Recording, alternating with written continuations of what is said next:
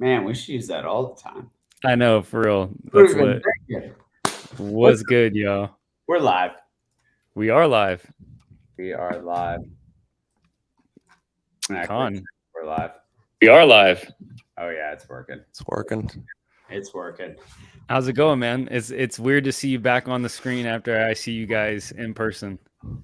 I know. I miss being in person. It's so much better. But that was a great trip. Great to meet you both. Thanks for having me on. By the way, it was an awesome trip. You guys were two of the people that I probably spent the most time with in Denver. So great to be here. So I know. And Connor, did you know Mertz before the event? No, I think I followed you, but I didn't know. I mean, it's so hard for me to keep up with Discord too, and like try to connect people to who the hell they are. I just like lose track. Right. Yep. Same. Well, guys, welcome back to another episode of the Kanto Conversations. My name is Rob from Red or Blue. Joining with me today, as always, is Connor from Rock Pokemon. And we're just going to be having some people come in as they want to, some homies that were at Collectacon Denver. We're just going to kind of talk about the event. Con, you want to tell us the schedule for today? Yeah, I think we'll recap the event a little bit, talk about some pickups we made. I think I figured out how to hook up this camera so I can actually show cards instead of going like this. Yeah, smart. It's smart. You know, I try to be a PokeTuber once in a while. Some of our favorite memories, moments from the show, and then maybe take some questions if people are watching. Looks like there's some folks in the chat. We got the Mexican hipster, highly blessed. Good to see y'all rocking and rolling. And of course, we got Mertz with us. Mertz, why don't you intro yourself? Yeah, what's up, everybody? My name is Mertz. Apparently, I'm a PokeTuber now. So just went on my first stream yesterday and got back-to-back streams after really never showing my face. So quite the transformation. But yeah, I've been engaged in the hobby for a couple of years now. You know, standard story. Came in '99. Went dormant, and then during the pandemic, kind of got reinvigorated. Went down some deep YouTube rabbit holes and have remained ever since. So love the community a lot. Went to my first live event.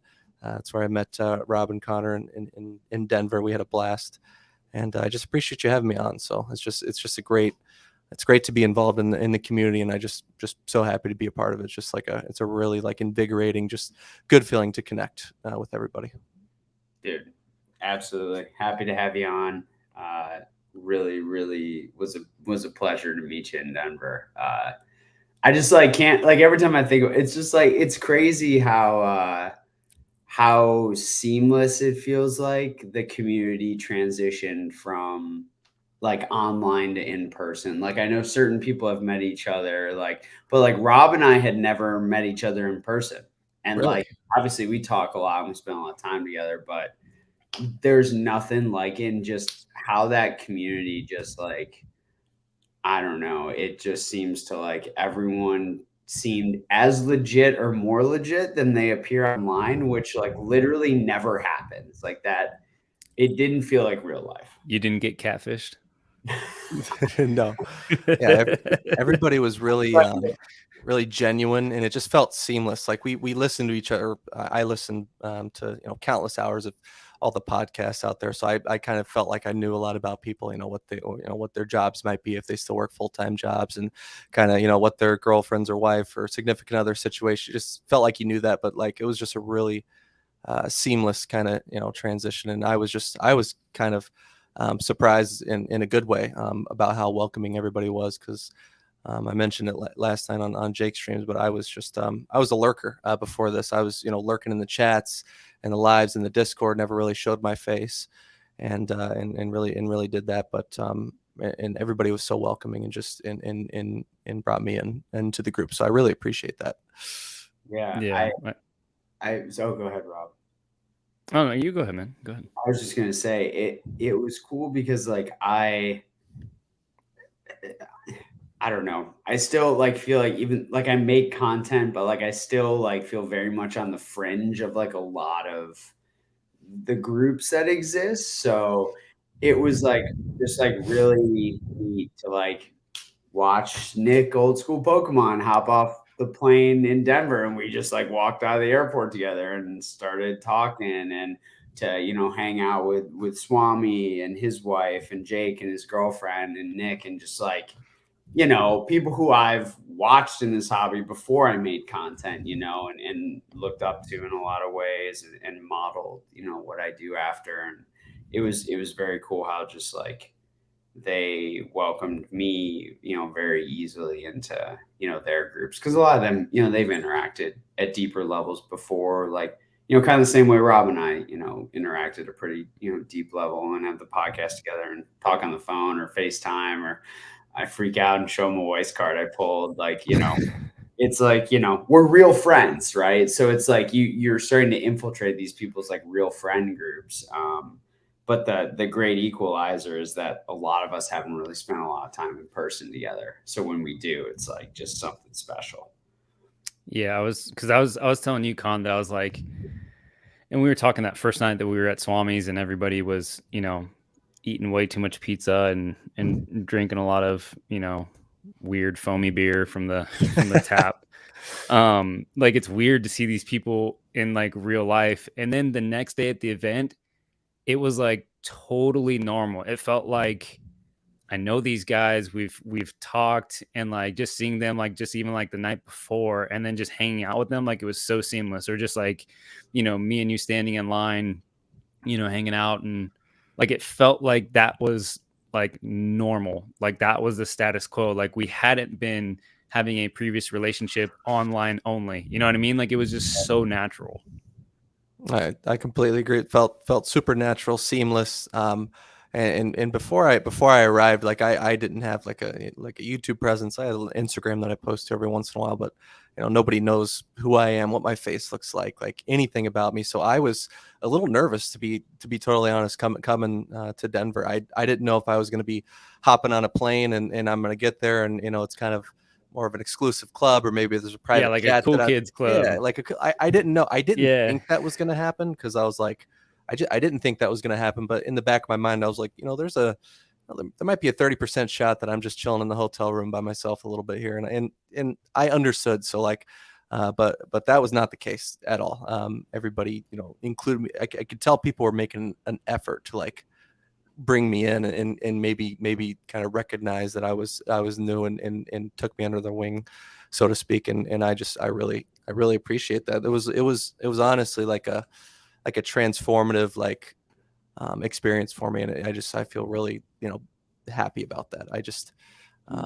It couldn't have gone any better. 10 out of 10. So I really appreciate the community. And you would think too, now looking back on it, it sounds silly to think that there would have been a cool kids club, like an exclusive club, because it's like we're all just like a bunch of nerds, like, you know, talking about Pokemon cards. Like if there's one group of people who's going to be inclusive and not like exclusive like that, it would be Pokemon card collectors. So it was great experience. Yeah. What was like your overall? What was the highlight of the trip for you guys? Go ahead, Connor.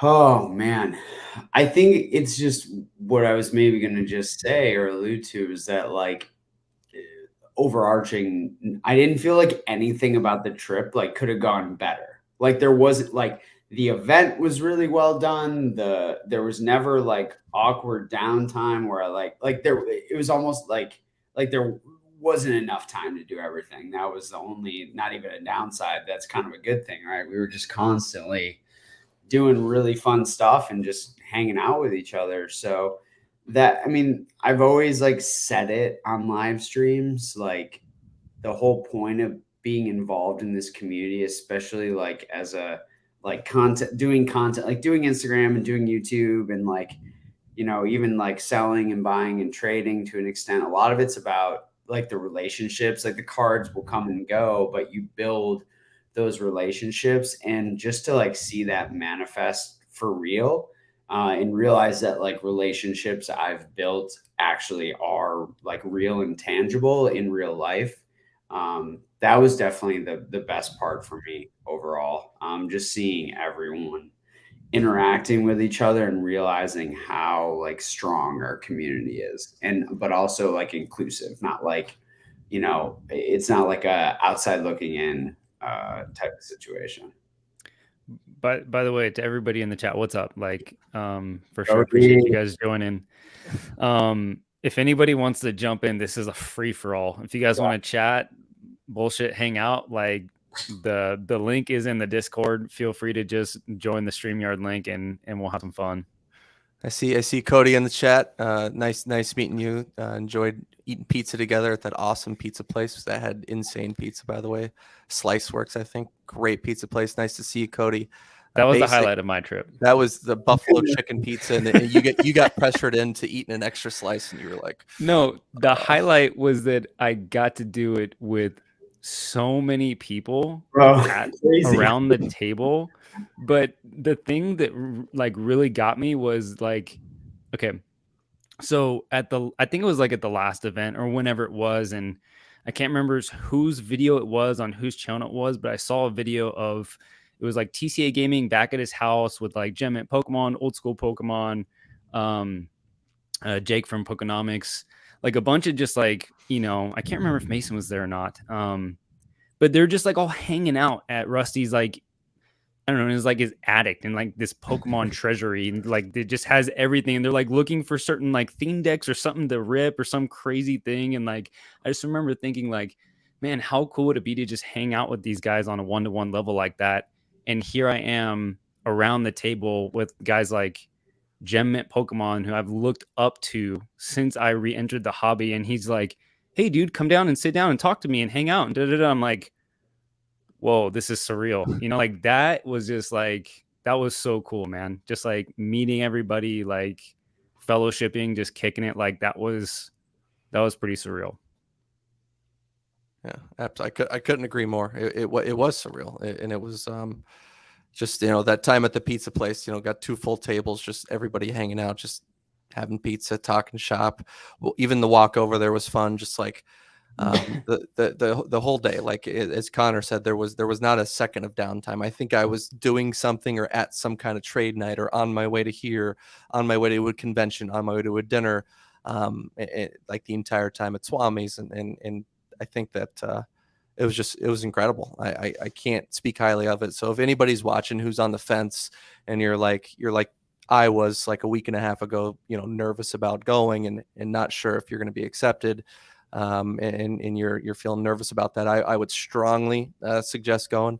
I bet one of the best decisions I've ever made to kind of put myself out there to really, because I did. I flew across the country not knowing if anybody was going to hang out with me. I was like, you know, going to be chilling in the hotel, like, you know, walking around the convention by myself. So you really do have to put yourself out there, and it can be nerve wracking. You know, I know because I just did it. So, but it's worth it. It's worth that uncomfortability and uncertainty. And, you know, if I'm at the event, hit me up directly. I'll walk around with you. I'll introduce you to some people. I'm sure both Connor and Rob would say the same thing. Like, you know, just put yourself out there, and it was great. So I highly recommend it for anybody who's on the fence. Absolutely. I've had the privilege to like travel a lot and to have a lot of cool experiences thus far in my life. And on like, no bullshit, that was like one of the best experiences I've ever had. Like, it was just like, and you know what? It's not, I don't know how to say it. Like, everyone's going to have a different experience, but yes, like, you are meant to be in person with the people like you are in community with, and things just happen differently. And like, that's how life's meant to be lived, you know? So it was just like, just the freaking best, man. Honestly, it was crazy. And what was cool was like how, like, you kind of alluded to it earlier, like the conversations were very fluid between both like card stuff, business stuff, personal life. Like, we kind of hit all the different pieces of it. And it wasn't just like everyone was just like cards, you know, it was like very like, you know, just like any conversation you have with your friend, you know, shooting the breeze, you know? So that was a really nice thing as well, to just kind of see people get to know each other better, you know, personally. And it goes to show we're 15 minutes in, we haven't even talked about any cards yet. And that's the kind of thing, man. It's all about. Yeah, I agree with that. Yeah, there's obviously there was a lot of card talk and ripping it in ripping and so forth at the Oh convention, yeah. but there was a lot of one-on-one, what do you do for work, or how long have you been doing Pokemon full time? What where do you live? Like, what do you do for there was a lot of that too, and that really makes it meaningful and to have those kind of connections in addition to the cards. So Yeah. couldn't You agree more. you mentioned that conversation with Travis last Yeah. night on the dude. That was like, Rob, I don't think you were there at that point, but Travis from going twice, just like we were just sitting down after trade night after those FPO packs got open, and he just like Oh, an open book about his business. It was really cool. And like I have not like really known Travis personally, but he was on Jess Geeked Out Collecting's podcast like oh, okay, yeah. at the beginning of the pandemic, right? When they were driving around the country, freaking buying out Pokemon collections from everywhere. Like, I remember hearing that story like real time when he was on that podcast. Like, it was crazy. So to get to like see how genuine of a person he is and learn more about his business was just like a super super unique experience, because in a lot of industries that's like closed door stuff, you know. Yeah, Go ahead. at Go that ahead, Rob. point, I was like, body exhaustion, feet were absolutely just crushed. I mean, we had been like walking around for like 9 hours straight, just nonstop. We kept circling the entire place, like, but it's all like, it's so crazy, man. Like I kept telling you, Con, like I couldn't get the smile off my face walking around that first day because it was my first event as well. I didn't know what to expect. I'm an introvert for sure. Like I'm not a social person at all, so I'm with you, Mertz. I'm like, yeah, it'll be great. I'm gonna meet some people, but in the back of my mind, I'm like, I don't really know these guys that well. They're not gonna want to hang out with me. Like I'm not a big YouTuber, you know what I mean? And it's like it's so cool to just like, hey man, let's hang out and talk Pokemon and other stuff. And it was really cool, like honestly. But being in the event, walking around, like, dude, it was unreal because it's like I love all of this stuff, not just the cards, but the environment. I was seeing people walking around in like cosplay, and I could see banners with like, the anime voice actors were coming in. It's just like there's so much like potential in the air. It felt like there was like opportunity. It's like kind of like when you walk into like a casino, and you kind of see all the lights and the bells and you hear the noise in the background. It's just like, okay, some shit can go down right now and it's feeling good. And so just walking around, man, seeing everything, like talking with people, it was amazing, man. Like that was so much fun. Yeah, there was like just an excitement in the air that, like you said, there's people in cosplay, people looking for deals, people going to trade to different booths and carrying around their case. And then there was parents with their kids, which was really good to see, like having a, good time and enjoying like a hobby, like as a father or mother and son and daughter, like combo. So that was really good to see. There was just so many different types of mixtures of people there for different, I guess we're all there for the same reason, but just different backgrounds. And there was just it's almost undescribable, like electric feeling, like just everybody was charged up and just excited, and it was contagious. And I think it really just, it made it such a positive experience. There's a special feeling about it that I can't put my finger on, but I think we all felt it while we were there. Yeah, it's like you could not sleep, but you would feel like energized the whole time. It's a very unique feeling. It was great to see that many kids there. Yeah. I thought that was awesome. Like one of the best moments was like the kids trying to do, you guys talked a little bit about it last night, but like trade up stuff. And some kid came to Colson with like I think it was like a PSA 8 Evolutions Charizard, maybe PSA 9. I don't know.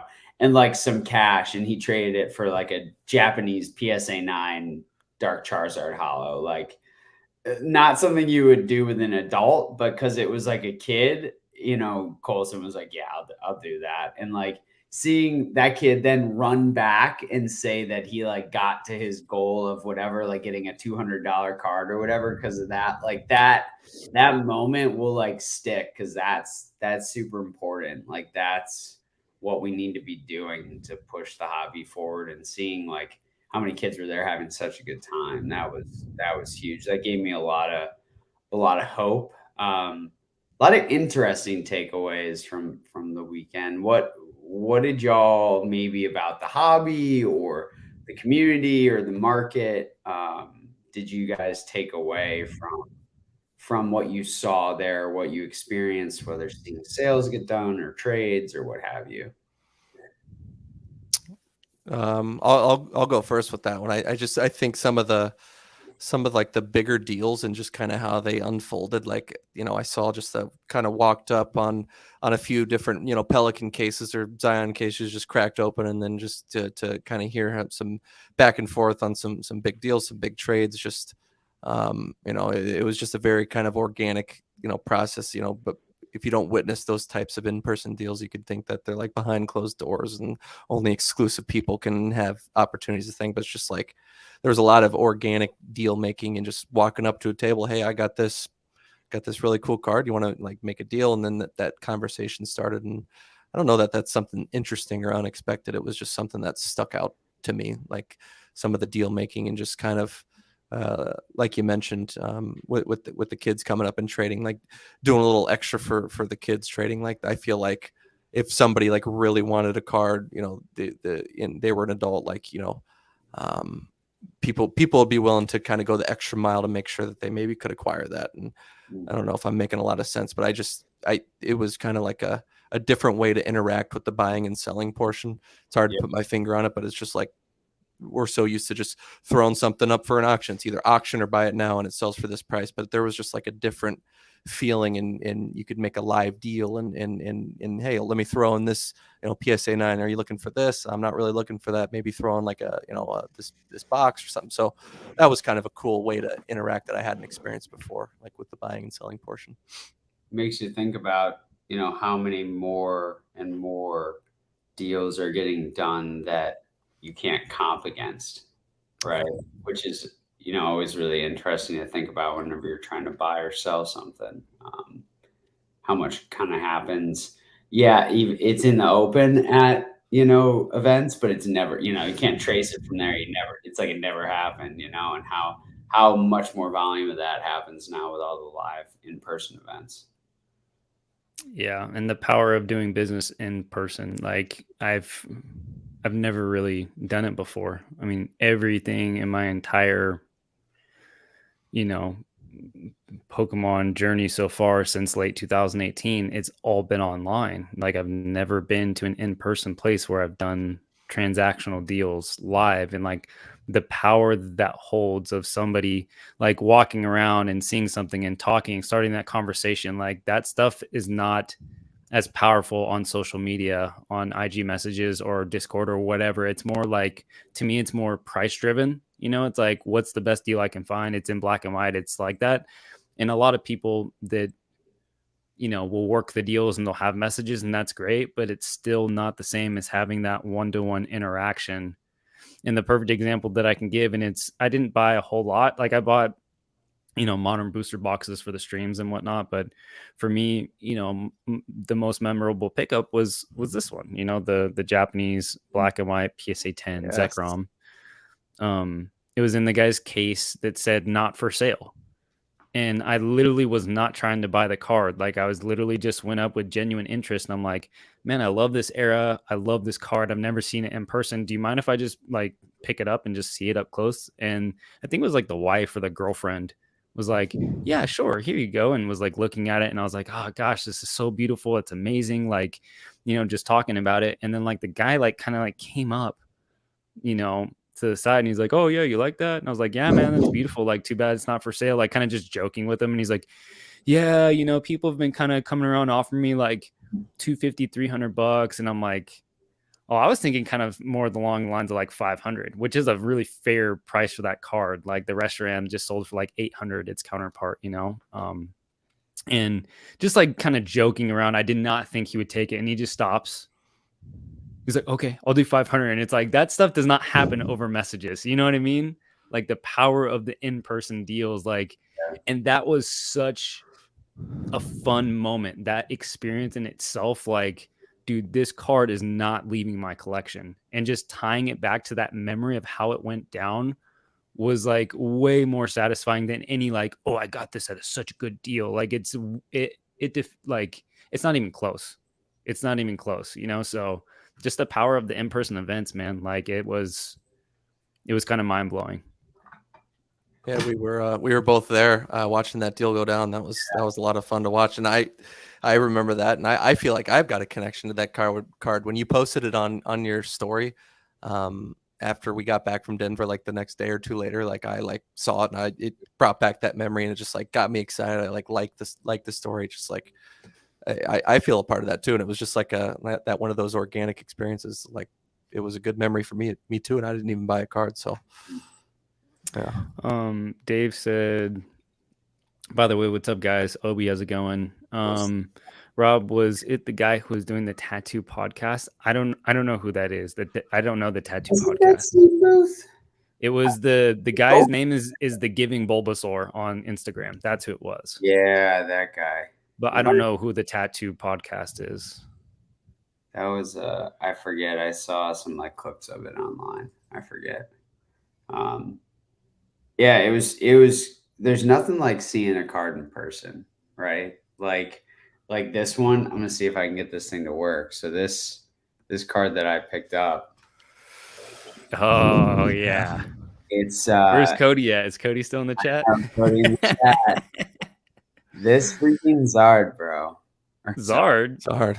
Gary. Jeez. Had 2 Zard counterparts, a blue one and a red one, and 7 other cards in the set. And it was like the first time in a long time, because I've seen a lot of stuff, right? Like I've seen most cards. And to see a card for the first time and be like instantly like drawn to it, really cool feeling. So I was going in with the full intention of not necessarily buying anything, and I didn't really care to. But there was just something special. And then talking to the guy who had graded these and worked with Beckett to get them graded was super special. I thought that was a pretty unique experience. And that just like, that gets lost in the online shuffle, right? Like you just end up, kind of seeing the same save searches you have and stuff like this just doesn't, who's gonna BGS 8.5 mega Gyarados? Like, is that like, when am I gonna find that? So, not to mention it's the only one. So that was, I like niche stuff. I love niche stuff. I love Japanese non-TCG. So to see something in that realm that I had never seen before, that was pretty cool. So. Is that like a Mega Gyarados or something like that? Because so it's a Mega Gyarados. So there was like this Battle Stadium game where it almost looks like Battleship, like you would sit across from each other. Mm-hmm. And so that's why like these cards, like if you find them raw, they're all like beat to heck because they came with the game and like you just freaking right them. That's what the back, like the game looks very similar. Like the platform of the game looks very much like that. So yeah, talk about, getting the opportunity to see something neat like that in person, not to mention the just heat that was there to like hold in person, but that was cool for me. It's that sense of wonder that that's kind of lost in the world today a lot. So. Mm-hmm. I was surprised how overpriced most cards were. Like, I would think that people that want to go to events would be like, oh, I'm going to give it lower because I don't have to deal with shipping, taxes, fees, none of that. It's just going to be cash or PayPal or Venmo, whatever. And plus, I don't want to take this inventory home. I brought it for a reason. Let's dump it. Let's get some new stuff. Let's make some money, but let's move it. And I feel like people were selling most stuff, not even at market value, but over. And I don't know if that's just from previous events that they forgot to change the price tags or whatever it was, or they're just going off of what they think that they want to sell it for or whatever. But I was like looking at most stuff and I was like, this is wildly overpriced. I felt the same way. A lot of stuff. What's going on here with the sushi dinner? You guys are giving me so much trash because of this waitress. Oh my God. It was funny. That was super funny. Love you, Peak.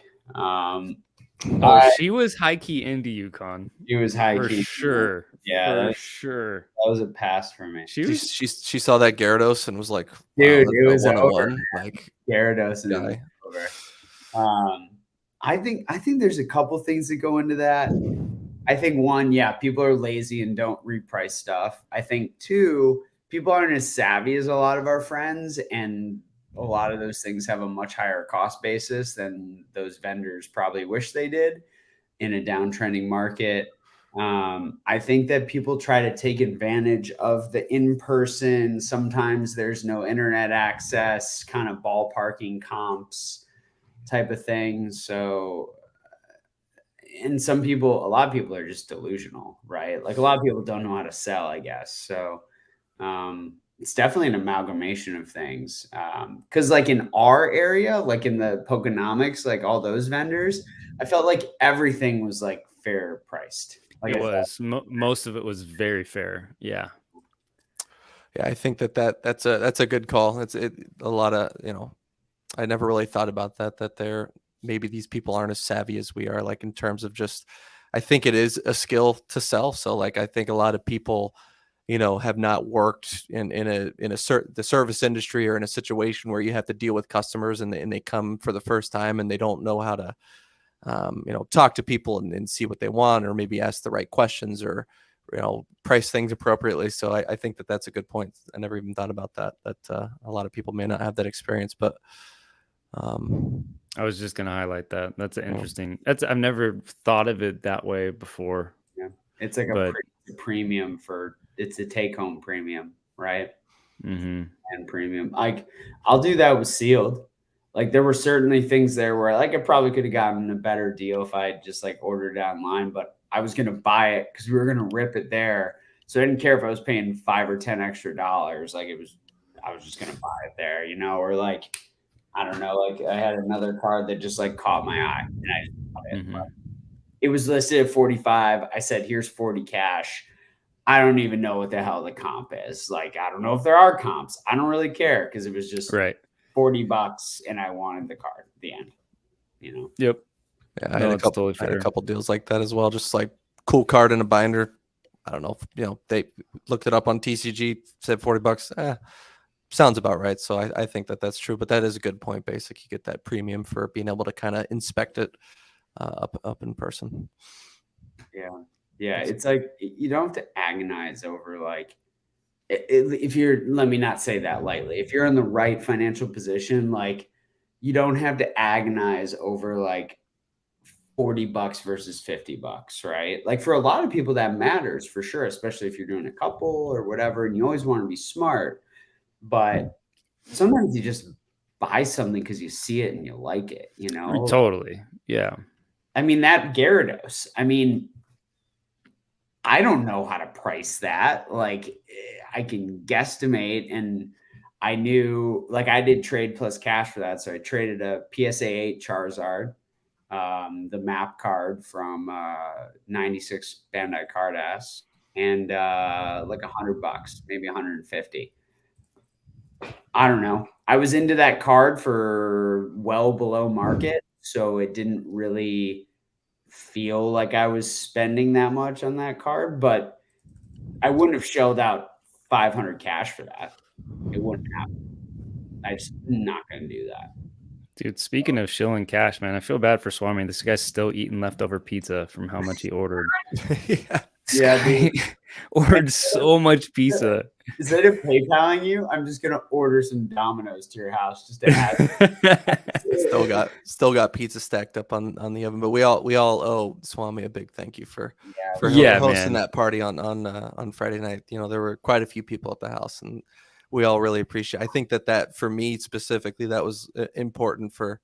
To kind of have that base, when I first landed, like I was invited to go somewhere where everybody else is going, and that was, important for me to be able to kind of come out of my shell, introduce my, self to people in like a common place. So can't thank you enough for opening up your home. That set everything up.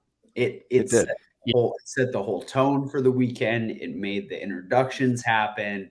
Like imagine trying to like make those connections. Like it would have been way harder to do it the next morning or at a freaking bar somewhere or what, like 100%. And it was so personable too. Like it would have been fun ripping those packs at the event, like when we ripped Mertz, and like Con, you were ripping Harry Potter, and like that was cool in front of Old Card Shop, and like we were all just there ripping Pokemon, different TCGs, whatever. Like that was awesome. But having that like very intimate setting, close setting, where it's like, yeah, there was a lot of people and it was fairly noisy, but like everybody was watching when PK was ripping his Power Keepers, when you were ripping Expedition, when I ripped the Neo 3, like when various people were ripping Korean, Yu-Gi-Oh, like it was such a cool intimate setting that, like, I don't know, there was just something about it that's why I was like, okay, this is an expensive pack. I've been wanting to rip it for a long time. This is the moment. It's not at the convention, it's not later down the line, it's like right now. So yeah, Swami, thank you for providing that environment. Like that was so cool, man. Seriously. Yeah, I think I think that's a great point. It like changed the dynamic of the trip for me, because if I didn't have somewhere to go Friday night, I might have showed up at the hotel and just kind of went in, changed, take a shower. Maybe we're just gonna call it a night, go to the convention in the morning, and then I walk up to the table and and introduce myself that way. So really, I think it made a difference to have that laid back, inclusive environment where the open invite was there. Swami wasn't he wasn't keeping that invite. He was just like, whoever wants to come, and that's a brave person for doing that and inviting some random people into your house. But he was blasting his home address out. Yeah. My goodness. Yeah, we really appreciate that. Oh man, that was just very, very cool. Like people be hanging out in the backyard, you had beer pong set up. We had some nice heat lamps, like a little yard, a nice table, a fire pit to sit around, and the people outside would be hanging out and kind of talking. And all of a sudden you hear a big scream come in from the inside, and somebody must have pulled something insane from the inside. It was just like the coolest environment. Yeah, absolutely wild. Something that I thought was interesting was I was surprised, and this was my take, and I think maybe Mertz, you might feel differently. I know you talked about it a little bit last night. I was really surprised by the amount of liquidity, meaning at least for like, especially in our area where I would, like when we were walking around, we would walk by that square of like 10, 12 guys, and like it was just, there were people there the whole time.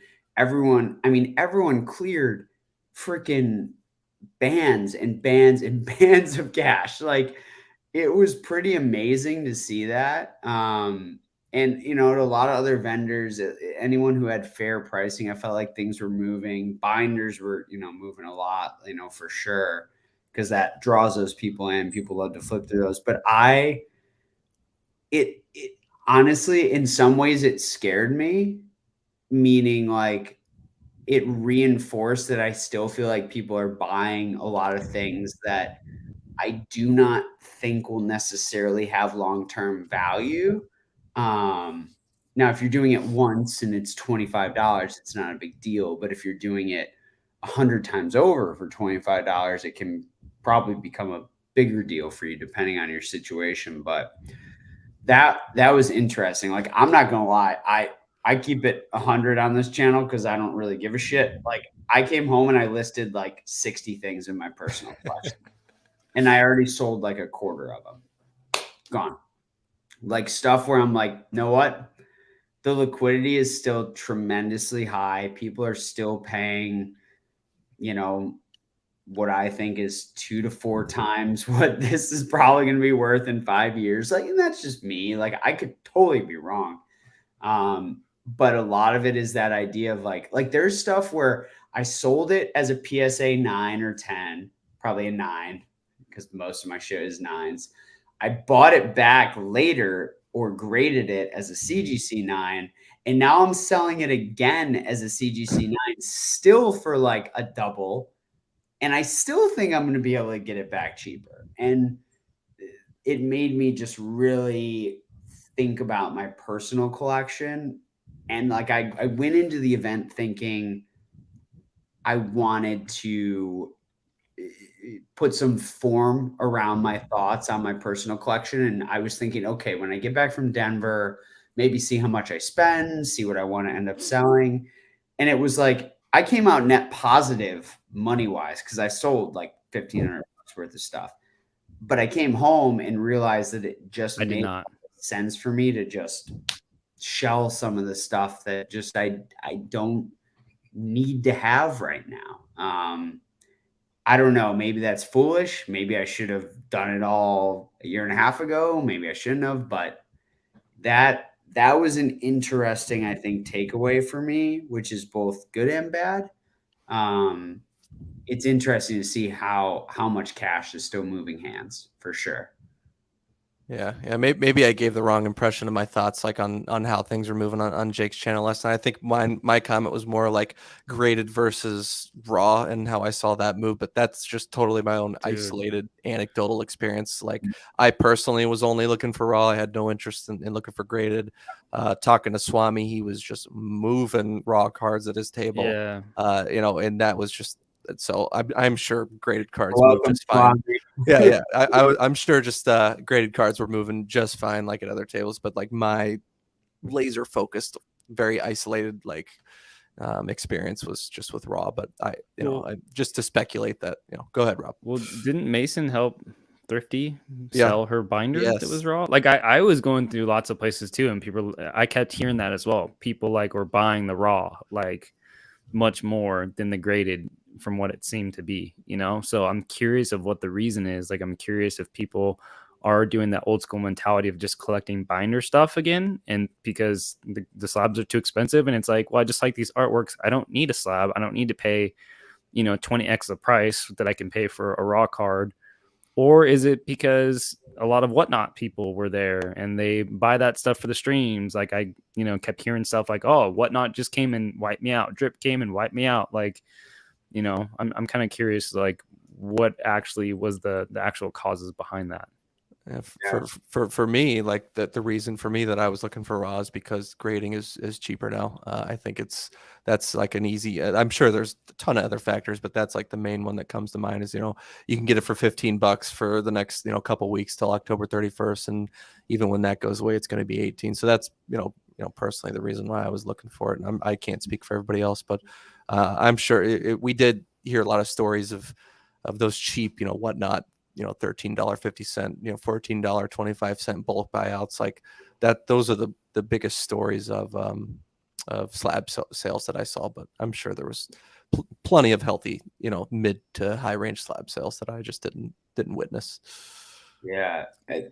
There were specific raws that I was definitely looking for. I just didn't find a lot of what I was personally looking for. It definitely, and hats off to you. Like it's effort and time to go through those binders and pull out cards and see condition. Of course, it's way more fun than having to download 6 eBay photos and try to zoom in on see what's going on, which we did all of 2020 was like, all right, let me find where the raw cards are still at, or freaking some grainy ass photo on some Japanese website that we won't name, but that is intriguing to me to see how many people were buying raw because they want to grade it with PSA now. You think that's what the reason was? It's a driver, definitely a driver. It's also just a lower barrier to entry. I mean, you can buy 10 singles for the same price as one low end slab, right? So,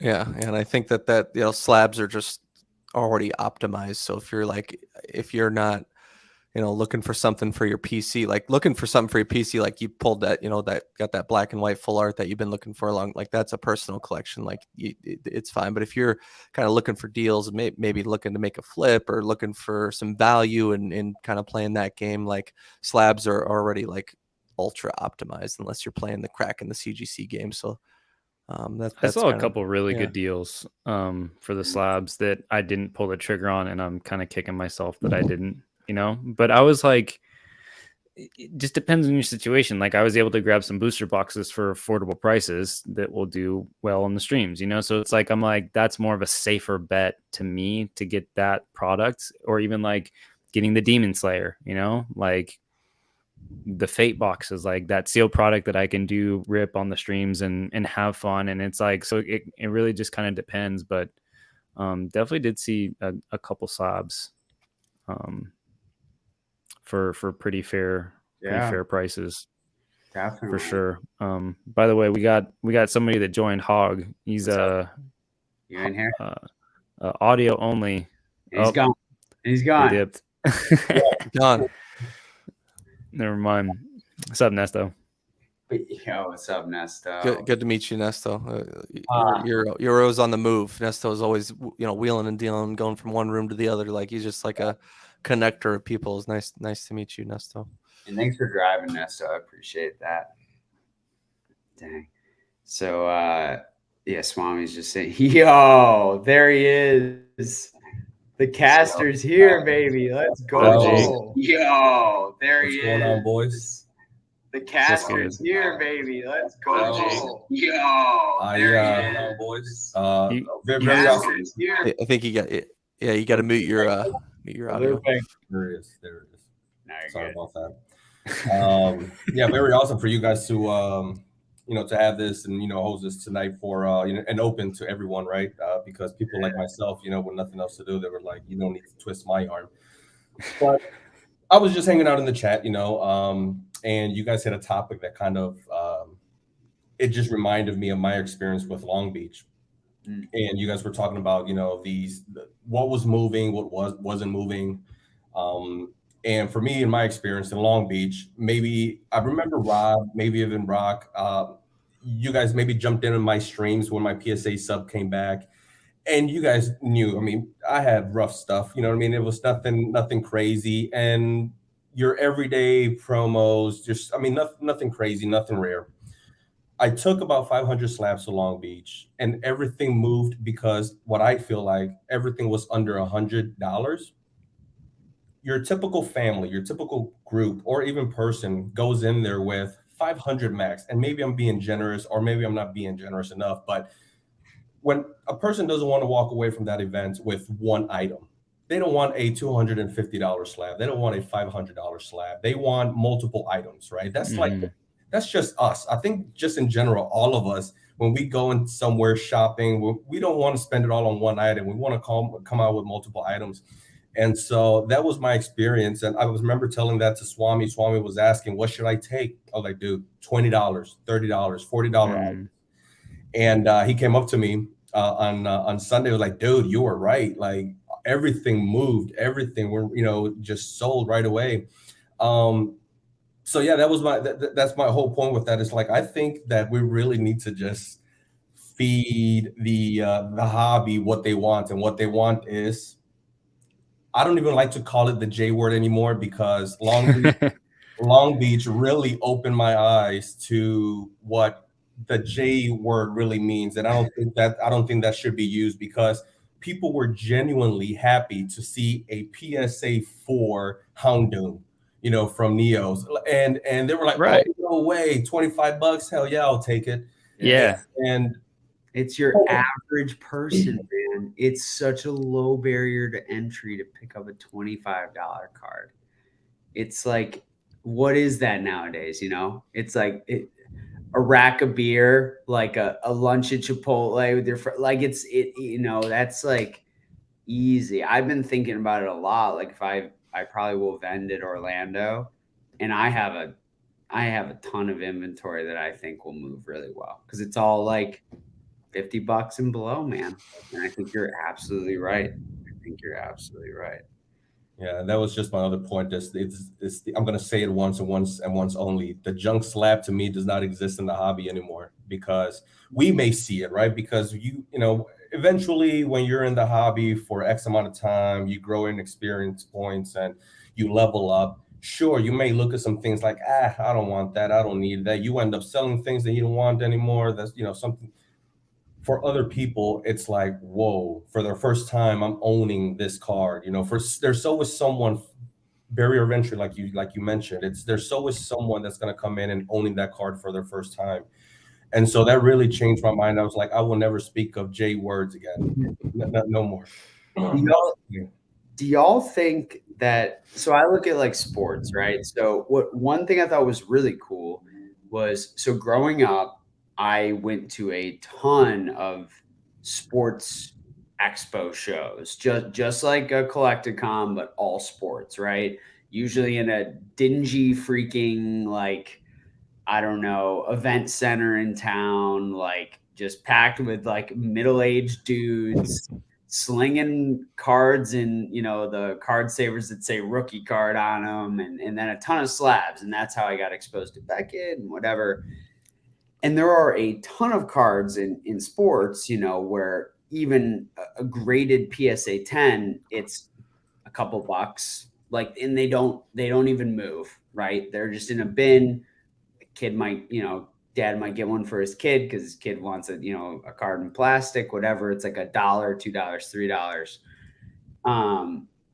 Obviously, you know, that was 20 years ago, and prices have moved, and, you know, not to use the hot topic word, but inflation over time changes what kind of a minimum price point to things are. But do y'all think there is going to be a time when there is a lot of that in the hobby, even for PSA cards? I'm not talking GMA or other random, but, you know, your mainstream graded cards.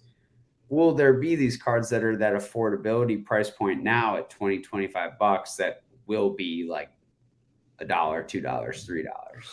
I think so. I think I personally think it's a lock that there's going to be in 5-10 years, maybe as short as 2 to 3 years even, there's going to be a bin at these shows, and there's going to you'd be sorting through $1, $2 slabs of the unlimited, PSA 7 unlimited jungle butterfree, is going to be going for I think that's 100% lock, in my opinion, that there's going to be some of those cards, and also, even to take it a step further, maybe like even some holos that fall into that category, like the PSA 5, unlimited Kangaskhan.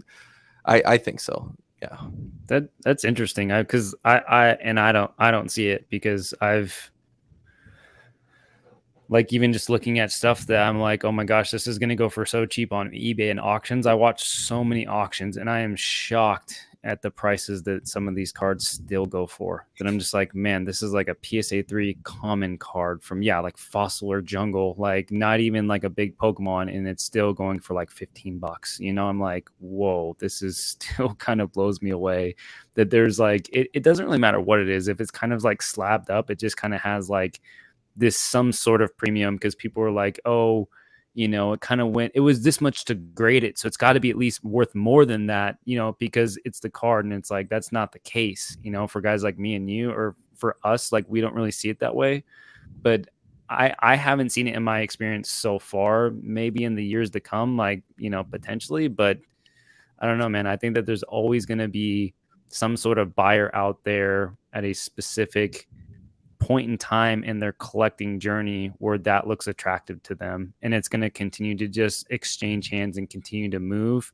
And I don't know. I mean, it would have to be a huge amount of continuous supply for it to continue to reach that price point of so low for me. I don't see it, but potentially, man, I honestly, I don't know. Our friend Jake likes to say, demand's very hard to predict, right? Someone just put, that Sword and Shield 50. Like, that's, yeah. I think about the CD promos, right? How long do those keep selling for the freaking as they go for? They're one of the most ubiquitous cards in the hobby, right? Which is the Sword and Shield 50? What is that? Is that the Charizard promo? Zardy boy. Yeah. I think that's got like S tier popularity. Like it's Charizard. It's like a V or a shiny looking, like that's gonna have that type of popularity. But I can't see like limited dugongs. Yeah, exactly. But there it's a tough one, because eventually the prices are going to go down enough to where it's not worth grading. But and that'll affect like the supply of those on the market. So it's rare, bro. Low pop. They're low pop. low pop. low Yeah, pops. man. It's impossible to predict. But I'm personally on the side of 100% going to see some dollar bins down, in about 5 years. I would, if I had to speculate on that. $1 bins. I think so. I think so. You see it in sports. You see it at these conventions, PSA 10s of these popular athletes like Shaquille O'Neal, Ken Griffey, like whatever, just not the refractor versions, and they can't get rid of them for $1 or making $1 after fees on eBay. So I think personally, if we're going to grade 1 million cards a month at this rate, like either there's going to be a ton of supply and the 1 million cards are going to get injected in the hobby just from PSA, or the demand for those cards for that grading service is going to go down because the prices are going to go down. So the grading fees are going to go down, which will push the price of the cards down. So it's all connected, in my opinion. And if we just keep with the supply, but I don't know, I could be 100% wrong, and 1350 could be the floor, forever. I have no idea. Yeah, it's all opinion. It's all subjective. What do we know? But I'm kind of with Rob on this one. It's like, I just don't see it. I don't see sub $10 for most of everything. I think Dan Ketchum would say otherwise, right? I think he's one of the ones that like, yep, everything's going to go down to $1. I think, he would agree with you, Mertz, but it's just the way. Okay, let me ask this question, right, to everyone here. How many Pokemon collectors do you think there are out there in the world, right? It's not just a United States thing. It's not just an American thing. Obviously, it's not. This is a worldwide thing. So how many collectors are there out there so that Kangaskhans are going for $15, right? Still yet today. So what I'm saying is, in my head, I don't think there's enough Kangaskhans to feed the whole population of people that are getting into it for their first time or just haven't had their opportunity to have that Kangaskhan. How many of those people in the world are there versus how many Kangaskhans are there, right? Like, to me, even a 40,000, even a 40,000 pop Charizard Champions Path, to me, does not feed every single collector in the world. Not that every single collector in the world wants one, but you know what I mean. There's way many more mouths to feed than what the pops would say, even with a Champions Path 40K, pop. So yeah, go ahead, Connor. I guess it just depends. Like, again, it's back to that demand thing. Yes, from a pool of buyers standpoint, that's one argument, but how much pull through demand is there into that, right? Like, how many people actually want it, right? Like, I was just like looking up some, and vintage might end up holding a different place in the hobby than modern. Like, I was just kind of putzing around, and so a 2017 Sun and Moon Burning Shadows Alolan Muck GX PSA 9 sold for $9.99 on auction. Means that seller, after fees and taxes, if they pay taxes, probably made about $5 on that slab. What the basis is in that slab, it could basically be zero depending on how that all worked out, but we already are seeing, and that's like just one, but you can just scroll through and you can roll through, and stuff happens on auctions all the time, and people are dumb and they don't set it for the right end time. I still do it now. Like, I sold a CGC9 Blossom yesterday for Japanese for like 30 or $35. And like, I won it on an auction like a month and a half ago for $12. Like, that's how, like, the inefficiency in the market's going to be there. Right. But at what point are there not enough eyes and buyers in that pool actually demanding those things to actually, hold the floor? I don't know. Yeah. And I also think that there's new sets coming out every 2 to 3 months, and can the rising demand and new people entering the hobby keep up with the pace of the new sets and the new Chase and Scarlet and Violet and the new premium collection that's coming out? And can the demand continue to absorb all the new cards, let alone the vintage cards that are going to remain on the market and continue to be graded and cracked? Like, I just because I'm talking like this, I don't want it to seem like I'm bearish at all, like I'm Pokemon, it's all going to zero. It's like, I think that Pokemon is super strong after what I saw in Denver. Like, liquidity is high. I'm talking about like the lowest of the low, kind of the the J words for basic there. Like I can't see those, holding at like 14, $13 like in perpetuity. I think that it's only a matter of time before we see those $1 to $5 bins. Like PSA 9 McDonald's Charmander 550 on auction, 4 bids. Bro, the whatnot guys will not allow the $1 to $5 bins.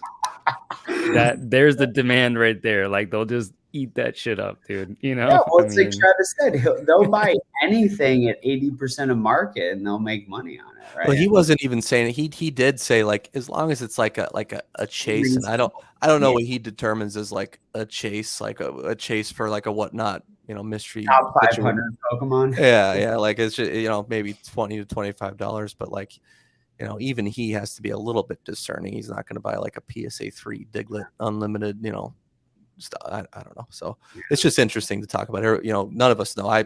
We could all be wrong. I could be dead wrong. There could be a floor at this. I have no idea. So it is crazy how fun to talk about. It feels though, like how the energy. I mean, and that's a very unique situation, I suppose. But man, if you can keep replicating stuff like that, like we saw at that event, I mean, that is something else for the trajectory of this hobby from a popularity point. I mean, it felt good. And again, scared me in some ways, but felt good from a health standpoint. Like, I don't for sure that event a year and a half ago, obviously that's like a hard thing to like wrap your mind around, but it wouldn't have felt the same, right? Because I think it would have been a lot of like the same BS we saw online and the way things were selling. It would have been the same thing, in person. It would have just felt weird, but there's a lot more fairness, I guess I would say, like a lot more accessibility, to use that word again. And that's always a good thing. Yeah, that Frisco, Texas first Collectacon event, that was, I believe, in June. Swami was there. Shout out Swami. Yeah, we were there, and the only thing that what sticks out differently from then to this past convention was back then maybe there was a sense of like frantic, energy, like, oh, you got to get everything right. Oh, this is a pop 1 or this is a pop 10 or a pop 50. It doesn't matter. You got to get it now because here it is. Versus now, I feel like there's more patience. There's more, how should I say? There's more enjoyment today versus before. It's all about what can I get at the most affordable price that's going to keep going higher.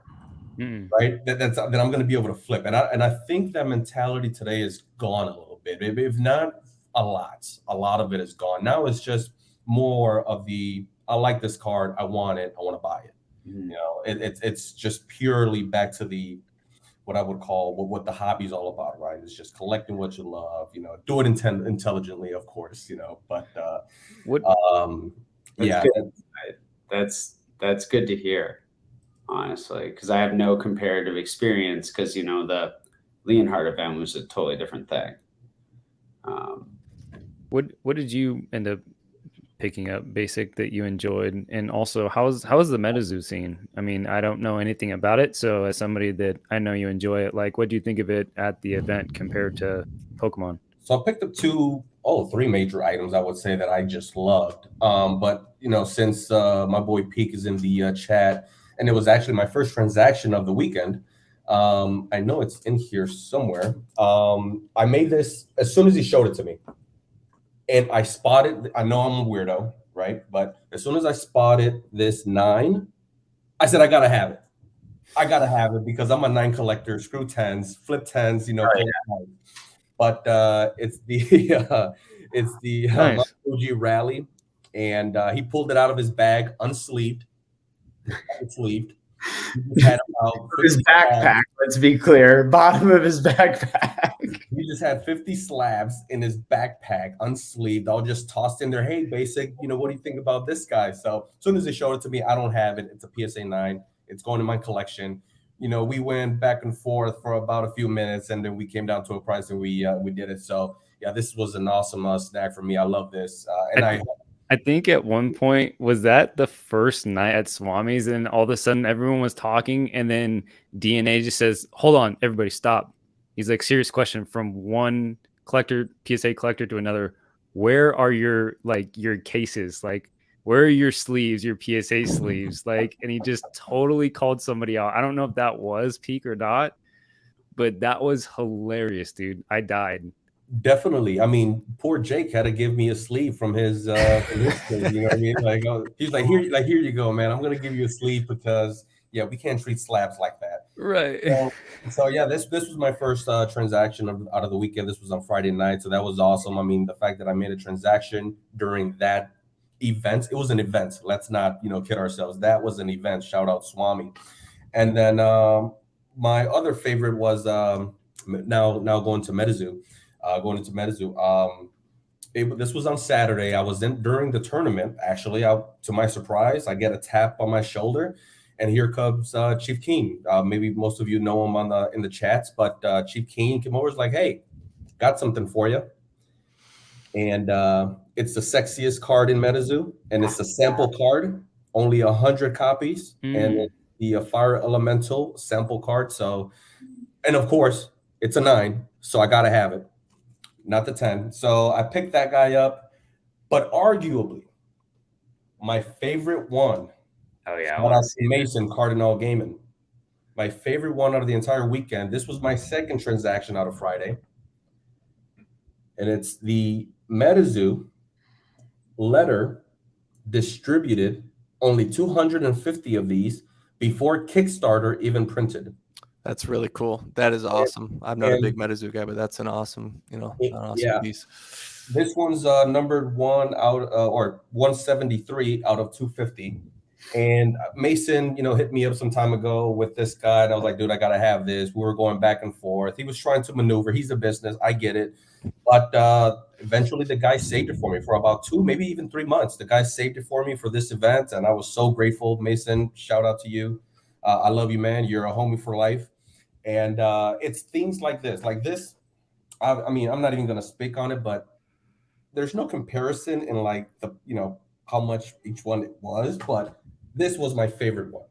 Nice. This is my favorite one. Like I right away, I had to get a freaking top loader for it and protect it and I'm going to get an official frame for the whole thing. But that is my favorite Metazoo piece now.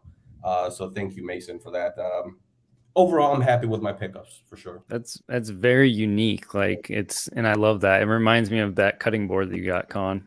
Oh yeah, it's so unique, Yeah, that dude. I think that's cool. The hilarious part is that that Mason kept that, but didn't keep any of the actual product that was sent with it. But somehow that survived. I don't know what the story is behind that, but that's pretty funny that survived. Looks like we got a cat appearance here. Yeah, dude, she just came from outside, man. Don't even pay attention. So this I brought. Rob just mentioned this. This I brought with me. I won it for $1 on eBay, but the voice actor for Kirito from Sword Art Online was at the show, and so I got him to sign this etched wooden cutting board, and then hopefully at an event in the future I'll get Asuna to sign it too. And I thought that was I could have brought cards and then graded the cards and whatever, and I don't know, this is something where I'm I just want to have something cool on my desk, so to get something signed, this was just way more me. So I was super amped on this. It was really cool to meet a voice actor who's voiced a dozen different anime characters that I have listened to for the past decade. So, bro, pop one, dude. Pop one, baby. Pop one. Awesome. What about you, Rob? We know is your favorite pickup the black and white card that you showed at the beginning of the stream? Yeah, I'd have to say so. I like the I only got a couple for myself. I got 4 for my buddy, but I really like Attack on Titan. It's my favorite anime. So just getting these signed for the personal collection. But more than the signature was the experience of waiting in line and hearing these random like well-known voices or phrases from popular animes, dude, you're tripping. Just chill. And all of a sudden you just hear this quote, you know, come out, and it's like, I recognize that voice. I know that, you know, so it was just like, it was so cool, like meeting these people that like I did not ever know their faces before. You know, obviously their voices are very iconic, but just getting to meet them and like have like casual conversations, I thought it would be more like, next, get your signed, hey, nice to meet you, next. You know, they were like wanting to talk and like chat it up and like hang out. Like it was a lot of fun. So I really enjoyed the experience getting those signed. What's up, Mace? Oh, hi. Hey, how y'all doing? What's up? There. Hello Wow, there. nice. Look at all you beautiful people. Hey, Mason. Good to see you all. Actually, Move this around. Let me see. fun little question from Peak. I will say there's a dude who had, well, there was one case that had about 50 different Weiss black labels in it. So that was kind of wild. I mean, that was a couple hundred G's of product right Was there. that West Coast? Yeah. Or Rock. Rocky Mountain. Mountains or something Rock like that? Mountain, yeah. But then there was a dude who had the base set first edition trio all in BGS 9.5, and he had the Power 9 all BGS graded. That was pretty wild. Like that guy had some heat. So I just saw the first edition base set Charizard from Heritage, you know, the PSA 10. I saw that in a case. I didn't get to hold it though, but that was probably the most expensive item I saw there. A guy brought a trophy Kangaskhan up to Jake's table, and it was Oh, only really? Yeah, it was only a PSA 3. Well, I should say only, but I was gonna say Still. only. yeah, only. But like that's one of those cards where the grade doesn't matter a ton. So that was cool just to hold that after seeing, is you it know. Swole? Was it Jeremy's? Does he have a It three? was, what was that? It wasn't Swole Pokes. I think he's got the 2 9s. It was Yeah, he has nines. I think it was a guy named Jordan that came up to the table that was kind of talking. He was a cool guy. Let me hold the trophy Kangaskhan. That was pretty cool to have that in hand. That's sick. I wish I had seen that. That's a very I would nostalgic. have liked to have seen that. Yeah, I've never seen that card up close. Yeah. Mason, how was it from a selling perspective, man? Oh, man. Let me tell you. I love vending. Of course, I buy and sell stuff all day, but like doing it in person and an away game, it's really cool. It's really fun. Obviously, meeting people and, you know, seeing what people like and what they don't like. Obviously, I've never been to a big national con like this, so to see what a wider scope of people are interested in, rather than just like you know, just like local people or something that you know, sees that mass appeal, was really cool. Really cool to see what people were buying, what people were selling, what people brought to sell. I did do a little jog around the first day, just looking at everybody and seeing what everybody else brought. A lot of cool stuff, a lot of just, you know, binders that I didn't expect to see, and boxes of just bulk stuff that I didn't expect to see. So yeah, it was really cool to see just the kind of variety of stuff that everybody was bringing. Did it change like your perspective at all on what you want to be carrying in your store? Like, did it give you a better sense of like certain demand at all, or was it just kind of like it just kind of is what it is? I mean, I brought a lot of like what I brought, the slabs that I brought was basically like stuff that I have been sitting on in store forever, and I just gathered them all up and then I took them there, and all the cheap stuff went away, and the more expensive stuff I still have. I was waiting for somebody to come along and offer me like 60% on them. Nobody did, but yeah, I was expecting that kind of stuff. But as far as like that, no, not really. It is, you know, game stores are just so much more player oriented, a lot of stuff like that. So not a lot of stuff as far as, you know, I'm going to change the way my business operates. But it was interesting to talk to everybody else and see all the different strategies of buying and selling in this hobby. People that are more experienced or just as experienced as me in different realms of this hobby and what they do to make a living, what they sell, and, you know, like Dan and Nick and everybody else that really brought a good hefty offering. It was really cool to see. It was really cool to see what all everybody had. It was really fun to just see all the spheres of like, Japanese collectors and CGC or PSA or anti-CGC or whatever. Just all of them come together in like a Venn diagram of things that were selling, even just in our little square of PokeTubers. But just in general, it was really cool to see. Yeah, I was surprised at the variety.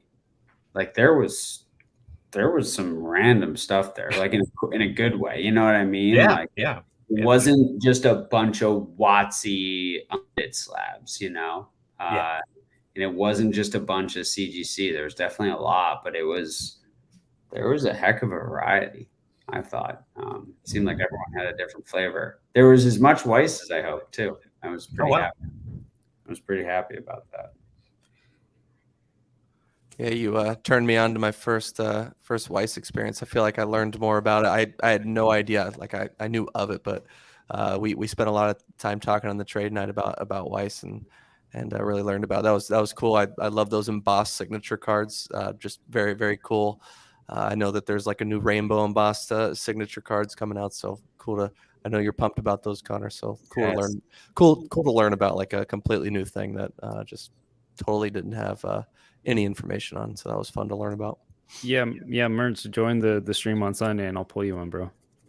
What's that? We'll get you going. I said join the Sunday stream. I'll pull you one. Oh, you guys have a Weiss Sunday stream going on? Oh no, I just do the live openings on Sunday. Okay. I stream on Sundays on YouTube. Attack on Titan over there, or you got Star Wars? I got a few things. Ooh. Swing by. Yeah. I got to open, I think, my first Yu-Gi-Oh pack that I can remember, so that was pretty cool. And I freaking pulled a boot. So what? Dude, that was a big boy. That was pretty cool. I mean, it looks beautiful. This thing is really neat.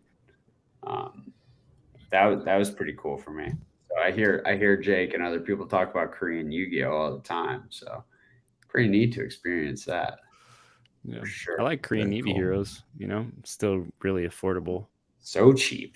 Yeah, still really affordable. They're playable. Are they? Playable.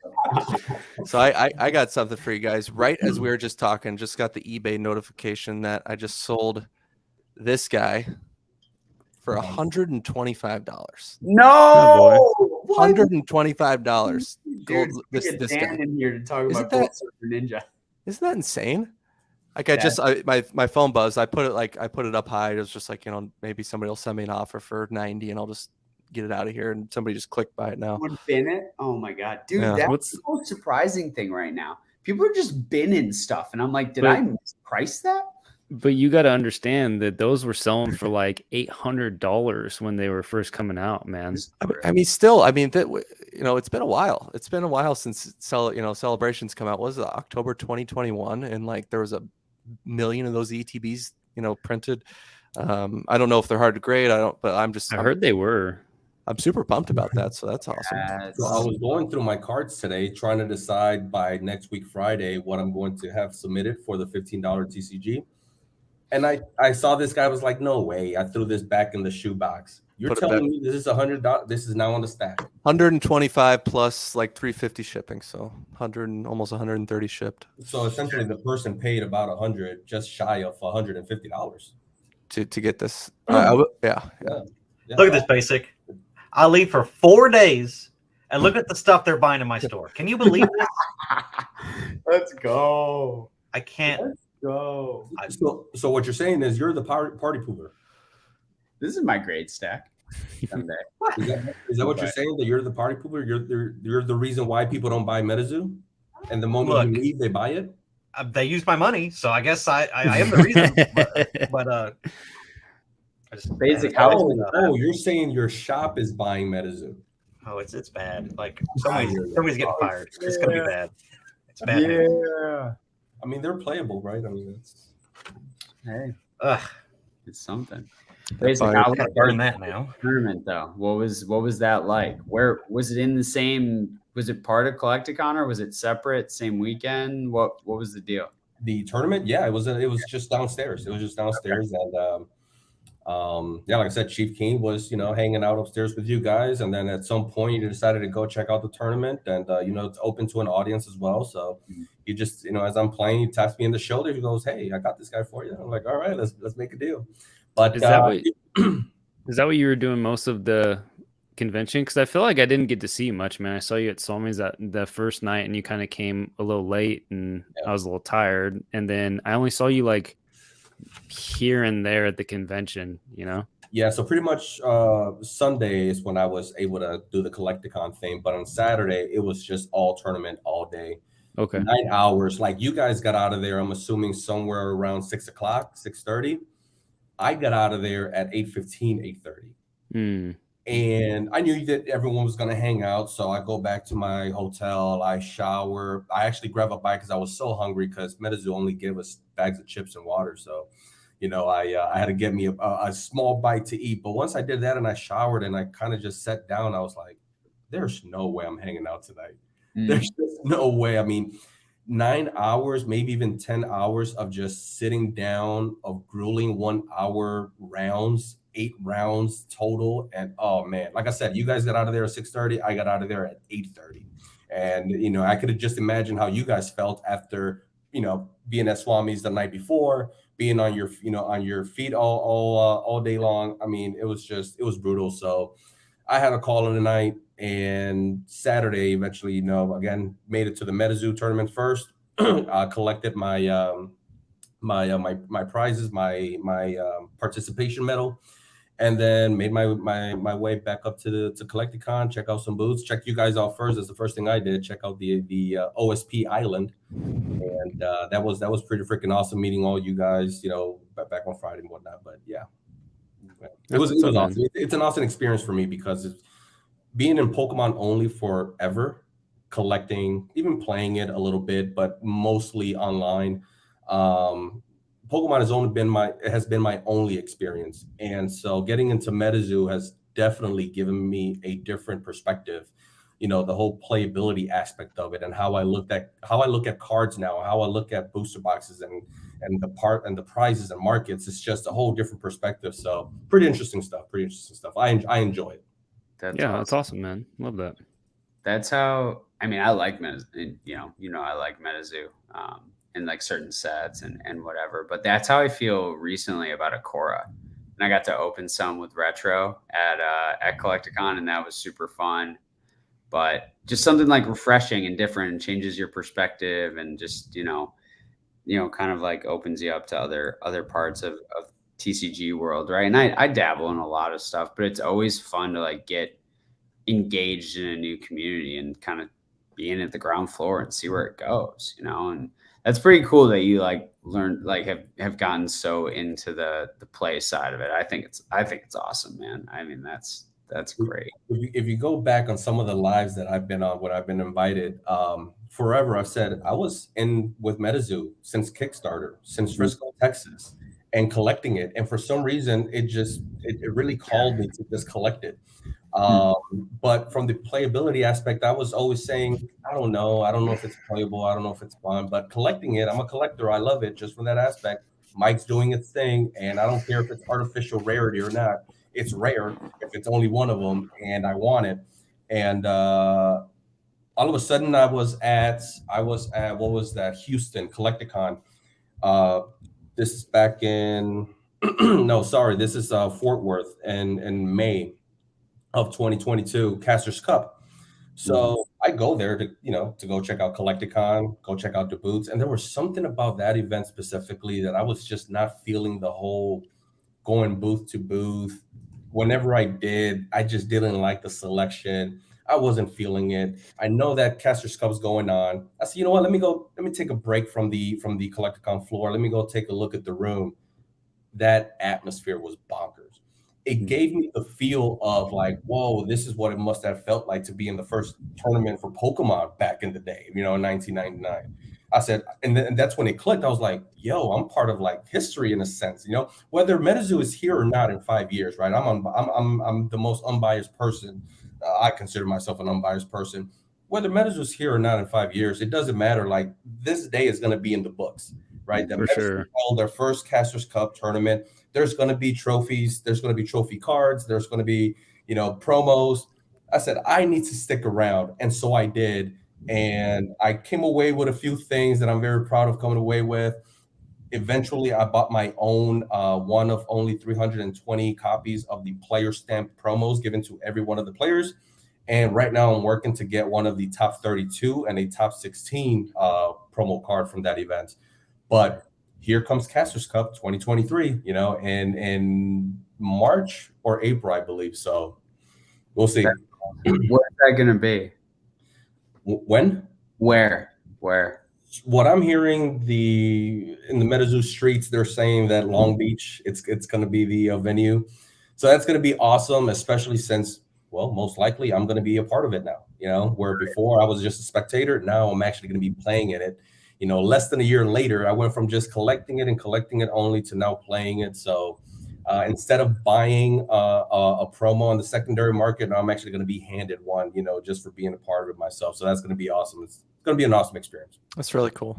That is cool. I miss, I used to be able to keep up a little more because I was in the Discord, but then I got one of those like spam bot hacks on Discord and they kicked me out of the Discord and I can't get back into the Discord. And it's been like a year and I just gave up. So maybe I'll try again at some point, but it's been fun to follow. And I think Mike's a genius for whatever anyone thinks of him. I think he's the smartest guy in all of TCG land, to be honest. And he sure as shoot has, a lot of passion for what he's doing. So I wish I could full screen Mason's face right now.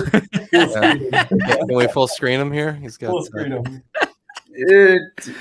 I can't recover. So oh Lordy. Yo. Man. Yo. Before Mason says something, just curious. Basic, do you find Metazoo to be your favorite TCG to play? 100%, because I've actually been playing Pokemon for about close to a decade.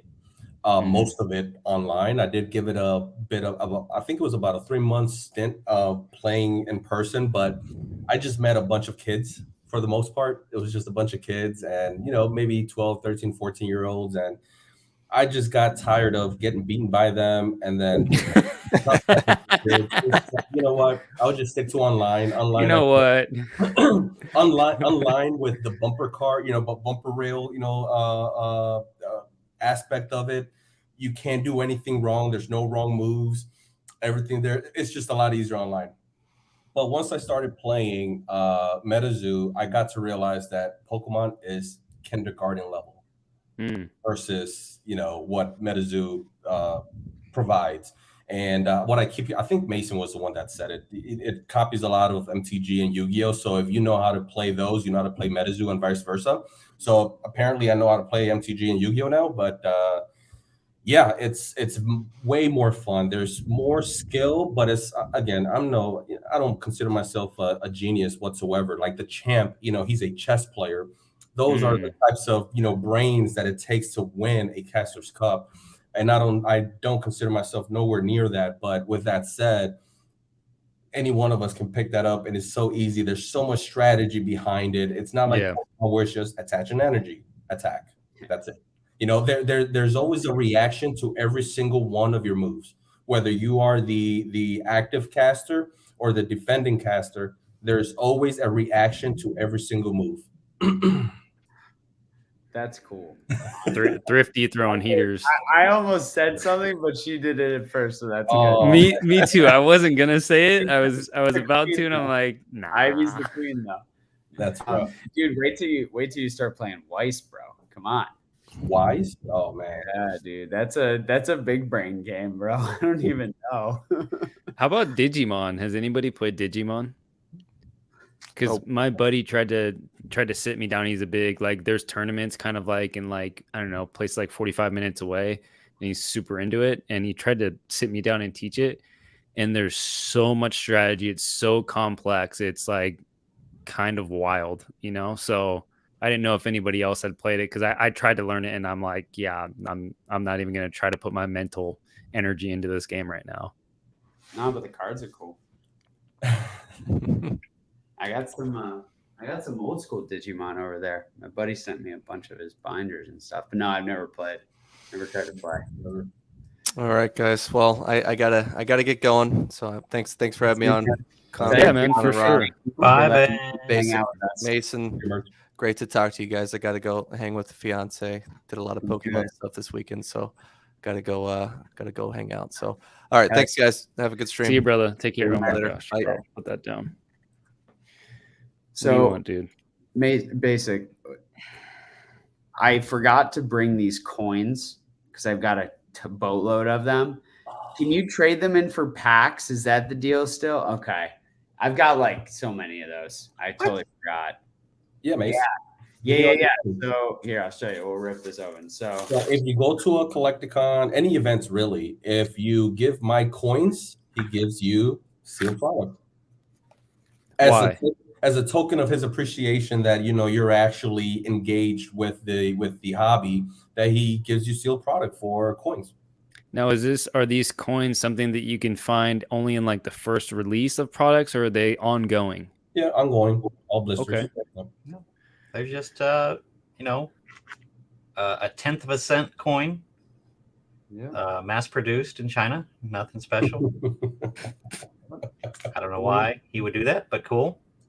Yeah, I got a lot of these because I like blisters so much. So like the blisters are my favorite thing to open. I love when TCGs do blisters, so I'm about it. Basic. While I have an expert here. Yes, an expert.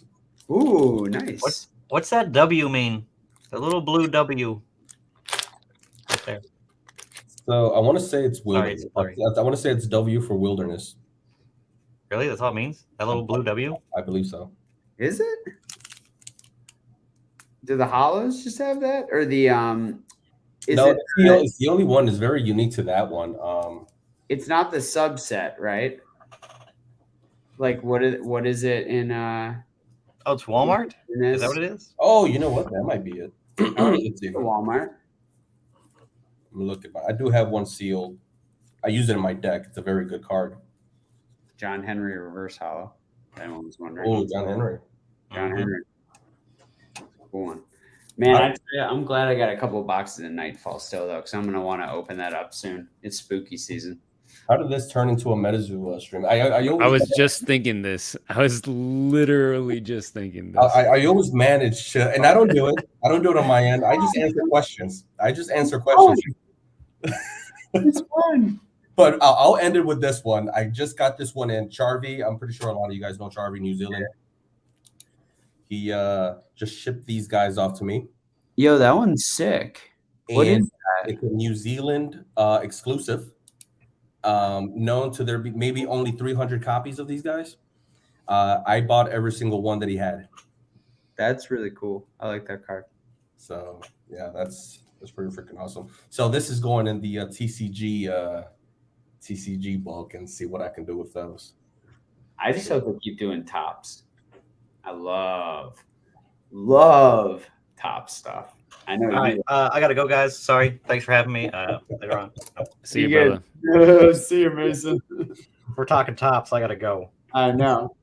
No, I just like chasing serialized stuff, And Pokemon's not gonna do that until they absolutely have to. The same reason they're not gonna do freaking signature cards, so they have to. The same reason, like they got so many bullets they don't need to shoot because the hobby's too damn healthy right now, and they are freaking selling too much shit.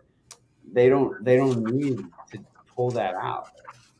It's true. They're just gonna throw in names of stuff that kids can't pronounce, like terrestrial Asarak, whatever, and see if it's. I don't even know, bro. What are those called? I don't understand. Ooh, oldie wants to come in. Yeah, jump in here, bro. Whenever. Yeah, get in, boy. I genuinely thought Mason was leaving. I'm not gonna lie. I literally see it, bro. Like I thought bro, for sure. Like I knew exactly what he was talking about when yesterday there was a whole half hour, 45 minutes of Tops talk. So Mason is not a Tops fan. Ooh, that's hilarious. I will have to go home at some point, but yeah. Mace, what do you think about these guys? I mean, they're common cards. Common? Dirt common. This is a Dirt Pidgeot common. Spectra. This is a Pidgeot Spectra. This Yeah. is not common at all. Look, if we dig in a landfill for long enough, we might find a couple. I bet you. Yeah, all the ones that you threw away, Mace. Probably. You're right. Yeah. You threw away money. Which is the Spectre the most rare version of it? Isn't there like 4 types? I want to say Sparkle is the most expensive, and then Techno. The Techno, okay, the Techno. I remember the Techno. And it might even be in reverse, but yeah, those are the 2 top tier ones. Yeah, for sure. Yeah, we saw a couple of I think it was the Johto ones, and I'm pretty sure like Connor was saying that those are pretty rare. Those are really tough to come by. And we saw a couple sealed booster boxes of those. Yeah. It's like kind of interesting to see. I don't know much about tops either. I'm not a big collector. Shout out Ivy. She gave me the sold me. She gave me a deal on these guys. So apparently Mason just threw away thousands and thousands of dollars worth of Spectras. Oh, I got something you like, basic. I just picked this up. Potentially. You know you did, Mace. You know you did. You're hurting inside right now. I've thrown away many cards that are probably spicy. worth something now. I think it's a pop 1 in PSA 9. I don't even know what the 10 is, but I'm a Togepi collector, and like I was like, bro, I gotta take this one home. That is such a great looking card. Right? It's such a good looking card. This one's cute too. I like this one. This is a sticker. This is the sticker card. But yeah, I was real stoked about that one. Come on, Mace. I think you're the only one, Mace. You're the only one not jumping on. I'm the only one? You're the only one not jumping on the wagon. Get on the train. There's plenty of room. Plenty of room on the train. About to jump off the train real quick. Mason bought his first slab. I did. Yeah. Yeah. What was it, an Arcanine? Oh, you didn't hear? No. Oh, yeah. I bought it from Ray. Rayquaza. It was a light Arcanine, Japanese. PSA 10. He wanted 110 for it. I talked him up to 120. How'd I do? Was it the 9 or the 10? It was a 9. He had a 10, but I went in. I just got the 9. Were you paying for the eBay authentication guarantee, or what's it called? Is that where you was that the $10 fee? Extra little fee. That was the best friend bump. Okay. That's what that was. Well, I work in reverse because I was checking out the booth. Josh, I was checking out the booth, and hey Mason, trying to gang up on Mason here. It was my cue to come in. Sorry, Basic. You guys said tops 3 times fast, and I had to come in. Hey, what's going on? He's gonna jump off of his roof. Mason, what are you on the first story, second story, third story? Hopefully just the first story, so it's just broken ankles. I want to see you in Orlando, even if it's just in a wheelchair. Right. How's it going, buddy? Long time no see. Mace, show off your top seal pack. I don't have any. He's thrown them all away since now. Yeah, you got him pegged there, Basic. He's thrown them all away since then.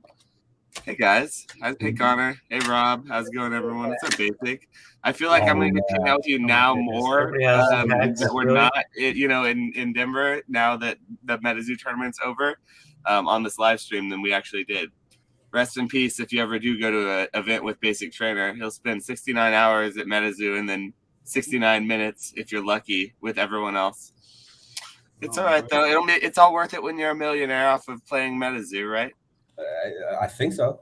I think it would be worth it. Yeah. I'm right there for you, buddy. I was a competitive Magic player. I was broke and I never won anything. I get it. I was there. It was a lot of fun. It was a lot of fun while it lasted.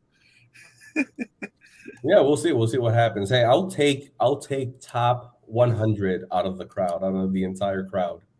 That's last year there were 320 players. Don't know how many players there'll be this time for Casters Cup, but if I could land top 100th player out of 320, I will be stoked.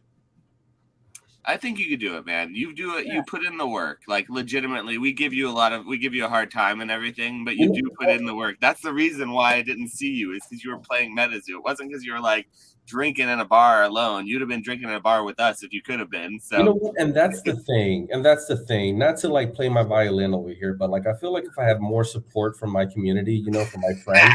No. But it almost seems like they're always cheering against me. And then whenever I see Ivy, it's like I may have one fan, and that's Dan. Dan is my only fan, and everyone else is like, Ivy, crush him, crush his dream, crush his dreams.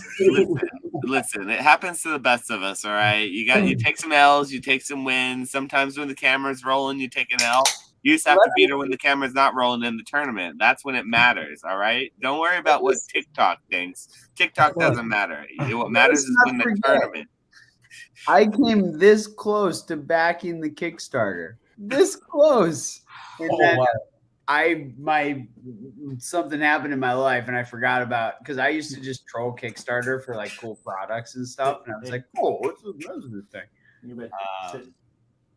I had a friend who did that with like board games. He would do it with like Kickstarter board games and stuff that he wanted to be a part of. Like a lot of them that were like really in depth, really cool looking board games. And he'd find the ones he liked and he'd support those. And he'd be like, yeah, I'm getting my first Kickstarter shipment. It's like a pamphlet. He's like, it's a 10-page pamphlet printed out. I'm like, oh, cool. So how do you play? He's like, well, it'll be in like 69 installments. And like, this is my first one. Second one's going to be a cardboard cutout. And by the end of it, you can start putting together a board game that you can then buy in stores. And then I'm like, oh, cool. All right. I like Josh. What's up? How's it going? It's so funny. But man, Metazoo, I don't even think it filled out its Kickstarter, did it? Correct me if I'm wrong. It wasn't one of those Kickstarters that like smashed it and like destroyed all the, you know, there were others that did that and failed. Metazoo was decidedly, it was like a slow fill. Because I remember when it was $250 a box on the Kickstarter, I could have bought it and everyone was talking about it. It's like, it wasn't a low thing. Everyone was still talking about it. It was kind of like when, I remember when Bitcoin was like $300. It was like, oh shit, Bitcoin's $300. It broke 300, this imaginary thing. How could that ever happen? And you know, here we are now. So I guess hindsight's always 2020. Huh? There were 255 backers, and I believe they got to 18, maybe 19,000. No, I don't know what their goal was. I don't remember. I know it's been, you know, mentioned, but yeah, that's 255 backers, and I'm assuming a lot of those were like friends and family of, you know, of Mike's, you know, at the same time. But yeah, 18,000, 19,000, and 255 backers, unique backers. Yeah, I was trying to check it out. Speaking of which, I just saw Basic, are you part of Rudy's Patreon? I'm not. No, he's doing his seance kits. Don't worry, Nesto. I'm not going to be long. I did not want to start off on this podcast, and I'm not going to end on it. I just have to go stream or whatnot after this. I hear you. I feel the same way, buddy. My voice is raw. I feel like almost every day, at least one half of the day, I see oldies somewhere. I'm working my way into your psyche. Bro, it may not be my YouTube channel, that little tiny thing. Nobody even knows it exists, but I'm somewhere. I'm eating. I'm like a virus. Bro, this is random, but I was just looking through. I backed my first thing on Kickstarter in 2013. Whew, geez, you were in it. You were in it to win it. What was that first thing, if you want to divulge? It was my friend's album. Oh, that's dope. Okay, that's fair. I understand that. I didn't know Kickstarter has been around for that long. I'm not surprised, but yeah. Then it was a modular desk organizer that I definitely don't have anymore, but used during college. Most of what I thought Kickstarter was used for was medical bills, because like our medical system is so well run that we use it. We use Kickstarter. That was what my first understanding of Kickstarter was. Bro. Yeah, GoFundMe. Yeah, Kickstarter, GoFundMe, whatever it is. Whatever. Like, I broke my arm. My insurance is trying to screw me, or I don't have insurance. Hey, can you guys help me out? Pull together. That's how we get through it. Lord. I'm gonna put my medical bills on Liquid Marketplace though. That's the big brain. Make some money on them. So if I break my arm, at least I can come out of it on top, like at least $500,000 or something. Y'all been watching what's going on at work. Put it on the open market. Man, don't tell Logan Paul. Don't tell him. Oh my Lord. I asked this question yesterday during Pokenomics Live. I'm very interested to hear because I feel like whenever, especially when there's a room full of people, right, the experiences are going to be different. Every perspective is different. So slingshot to your heads. What is the number one best moments of the entire weekend? The one that just sticks out, the one that keeps replaying in your head. What's that number one? Which one are you hanging your hat on? Ooh.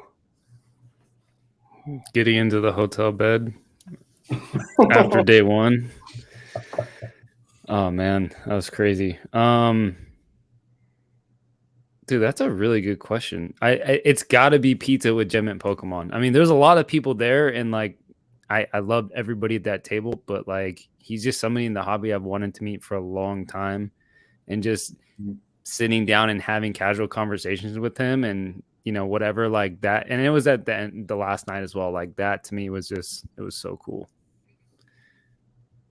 Zach's a real stand-up guy. Like, I've had the pleasure of meeting him on 3 separate occasions at 3 different events, and every single time he's just such a cool guy to hang out with. So I can agree with you on that one. Yeah, absolutely. Yo, what's up? Oh, there he is. What's going on, guys? Coming back for more. What's up, boy? Just in time for the question. I know, right? I had to run and go grab or hold on. I was echoing on YouTube, my bad.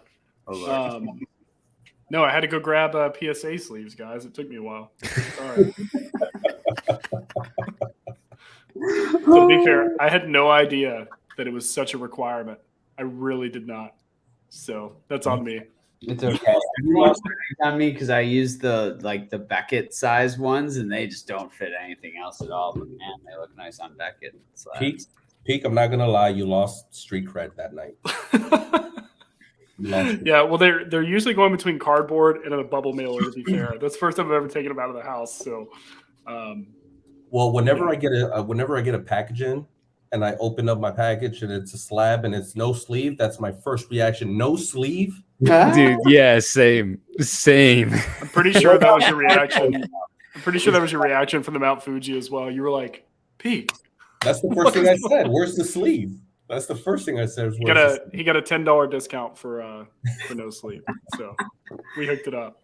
Is the cardboard required in the shipment though? I just YOLO them now, man. I just double bubble them. It's all good. These are the moves right here. If it's under 50, it's a toss up if I feel like actually cutting cardboard or not. But anything over 50, yeah, I'll throw it in there. Why not? If I just a little Rob uses little 8x3x2 box, you know, just folds up. This thing is sturdy as ever. I mean, if it's packs, if it's slabs, I mean, it's good to go. A little bubble wrap, easy. Peak, you get 100 of those for $7.72 on Amazon. You know exactly which ones I'm talking about. Whatever, because you had the bigger one. You had the bigger one that I had, but this was the cheapest color, and I actually like it, so I just bought it again. I use both. I put the one in that one, and then I fold it over, and then I put it sideways, and the other one going yeah. Basically, question. It is very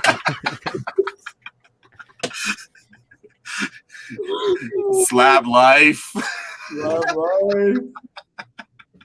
And I don't know about you guys, but I literally just unpacked everything that I took maybe 20 minutes ago. So this actually worked out perfect that you guys were doing a stream tonight. Hell yeah. Oh yeah. I still had Weiss boxes in my backpack for sure. That I just pulled out literally right before the stream started because my lady was flying to Seattle. Nice. Speaking of Wii, can I use your backpack? First one ever. Oh, this Batman was so sick. I was so happy that this happened. That's a good one. I'm so That's a big one too for your first one. Yeah, seriously. I mentioned Batman, like whenever I talked to you guys about it, I was like, well, if I'm going to get anything, like, or who was that? I think it was Ray, actually. He was like, you didn't get a Whis card. You got a Batman card. I was like, all right, that's cool. I'm saying that from now on. Dude, yeah, you've been talking about Batman Ninja every time we bring up Weiss for like, I feel like a year. Like it's been like a while. Like I remember an early stream. So that's really cool that you got to pick that up, dude. I'm stoked for you. Yeah. It's crazy to think like doing a trade that large and not having like any knowledge of it. But I mean, luckily I trust the guy who traded it. So it's like, all right, I'll take your word for it, man. Yeah. I mean, it's not like it's just the boom, you know, it's been those signature cards, especially the early ones, because of the print runs, have held value for a long time. Yeah, Weiss, whatever. I go like all over the place, man. I mispronounce it all the time.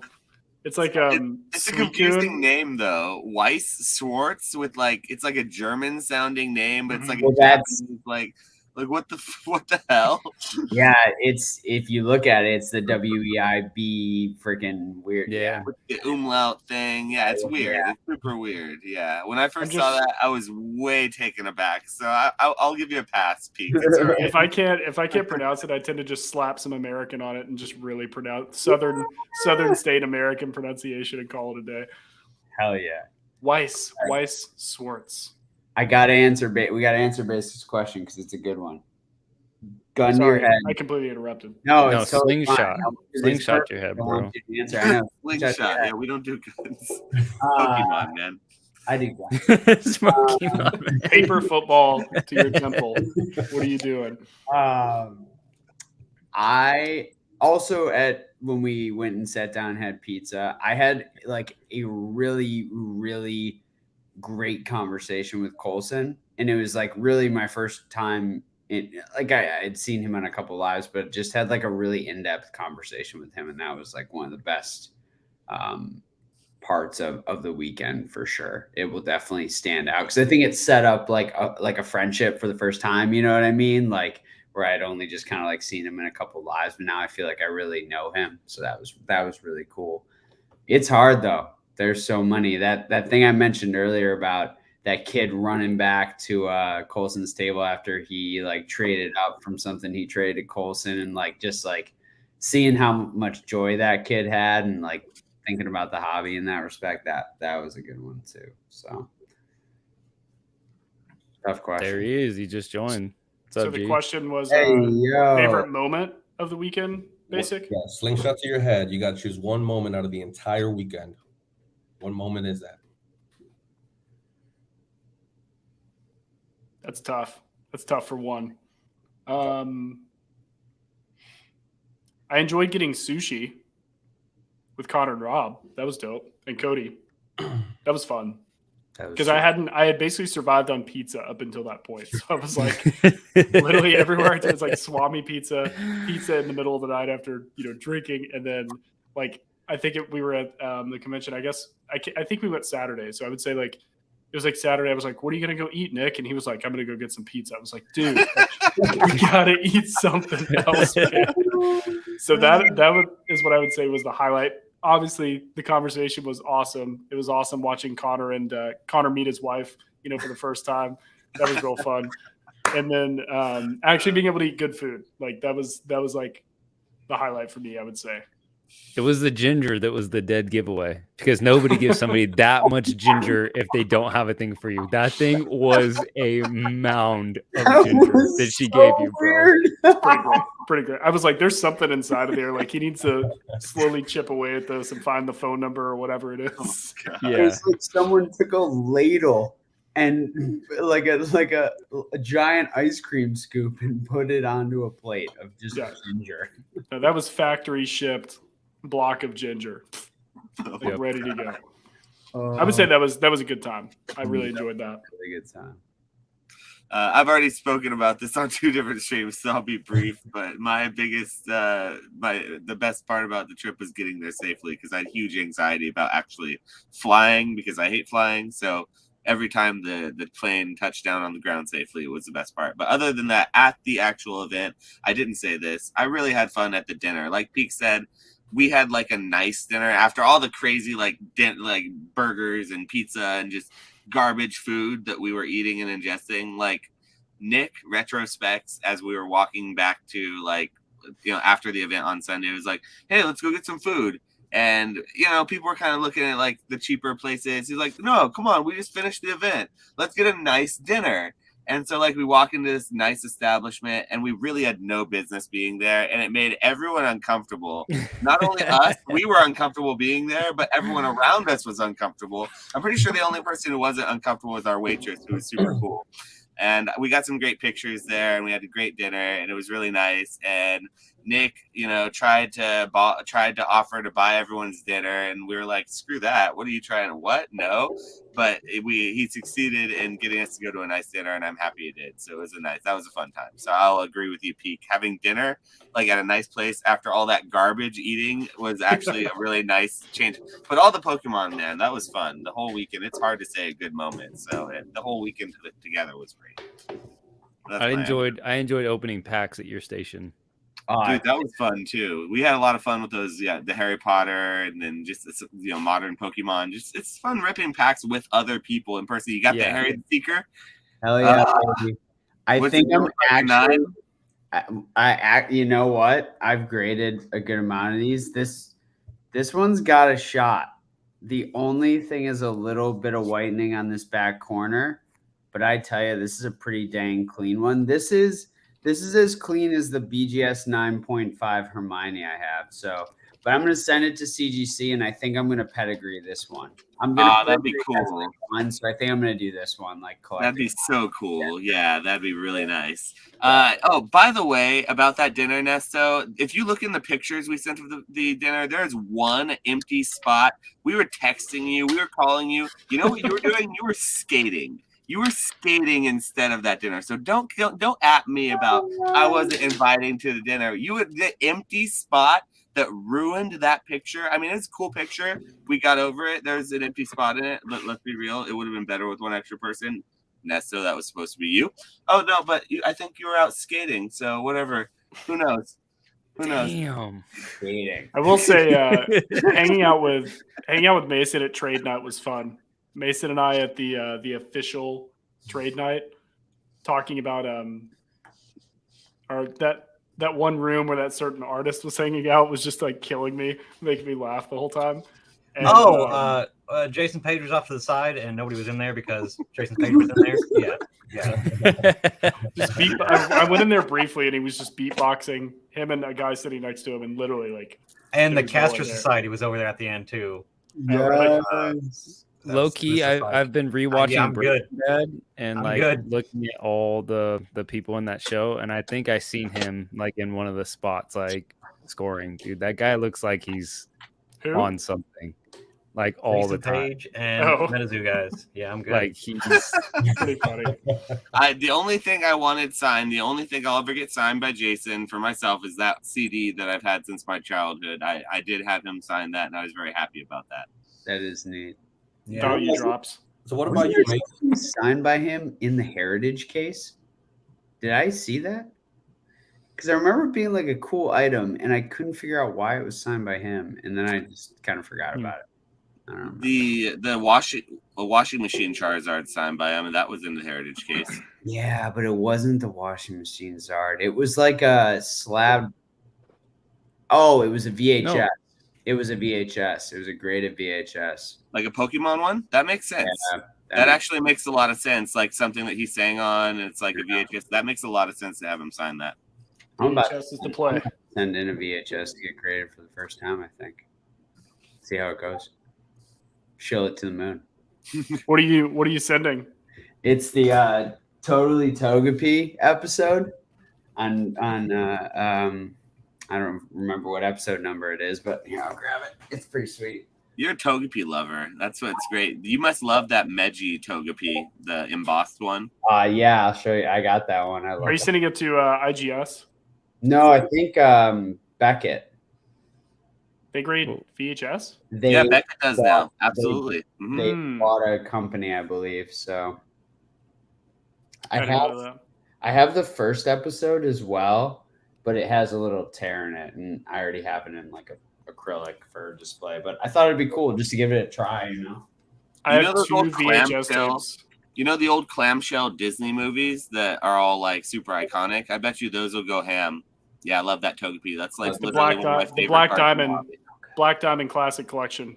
Yeah, Yeah. the you're Black referring Diamond. to. There you go. I bet those will go ham when grading VHSs start. Like people trying to collect all the Disney old, because even I don't even like Disney, and those are pretty iconic to me. Like I remember it. The gold Mason's ones are cool. laughing. I Mason's love laughing because 25. he's heard me talk about this in like a 2-hour like late night because I just went rabbit hole into the VHS market. So those Black Diamond Classics, like they have like stalked like crazy in the past. Like Black we're talking Diamond like Disney movies are the tops cards of frickin' for real. Like, so Yeah. you're saying Dig through some So you're storage saying units, the, you'll find them. what do you mean? you're saying the Batman Forever VHS and the Blair Witch Project VHS I have sitting to be graded. That's my stonks. Like that's my moon. Dude, It's in the what was niche. it was about a year ago, right? There was that VHS grading company that popped up. Maybe it's 18 months ago now, and it like went nutso for a hot flash in the pan.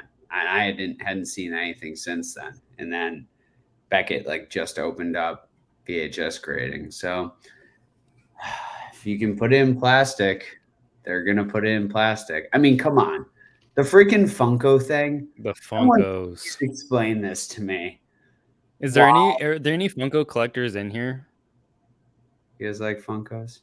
I remember asking a Funko collector, like, "Hey, man, what's that all about? Like, can you please explain to me so you can help me understand what Funko's all about? Because I don't get it." They're like, "Don't you collect cardboard? What's hard to understand, basic? Like, don't you collect cardboard with like characters on them? Like, okay, you like that? I don't."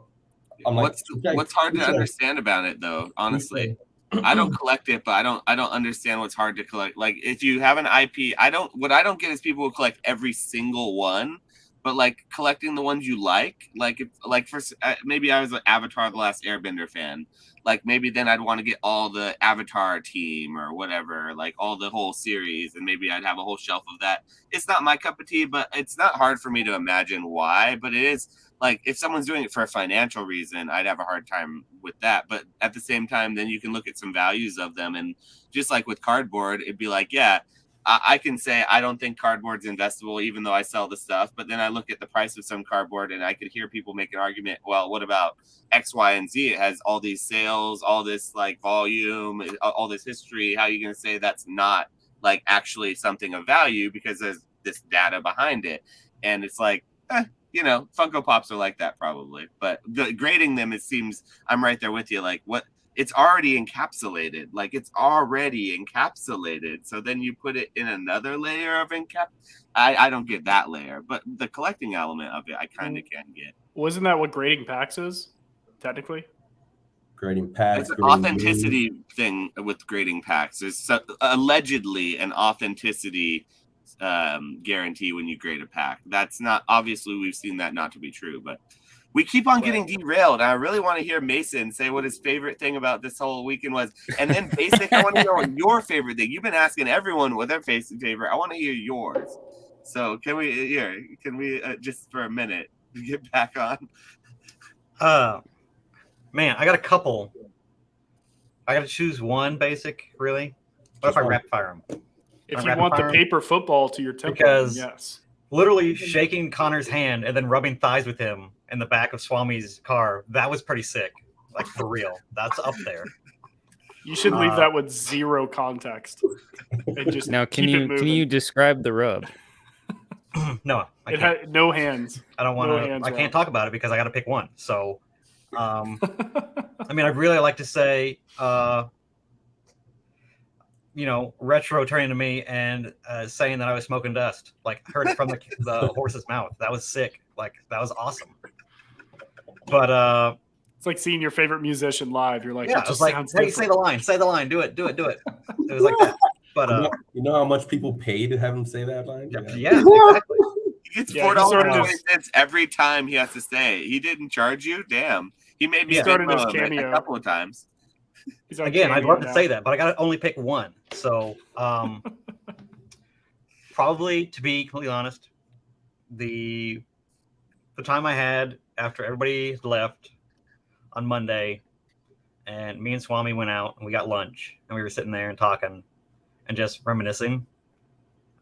It was a nice little bow to put on top of the entire weekend, and that was really nice. Just kind of just rehash and just talk about like these caricatures. Like Josh is a caricature of like actual Josh, and like how he is in real life is pretty nice. So that was fun to break that down and just bounce things off of what Swami thought about certain things and people. That was just fun. It was a fun little recap of the whole weekend. So that was probably like my favorite moment, is just and then just after the running around for like 3 days straight, just to be able to sit back and relax and for a couple hours just hang out, just me and Swami, just go get a burger and then sit back in his backyard and just like hang out for a little while, just talking. That was awesome. So that was probably like the pinnacle. I kind of wish you would have just left it at. My favorite part was when everybody left on Monday and then just stay quiet. No, why would I? No, that's just leave the pause in. My favorite part was the TSA line on the way out. It was funny. It was so huge. I don't get that was crazy. In front of me, the next day, that was Chevals was in line like 12 people ahead of me, and every time I would pass him in the queue going back and forth, I would fist bump him. and we just kept doing it because we just kept. That had to make everyone really uncomfortable. Like people literally just fist bumping with them. It had to make everyone super uncomfortable. Yeah. The people around you guys, that'd be awesome. We were talking like little snippets, and then after a while, we just kept Bro, I had to audible and book a brand new flight on Monday morning. Oh. Did you fly? Did you lose your flight, or did you miss it? No, it got like delayed, so my connection was toast. So I ended up flying Frontier back, baby. And you shout out to Cody. That's good. They hit you with probably all the extra fees and everything, but I paid a lot. Yeah. But we would have missed our flight if our flight didn't get delayed at the last second because of like XYZ, the crazy TSA line, all this crazy stuff. But we barely made it. So yeah, I feel you having to call it audible. I was like looking up additional flights later on that night, potentially maybe have to stay an extra day. Yeah. Thinking about calling the pet sitter, it's crazy. I have TSA pre and clear. But when I booked with Frontier, they did me the solid of not putting TSA pre on my boarding pass, which meant I stood in the TSA pre line, and then they were like, "Nah," and so then I went to get smoked. Yo, get out of here, peasant! What do you think you're doing? Clear is like the best thing ever. I learned about it on this trip, and I'll be doing it before the next trip because it would have made it lots easier. And like, I'm already super anxious about flying, so that'll just take that anxiety a little bit away from it. Not having to stand that much more. I heard that it's quite the process, though. Like, I inquired about it through other folks, and they're like, "Oh, dude, it's meetings, and then you gotta bring family members, and people gotta yep, this guy's good, And I'm like, what? Yeah. I think there's a little bit of some background check involved. I can't really remember because I got global entry and I got TSA pre and I got clear and some of them help you get the other one faster, I think. So I don't know. I don't even have a passport. They're going to look at me and they're going to be like, all right, we're going to need to see your family history. We're going to need to see your whole, and then we're going to need to get a blood, a DNA test. And then you're going to have to come in person and do some sort of a sparring test against our strongest knight. And I'm like, dang, I haven't been training. So I probably won't pass that. I guess I'm standing in line like the pleb that I am. Basic, what's your favorite moment? You asked everyone and their mother what their favorite moment is. I have to know. What do you have one lined up, or are you gonna be like, now that you ask, I don't know. I don't have a favorite moment. I do have one. I'm always more interested in hearing people's perspectives, for the same exact experience, I guess. But everyone's gonna have a different experience even within the same room. But my most favorite moment was I guess moment might not be the right word, but me going into Swami's, seeing everyone, and for like a solid 15 minutes, 15, I just 20. open the door, close the door behind me, and I'm just looking ahead, and everyone's just paying attention to Ketchum All Collectibles opening up his 6.9 box, right?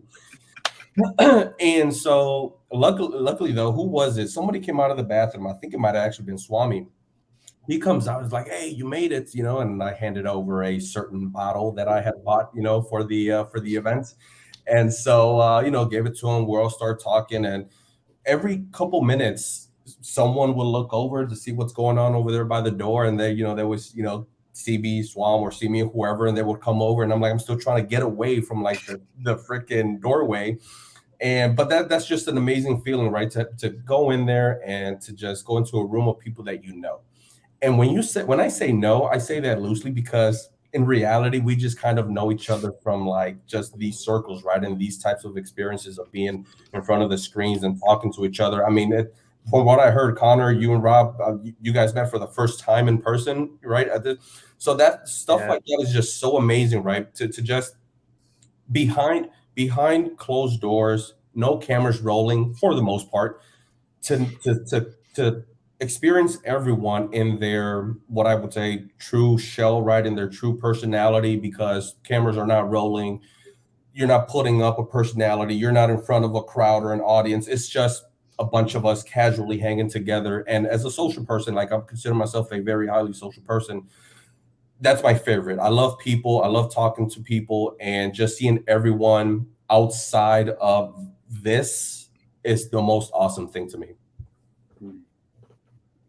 Because even at Collectacon, there's some sort of a personality shift that happens, right? There's like, it's business at the same time. And yeah, there's fun. You're not 100% there, but when you're just at a home, casually hanging out, drinking, drinks are being passed around, things like that. I mean, it's a different atmosphere, and I love that. Yeah, Friday night all together was a really good night. I will say, walking in for the first time, because I didn't know what it was going to be like going to Swami's, even rolling up to Swami's until we opened the door. I had no idea what it was going to be like. But then walking in, that moment that you're talking about, Mason, was very, very iconic. Like seeing everyone there, because I came like an hour or two late, so everyone was kind of already there.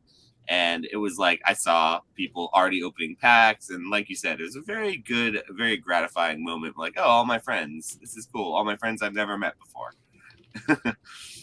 Yeah, exactly. Yeah, I would say the trip to Swami's was pretty funny, because we had no idea what was going on. And it was so disorganized. And Mason had to calm us all down because he was not concerned at all that no one was at Mason's. Or at Mason's, at Swami's. Wait. What do you mean nobody's inside? There was 12 people in the backyard. They're like, come over, and we get there. And who was it that told us that? Like, yeah, I'm not even there. Or you're like, yeah, we'll be back, yeah. and I didn't know who was there, so I'm just I texted Connor and minutes to get 3 bags of ice. Oh my god. Yeah, and he's like, nobody's there. And Mason's like, what do you mean? It was just so funny. The passion. He's like, how many people were in that car?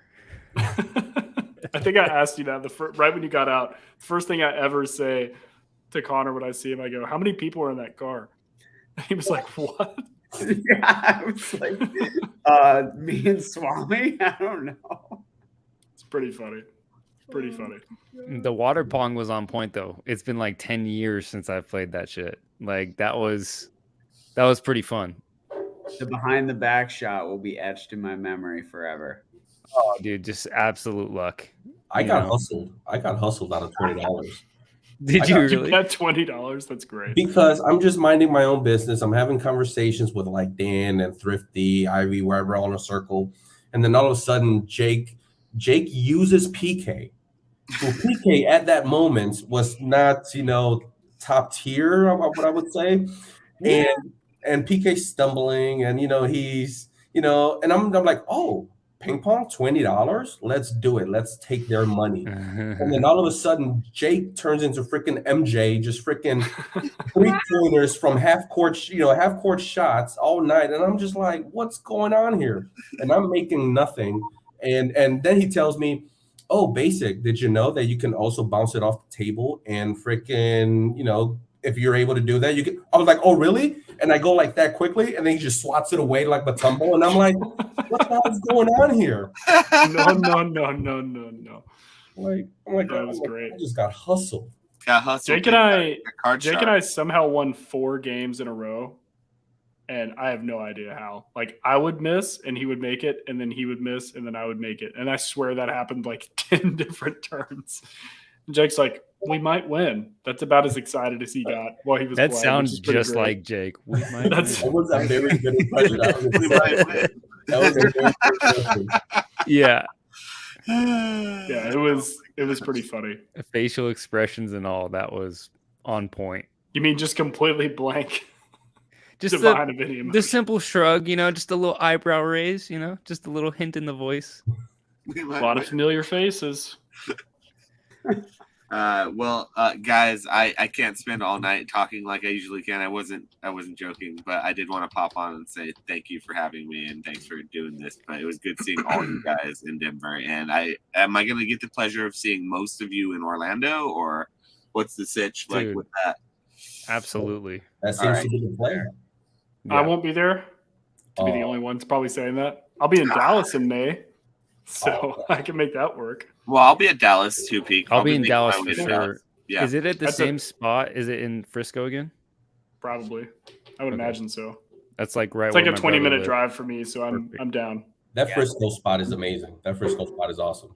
I'm 100% doing that because there's a lot of good people in that area, especially. Well, no, this is so awesome. So just so you guys know, my address is 17. No, I'm just kidding. Like, it was basically Swami's Swami when he part found out 2. more than 2 people were going to Denver. He's like, all right, here, internet docs. Like, No, he no, made a flyer. He literally made like an online internet flyer. The man's was crazy. I haven't been that hyped since I was in high school for like a house party that my friends were throwing at when their parents are going to Europe or something. So, I know. When was the last time I was at a keg party? A long time ago. Yeah, Peak, you got to meet Jared Kanto Shark. You got to hang out with him. I do. I do. No, that was the most fun thing about Denver, man. Just like being able to meet like everybody. Like the only other person people I had met was Basic and Josh. See you, Josh. all right, yeah, but I'm gonna tap like, out. yeah, I'll man. see you guys next time. Take it easy, brother. And yeah, we'll see you in Orlando. You know it. All right, bro. See ya. But yeah, it was Basic and Old Card Shop were the only 2 people that I had met before. I think. Well, I met PK, but like very, very briefly. Actually, no, Connor, we met too, but I knew you as Connor and not Rock Pokemon. So I was like, hello, random. Like, it was just so funny. I gave him a hard time because he was like, hey, I'm Connor. And I was like, what's up? I'm Colt. Like, Pikachu. Usually you have to use like the surname anytime you go anywhere. And he was like, I found out like 2 weeks later, it's like, oh yeah, that was Rock Pokemon. I was like, I've watched his stuff. Like, it didn't even register for me. It was just Now so you know how funny. I felt, bro. You gave me such a hard time for that. I did. I was dying laughing. Yeah, Rob didn't know me because I introduced myself as my normal name, and it just cracked me up. Dude, 'Cause I just drew a blank. It's like it happens more than I'd like to say so, Yeah. Like just the old memory just isn't there. But yeah, that was a good way to start off the weekend for sure. It cracked me up, man. It cracked me up so much. That's why you got to lead in with the "Hey you, hey you, how you been?" Yeah, well, Wins it's every funny time. because that's what happened when I saw Ivy at Swami's. Because like I've sold her stuff, like we've had conversations. She's jumped into my lives before and stuff, but this was before. I don't think she's ever seen my face, And so when you guys were there, and she just kind of like turned, I was like, "Hey, Ivy, how's it going?" And she just like literally looked at me and she's like, "Hey," and I could totally tell she did not know who I was, and she's like, stranger danger type of deal. And I didn't like it. Totally threw me off. I didn't even like, hey, it's red or blue, like whatever, like I did with a few people there. And like, oh, what's up, dude? Like I totally was just totally embarrassed, totally ashamed, and I just like, see ya. Oh no! So You mean such to an tell me that odd she like still doesn't know if interaction. she was talking to red or blue. She didn't know who it was, man. It was pretty Oh funny. man! That's so funny. That's awesome. Oh my god. But that's why I was like telling Connor, I was like, that's the move. You got the merch, you got the Rock Pokemon logo on the shirt, on the sweaters. He did come stomping into Denver with the merch train. He was ready to go. I love the uncut sheets. the uncut sheets of stickers, man. He was like Mike Waddell walking in there like, throw it down. Let's fund this machine. It's like, all right, man, I'll take an uncut sheet. Can you Or sign? like Peak said, just go with the surname. That's the move. Yeah. I mean, in the circles, in these types of events, that's the move. Yeah. Yeah. I'm low Yeah. key. I'm nobody. No, Basic was funny. He was like, I think one person called you by your real name, and you were like, no, not today. He was like, not gonna happen. There's not too many people that know my name, and I think the only person that really knows my first name would be PK. I think it was him that the only person I was like, dude, That don't outed you it. ever don't say that crap out loud. I just know it because of shipping. What's that? I just know it because I shipped you something. Yeah. It's the only Yeah, reason. so from those standpoints, I remember Dan Ketchum. I was like, "That's your name?" I was like, "Don't repeat it. Don't repeat it." Don't you say that? Did you put that evil on me? No, thank you. That's awesome. No, it was an awesome. I know you guys talked about this for like probably 2 hours before I even jumped in, but yeah, the Collectacon was awesome, man. I'd say the people were definitely the most fun thing to do, like just to hang out, like events, go eat dinner. Even in like the section that we were all in was super fun because it's like, oh, I'm bored. I'll turn around and talk to Mason, or I'll turn around and talk to like Ray or like Nick, whatever it is. I don't know. It's weird. Like I've seen PK talk about this. So it's kind of weird, like knowing people like through Zoom cams and like all that, and then meeting them in person is so much different. Like it's cool because it's familiar, but it's like very odd to be like, what's up? Like Rob, you and I started talking maybe like 3 weeks ago or something. But like when I saw you, I was like, dude, what's up? Like we're best friends. And you were like, who are you? But like either way, it was like we hit it off like well, and it went good. And same thing with Connor. Like he gets out of a car. He's never met me before in his life or seen me. And I'm like, how many people are in that car? Like he's just like, I don't know. But yeah, it was just fun to like interact with everybody like outside of a virtual situation, I guess. Yeah. Yeah, Very man. few communities exist like this where everyone is as good and genuine or better than they appear online. Like that just doesn't happen. Like it just doesn't, honestly. So that was Yo, dude, come on. Cat coming in hot. I'm just reading the chat now. Basic. So funny. The convo was 2 hours ago. And here's the thing, right? Obviously there was a bunch of people in that room when that was happening. It was fun, and whatnot. But the one thing that just kept playing in my head after the fact, I was like, I'm so glad no one recorded that. And then here comes the Mexican hipster, freaking says like, hey, guess what I recorded? I was like, the universe is freaking crazy. Like I just thought about this like 2 hours ago. I'm glad no one recorded this. And here's the Mexican hipster DMing me and sending me the video. And I was like, oh crap, of course there's freaking evidence of this. And I think I remember the only clip I saw was you like double face palming. I think like you were just like this or something. I remember laughing so hard because there's no way he knows somebody's behind him recording. So the Mexican hipster, he actually had a whole clip of like, when the crowd goes wild. The crowd goes wild because that's when freaking Eevee starts flinging her cards disrespectfully at me and just saying game be, yeah. Oh, that's great. The whole game and the crowd goes wild, and it was just so. The reason why I went down like that, right? I thought I had it in the bag. My math wasn't mathing. That was the problem. So Math wasn't mathing. I love that. So I thought I had 4 lightnings in the bottle. It's gonna mean nothing to you guys. I thought I had 4 lightning in the bottles. I played 3, and when I pulled the 4th one out, I was like, that's not a lightning in a bottle. And I stood up at that point. Lightning in a bottle, let's go. She's like, that's not a lightning in a bottle. She presses the button and turn. And she's like, Uncle Sam, here's freaking Walking Sam. Game over. And the freaking crowd goes wild. And I'm like, did I just freaking embarrass? And Ketchum all called me out on it yesterday's stream. He goes, yeah, Basic gets up triumphantly and he thinks he's winning. And then all of a sudden, Eevee just like, sit down. It's not over. And turn. Now it's over. That's awesome. It's the way to go. Was she as into Metazoo as she is now when we met her, or when I met her in at Leonhardt's event? Or has that been more recent? No. I don't think so. No, she was involved, but not playing wise. That's super dope. I think it was soon right after that, actually. It was right after that when I remember her telling me the story, and yeah, she got into it right after that. The whole thing of like, she always wanted to play Pokemon as a, younger, and she just never could. And so this was her opportunity to get into something that's brand new, right? Where she feels like where she's evenly skilled leveled, to the rest of the crowd. And yeah, so she got into it. She's like freaking neck deep into it, every single day she's just freaking grinding it out. So yeah, kudos to her. She's so on the tournament, if people must know, tournament, she got 29th out of the 82. That's awesome. 29th. We're not going to speak on my ranking, but she got 29th. And I mean, the champ didn't even make the top cut. So I mean, that says something about the competition out there. So were there different rules, or was it just different people? Say again?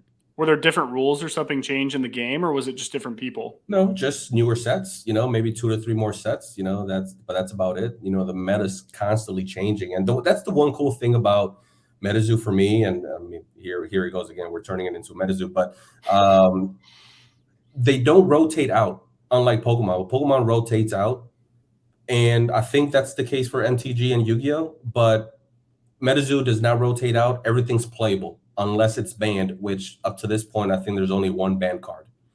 So the fact that after every new set that comes out, I mean, the possibilities just keep getting larger and larger and larger. So, I mean, that makes it even better competition-wise, I think, versus like Pokemon, you're going to see a lot of like alike decks, that are going to be the same thing. So has any particular set had like the most playable or best cards? I would say Nightfall. That's what I thought. Nightfall has almost every card is a supporter card. Like you need every single one of those cards. Every single one of those cards fits somewhere. Whereas like Wilderness, not so much. Cryptid Nation for sure was like the base, right? And then Nightfall was the supplementary to that. And then everything else is like, oh, here's like a handful of cards, that are good. But Nightfall from top to bottom is the key. Interesting. Yeah. Which is why I think Nightfall is going to be the one to, bank on down the road, especially since they don't rotate out. Nightfall is going to be the one. Got those sealed boxes, boy. Not financial advice. I can't. Not financial advice, just listing my inventory. I don't know if I can.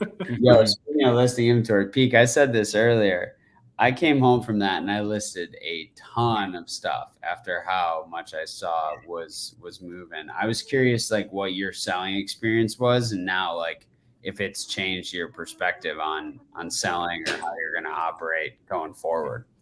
It was definitely a like learning experience. Saturday I got like absolutely wrecked. Like I think I like sold like basically, I don't know, I guess if you count trade night, like 10 slabs maybe or something like that. But like I brought, I don't know, maybe 70 or something like that. So Saturday was not great.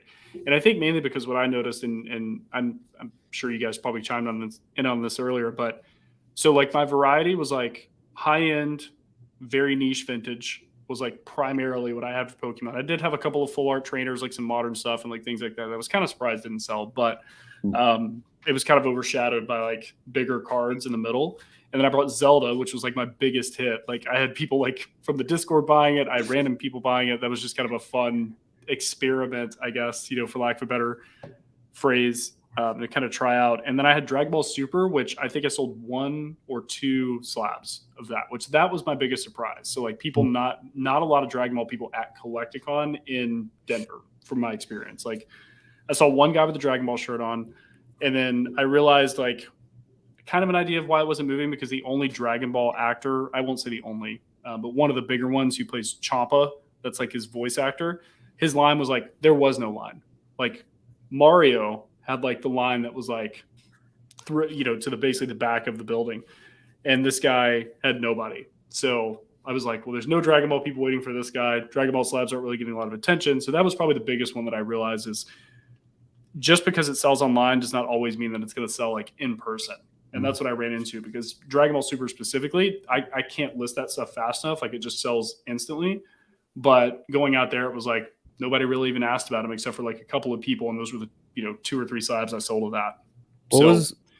What What was the price range of the slabs that you brought? So the ones that I had, I had prices like kind of elevated, like slightly, just being in person, like people excited to buy, that's just, you kind of pay that tax. And I was happy to negotiate everything. So I was kind of hoping that more people would have come in and like wanted to like just offer me things. I mean, offer me a different price, because I did that a few times. It worked out fine.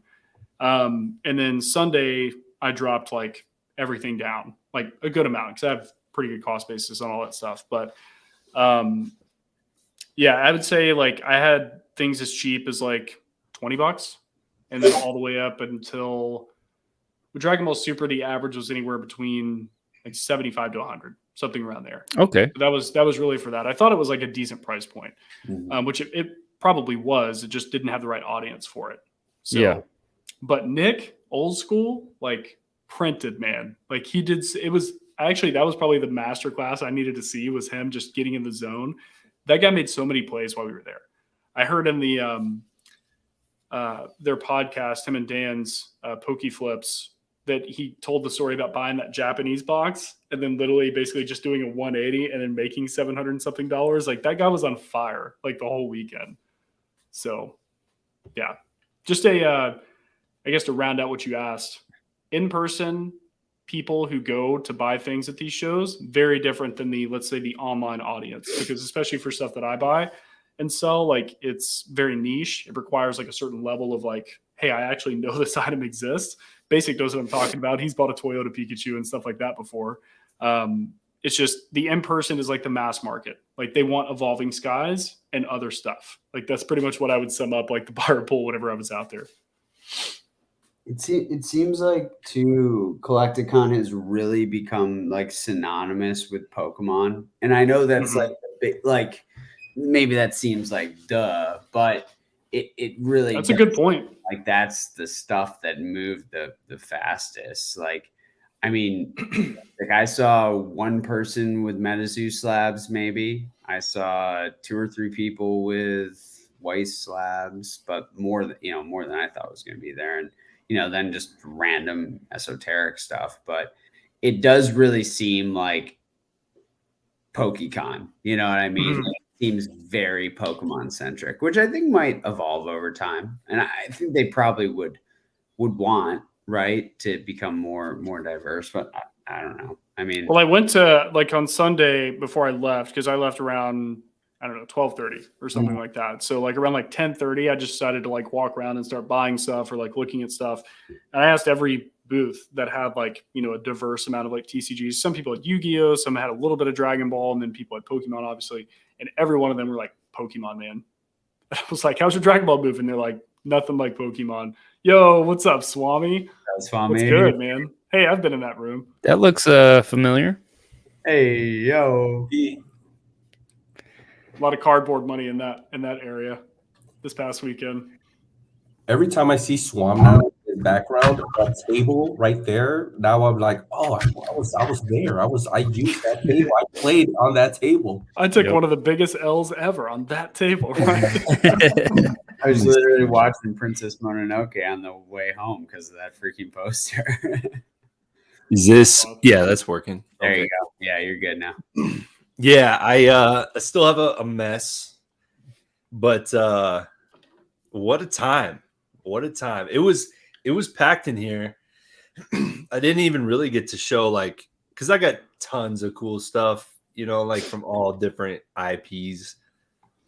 But it all worked out. We had everyone's like suitcases in here that Friday night, so didn't really have access to the office, but maybe that's a good thing. I think that's a good thing. It probably is. Who knows? Who knows where things would have ended up like throughout the night? Like who opens what? Don't let Jake in there. Yeah, I think I might have lucked out. It probably all worked out perfectly. But yeah, just it's a mess. I got in like 300 Marvel cards graded a couple days after Collectacon. No big deal. Love it. I think, but yeah, what a time. I didn't know. I've been enjoying listening to all the recaps. I think Pokemon Classics is going to have some good footage. Yeah, Yeah. I thought today was like a teaser video for the next video because that's all I'm really waiting on. Because that dude was in the zone filming like all weekend. Dude, If you look at the FPO opening, I remember standing next to PK during them opening those FPO packs, and I just look over and Pokemon Classics is standing on a chair at a table next to them, like getting the shot. And I was like, this is why this dude's videos look better than everybody. It's like he is in the zone, like taller than everybody. Next level, great. bro. It's crazy. And I appreciate that so much, someone being there to do that, because honestly, it just like wasn't there for me. This like I took like 3 pictures. Like, Same, dude. Just Same. Yeah. I started seeing people take photos, and I started taking some photos on Sunday, but also I had quit selling. So it kind of like dawned on me like, holy crap, like look at this circle that we have here. You know, we had everybody right there, and I started to take a look around, and I'm like, wow, this is wild. Like this is crazy to see. You had Ray, even PK, who wasn't vending. I remember seeing him come in, and he was hanging out over by Nick's, and you'd see different people come up, like Rock. I remember seeing you were talking with guys a lot in the circle, and you had Gem Mint in the corner. I didn't even know Gem Mint was going to be vending over there. Was he vending? He had a case. I didn't know that. Yeah, he kind of snuck in there with Nick at the end. So it's just crazy. I love the last day to see the Spicy Boys get bought out by the streamers. Loved it. Loved it. That was probably like one of my favorite moments of the weekend, was just because those guys are my favorite guys. I talk to them all the time, and I didn't actually get to talk to them or hang out with those guys very much during this trip. So to see them, and Thrifty got her binder bought out. I loved it. Oh, I nice. love that. I'll never forget, because she had this guy, and he's going through her binder to buy her out.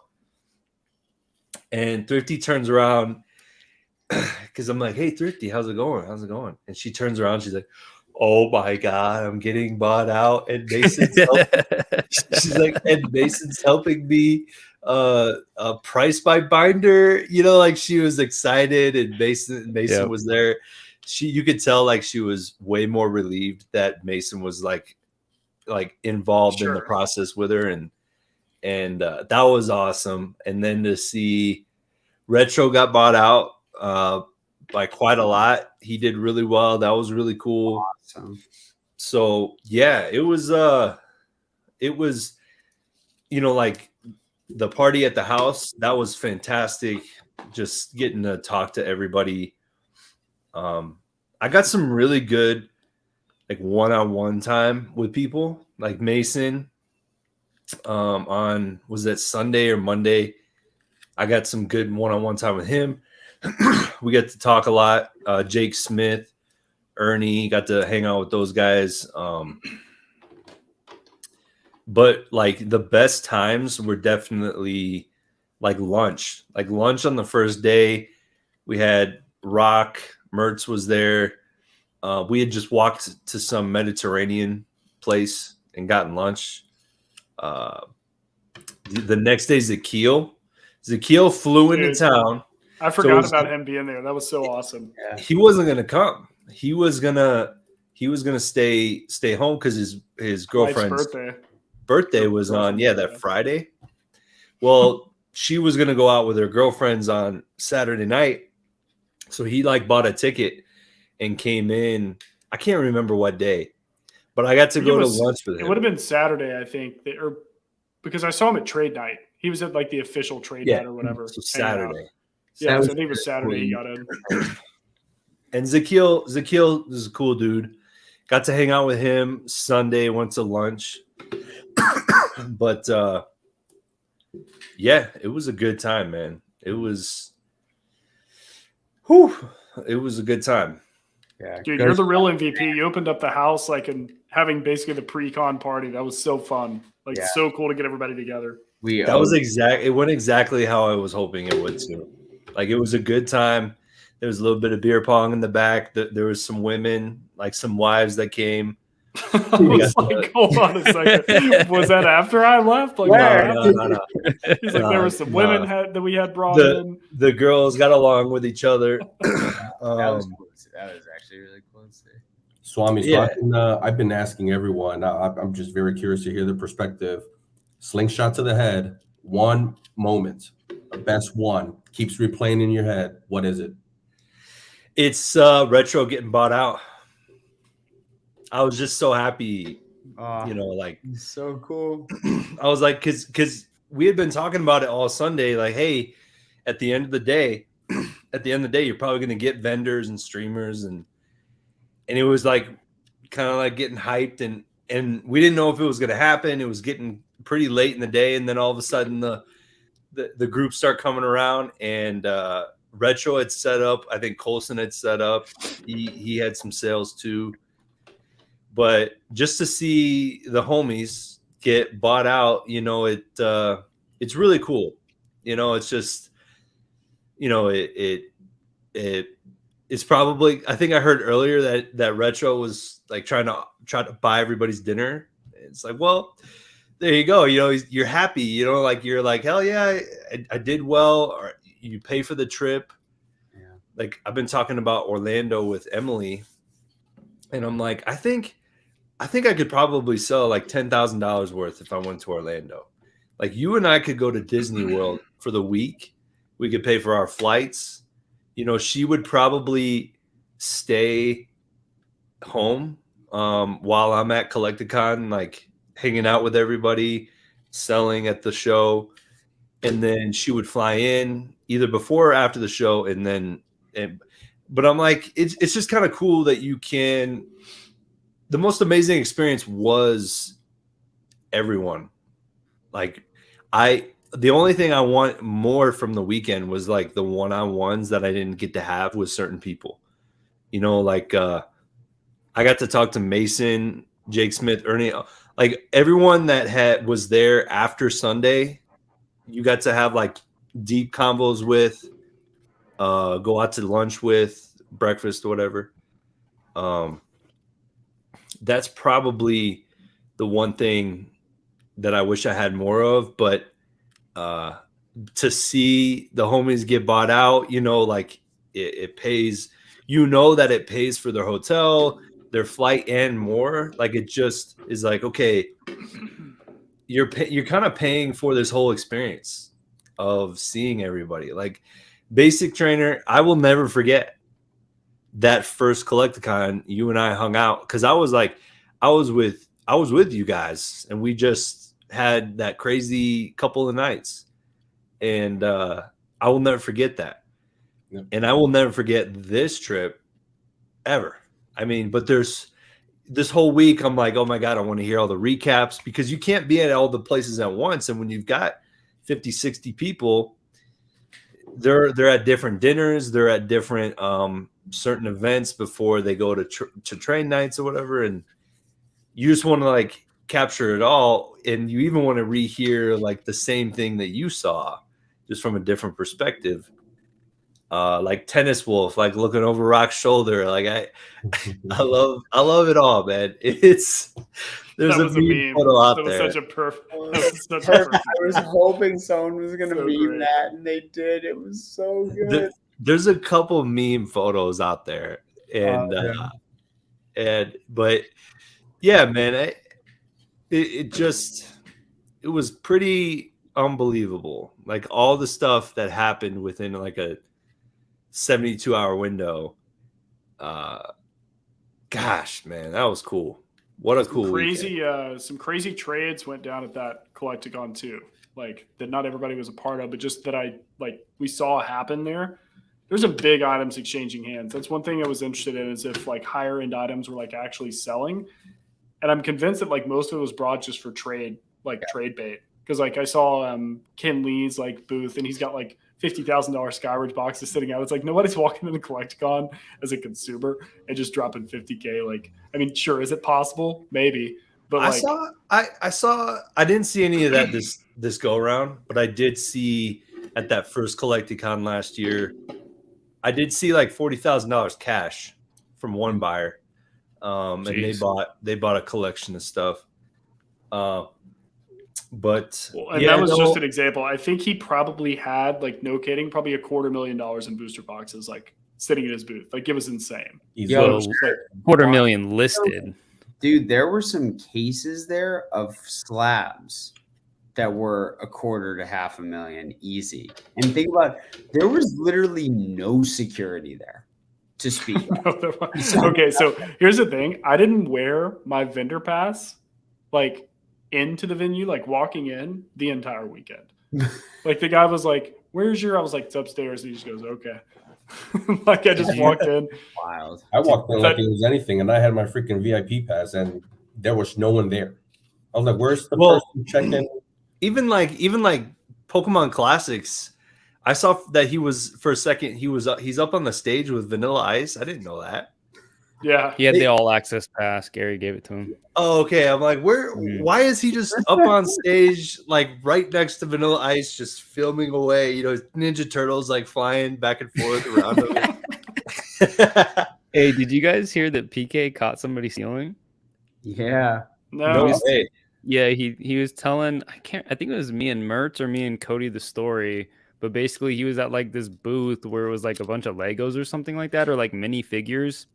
And some guy walked in, and you guys know how you have like the cargo pants with just like the open pocket, you know, that you can just slide in on the side of your leg.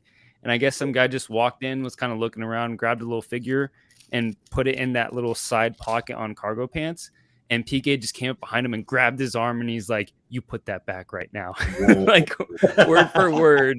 And then he's like, he's got a Bud Light in one hand and his arm in the other, like, "Hey." And then he said he walked over to him like after he saw him put him back, he's like, "Oh yeah, whatever. I was gonna pay for it," or something like that. And then he walked over to him and he's like, "Do better." And then he just walked away. But like, if you're going to steal something, like, what did that Lego, like single Lego, like, what is that gonna do? Yeah. Or like whatever they were selling. Yeah, I remember a few folks were asking when they were setting up, you know, with tables and whatnot, and they were asking, "Do we do a case or not?" And I said, if you're gonna get some real slabs in, get a case. Like Jake, I believe, I don't know if it was Jake's spot, but Jake was sitting there the whole time. But Jake's spot made me nervous. There was a section that they were just laid out, and that made me nervous because as Ken Lee put it one time when I was talking to him on my first when I was vending at Long Beach for the first time. I asked him, like, "Hey, do I do a case or not?" And he goes, "Do a case." And Ripways was there, you know, the people that buy out. And they were like, "Dude, do the case." I was like, "Really?" He goes, "People are people at the end of the day. And if they see a shot, they will take it, even when even the most unexpected person going in there they don't go in there with the intent to steal.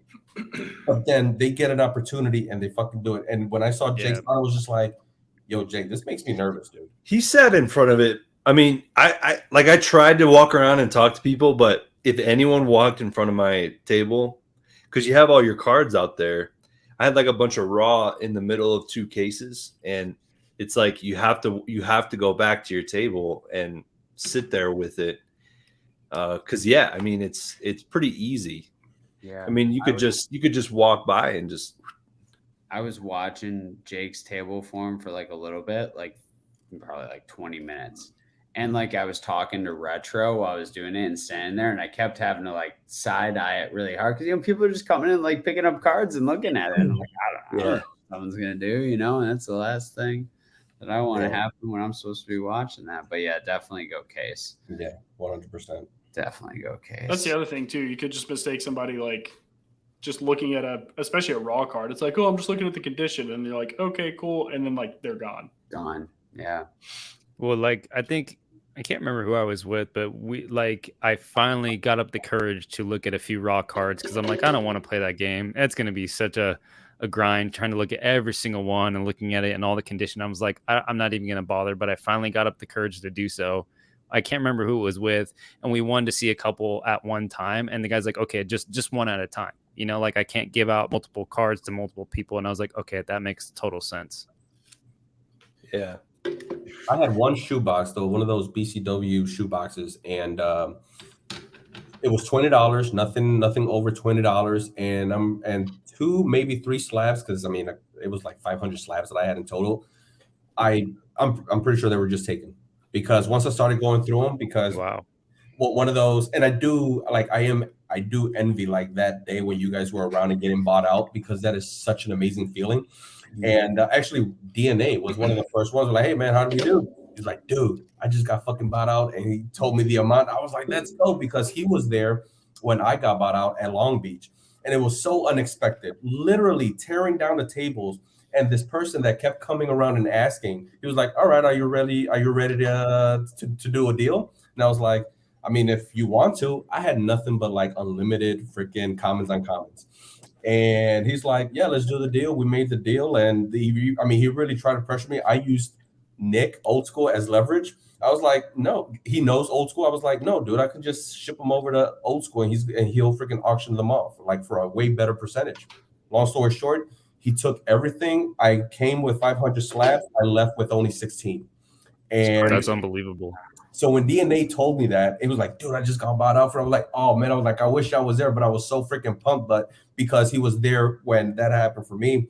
But anyway, yeah, that whole situation of like going back to the cases or no cases.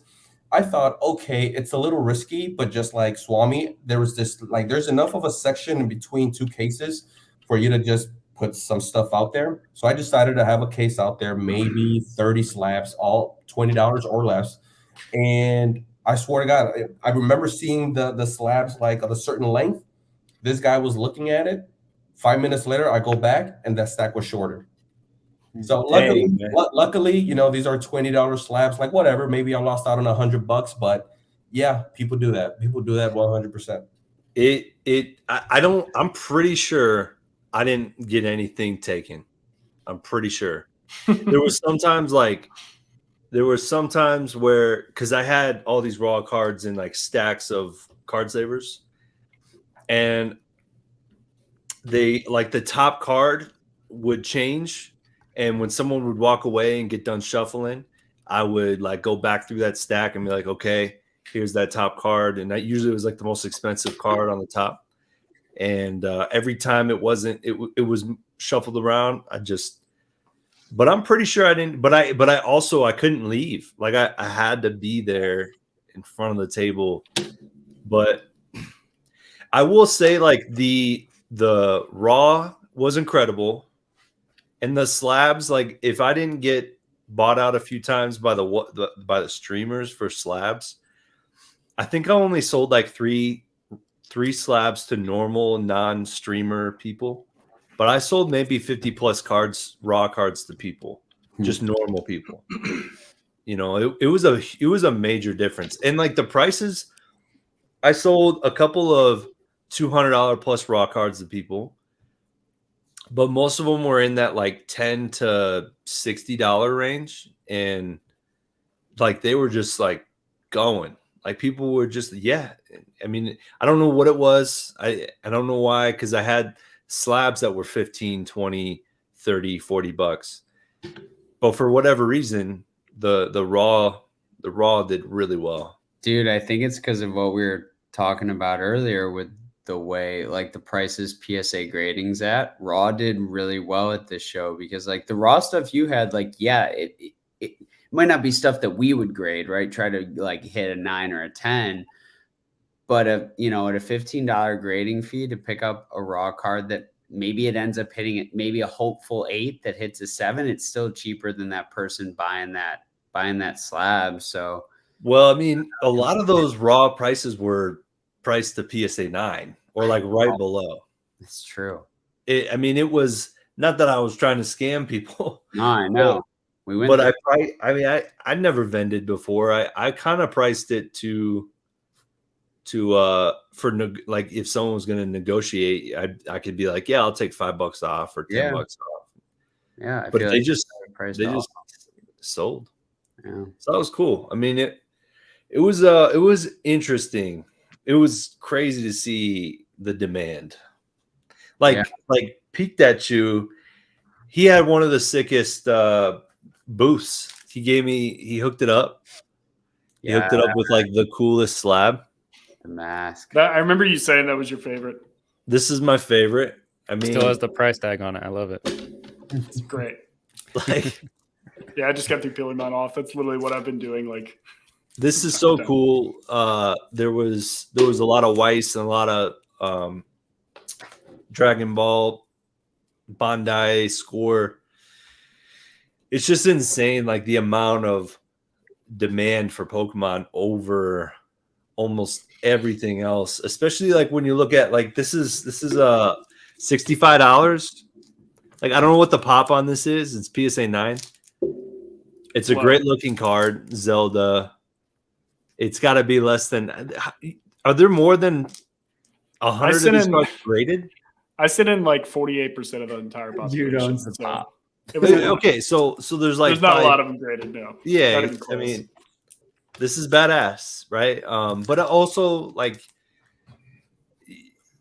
I'm an experienced collector, right? Like I've been collecting cards for a long time, and I think everybody kind of migrates to spreading out over time. I just think I completely agree. Definitely. I don't think any of us, maybe Rob, maybe you're just Pokemon still, but like Rock is Weiss, Basic is Meta. I'm Marvel. Peak that is Zelda. Now he's Batman. Okay, so Rob, you're into Weiss. Getting on the Weiss train. Don't forget. Yeah, man. Slippery slope, man. Just beware. Once you start going down it, it's a lot of fun. Oh yeah. I'm retired. Oh, I love Weiss. Swami knows. Swami loves Weiss. Well, that's what I was saying. Like Collectacon is like kind of still like Poke-centric, but I think it over time, as more of these in-person events happen, people will get distracted by new shiny objects and kind of spread out for sure. And they'll start demanding other really cool stuff. I mean, you did make a good point though. Like Pokemon, like truly, like was what people wanted. Yeah. Like, all ages of people. Yeah. Like I had little kids asking me where my Evolving Skies like full arts were, not if I had them. Like, where are your Evolving Skies full art or like whatever? And I'm just like, I don't know, kid. Like, not on this one. I don't know, kid. I gave it to the I'm turning something into or nothing into something. Yeah. I'm doing the trade up challenge. That's where all my yeah. There he is. What's up, Jake? Hey, what's up, guys? How's everyone doing tonight? Just talking about Evolving Skies being the #1 requested product that I saw at Collectacon. It's insane. Like that set is so like crazy popular. It just blows my mind. So I asked the question last night during Jake's live. Like, what did I miss? Because I swear 2-3 weeks ago that Umbreon was 700, 750. Why all of a sudden I saw one yesterday after taxes? I calculated it 1375. A lot of show bids. That's what. I don't know, man. No, so? there's like hasn't there been like multiple sales that have happened like around the 18 to 2200 price point? I think and they're all with bids from people with 1 to 7 feedback. I went through like 10 of them today because there's like half a dozen on the market right now, all over 1200, and it looks weird to me. I don't know. It looks weird to me, but what do I know? I haven't checked. I'm sure there's definitely some manipulation going on there because it's like one of the most popular cards that we've seen, in the last, few years since like the Hidden Fates Charizard. It's like that god tier popularity, but there are cards doing weird things. Like, again, like I listed that Dream League Rosa, and within a few hours, it got bought up for $949. And just a month ago, those cards were selling for like $400 or $500. And now they've consistently been selling for $800, and then one just ended at auction a day after I listed mine for over like $1,100 or something like that. And I talking to some guy who was buying some Japanese black and white from. He's like, "Do you have any waifu from the X and Y or BW era or anything like that. They're hot right now in Norway, like overseas, like everybody's buying them. So it's weird. Like things kind of go through phases. So I'm sure that there's a little bit of that going on, a little bit of manipulation. I don't know. I don't get that card either with how populated it is. It's kind of crazy. Like I just pulled up 4 that are on the market right now, and all of them look shilled to me. Hey, I'll be logging off, but I think Mason's also going to be logging off too. Yeah, I didn't want to interrupt, but I gotta drive home. So Be I'll be good, listening. Mason. But Yeah, man. Thanks for hanging out, man. Hang on. All right, dude. Take it easy. Keep coming. See you, Mason. See you, Mason. Yeah, it's interesting. Like Moonround is just kind of there's obvious manipulation, like to a certain extent, but like I don't know what makes it crazy is that it seems like it's like succeeded already, because I don't see people. I mean, I guess you could continue manipulating it for this long, like how long the card's been out, but there's got to be like, as much as that card is like transacted, like I would imagine there's people buying it, probably all of those price points at some point. Maybe not the most recent, but yeah, I just don't understand it. I just don't get it. Well, I heard I was listening to this guy talk to this. He was talking about how he was talking with this Beckett marketer, producer, something back in 2017.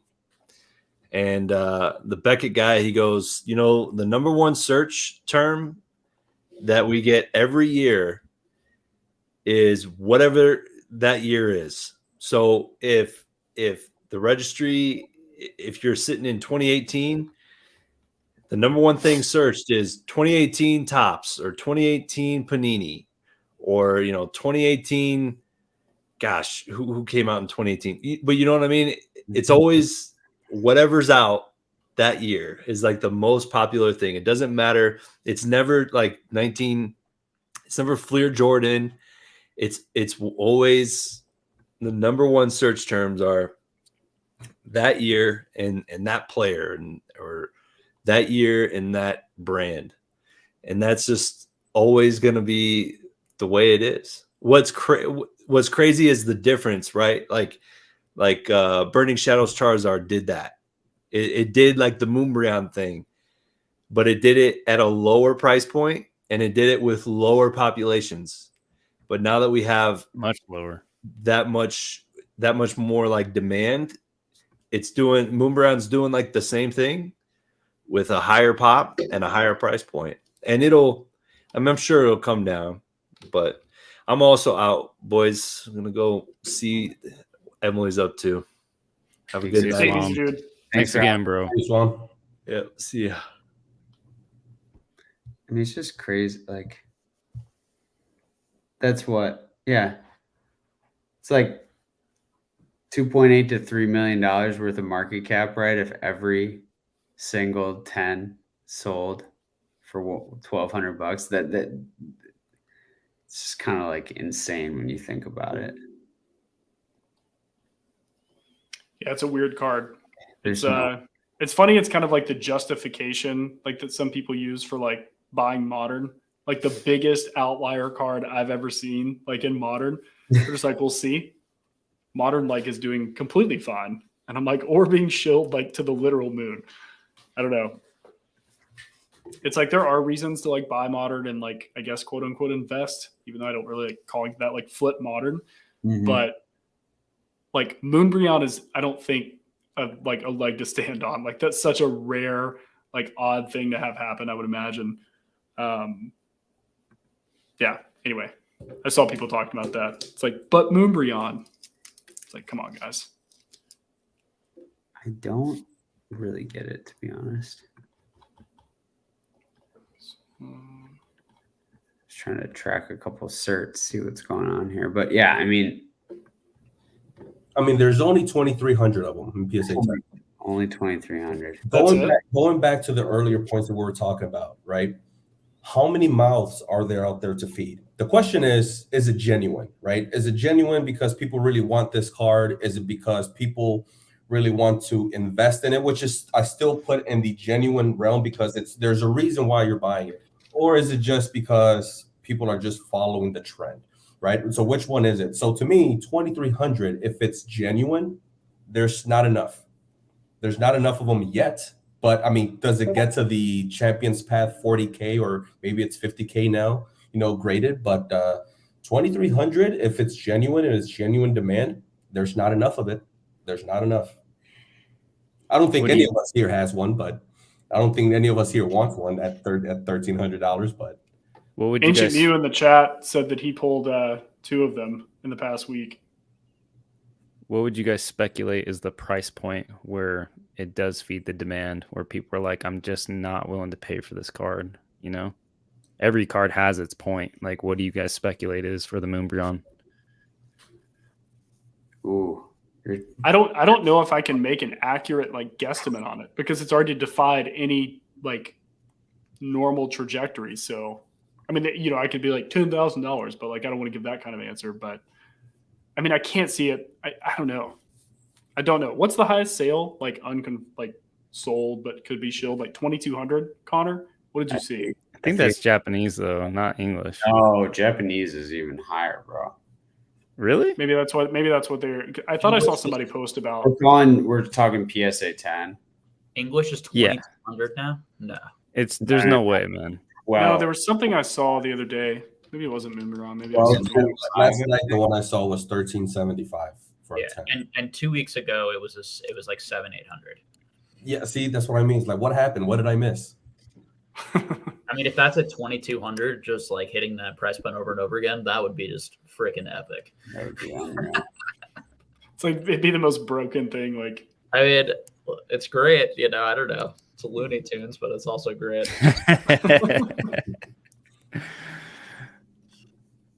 I think it's cool that people are paying that much for a modern Pokemon card. I hope that they like the card. I hope Jesus. Well, I remember asking the question, I believe it was on a Jake's Live, and I said, jokingly, but then the panel, Jake and the panel answered it very seriously. I asked, is the Moonbryon the gauge of the health of the hobby? And is Moonbryon too big to fail? And here we go. Fast forward a month later, and it's freaking doubled again. When the conversation was, it's going to go down. It's going to go down some more, and it may settle around 400, and it actually doubled. What's going on here? I just don't get what's so cool about it. It's a cool looking card, but I don't know, man. I just can't. The Glaceon. Yeah, I'd rather have a lot more for $1,500 after tax or whatever that's going. There's so much you can buy at that price point. I mean, have you guys seen any influencers in the hobby? The usual names with Moonbryons, PSA 10s to influence, the markets. I haven't either. Only Jake in his private Discord telling me how great of an investment it is. And I paid for the consultation. Doubled my money, man. 2 weeks. It was good to go. But no, I haven't. I don't see anyone talking about Moonbryon except for reacting to the price. Yeah. So that's the weird thing. It's I don't see genuine I think that when you see something sell like that, obviously, listen, I mean, it's difficult to shill or to fake lots of them over and over again from different accounts, even if it's low number. I mean, it's much easier to just shill one trophy card or shill one single thing that doesn't come up that much than it would be to shill something like that. But, with stuff like these, don't discount the power of a private Discord. I think you want to be, there's also so much riding behind this that if you want a tinfoil hat this, sure, absolutely. Because this impacts all of the sealed product that people are constantly selling. You could go real tinfoil hat and you might be right. This is why it's just so important to buy what you like and what makes sense to you. So if you look at this price and you think people have lost their minds, just don't buy it like me. You know what I mean? Are you saying that Pokemon is shill bidding these? The Pokemon company? They don't own any of it. They get rid of it all immediately to the middlemen and to the LGSs. Yeah, they get bought out before it even comes out. Yeah, they're in the best position. Big person, it would be incredibly easy for someone with $10 million to come in, buy up as much of those booster boxes as possible. Let's just say theoretically, right? Buy a ton of booster boxes. Like it gets at $95. They just buy as much as they possibly can, push the price up, and then they just go and they shill bid on a bunch of new, like fresh accounts. They just shill bid the best card in that set. And then that helps increase the price, helps get everyone talking about, like, I don't like, again, like anything, you could do that with anything. It's just why it's so important to like buy what you like and buy what you understand and buy what you feel has value. And at the end of the day, like if this card has value to people, it will hold. If it doesn't, you can't just like do that forever. You can't just like, and also it's like, how deep is the market? How many people are willing to pay at 1,200? Just like how many people are willing to pay for a PSA 10 Crystal Charizard for 25,000? How many people were willing to pay once it jumped to that price? And at that point, then it comes crashing back down. I would say it's a lot more likely to crash now that it's at 1,200 than it was at 700, because that's just a lot more money. I think $500, $600, $700 is a lot less money, for people. I think it's a lot of money for any Pokemon card, right? Let alone a Pokemon card that's fairly new, or that people only knew existed 6 months, 8 months old, or whatever it is now. But it's great. I mean, I think it's really cool, and we'll sort of, the best advice at the end of the day is just like buy what you understand, right? Yeah. I think your point to the depth of the market, I think what's interesting is like you think about like, I always think about like, does the next big chase card affect this, right? Like we're going to get an alt-art Lugia. People freaking love Lugia. Grading's at freaking $15, or maybe by then it's 18 or 30, whatever. It's accessible. I mean, how fast is that going to shift in hot potato to the next one, or can that hold into that period? Let's not forget UPCs, Charizard UPCs. Like that's Walmart let me order 10, so it's all good, bro. I didn't order 10. I didn't do it. But I could have. How many does everybody have? I'm assuming everybody's probably bought it or going to buy it. I have 5. Same. I got 3 places. I'm either gonna rise triumphant or fall flat on my face, but I have 8. 2 of them are free. And I'm going to, as long as the quality is there, the condition is there, I'm going to express every single one of them and just go for the Hail Mary. Go for the Hail Mary. But with that said, if I'm doing it and I'm just starting to, like, this is literally my first shot at something along these lines. Think of all the people that are going to do the same thing. They're on the same boat as me. Think about the people that have been doing this for a while. So what's that pop going to look like after a month that people expressed? Yeah, but within that month time frame, there's a lot of money to be made still, That's true. I mean, it depends on the quality of the cards, and if they do look good, you could probably send it at that super express level at $100 and still make a killing if it comes back to 10. If you know what you're looking at, it could still do very well. Like, there's a lot of money to be made. That's the game plan. But those numbers just scare me. The fact that they're still available. I think today they were available on, was it Walmart? Target? I think Target. Maybe. Yeah, I actually checked today. They were still on Target. Man. I don't know if people are getting canceled or what, but it's that weird, like, it's just that weird dichotomy or juxtaposition of like, there's all these people who have product way earlier, way cheaper, right? Guys like Dan, right? Whoever, anyone getting wholesale distribution. Yeah. But then it's like, does the momentum stay long enough for like average people to still keep making money on this play? Because anywhere else, like, it's arbitraged out, it's done. No way that happens. But people just can't do the volume, and this is such an inefficient like space that it's going to be there for a little bit. But I don't know what I want to do yet, honestly. I'm going to open one for sure and check it out. Yeah. Then kind of go from there. Maybe just sell some locally, sealed. Maybe keep one sealed for funsies. I don't know. I mean, it's $120, whatever. Like, yeah, I'm just gonna send. Because I have the same number as you. I have 5, so I'm just gonna send 2 to PSA, 2 sets of the promos to PSA, 2 sets to BGS, and then just keep one sealed. That So- that might be the play to try some other grading companies. Kind of. I mean, if it won black labels out of nowhere, like who knows? Yeah. Like that would be insane. Like, So Jake, I heard you talking about this last night in the live that it's just kind of like a pass for you, and it's interesting because that's kind of how I felt. And looking back, total mistake, about the special delivery Charizard, because I'm like, dude, everybody's gonna pre-order it, everybody's gonna get it. It's gonna be a $5 card. It's not worth my time going on and pre-ordering and spending extra money because I have to buy something from the Pokemon store too, or whatever it is, Pokemon, Center. And I'm like, this card is just going to be printed into oblivion. That was my thoughts. And they still continue in high grades to sell for pretty well. So I'm just kind of curious, are you still at the point, after your conversation last night where you're like, yeah, it's still a pass, or are you like starting to warm up to the idea of like looking for in stores or something like that?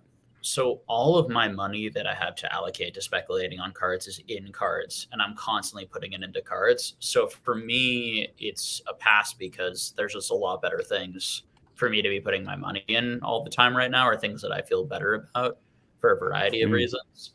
I think people far too often, and it's the same thing with the Umbreon or like all these types of things, people focus on the shiny object and then feel like, oh, I missed out on that shiny object. I made some mistake, when in reality, like, you've been putting your money into things that maybe even did better, or things that you understand, or things that you feel like have less risk or less downside.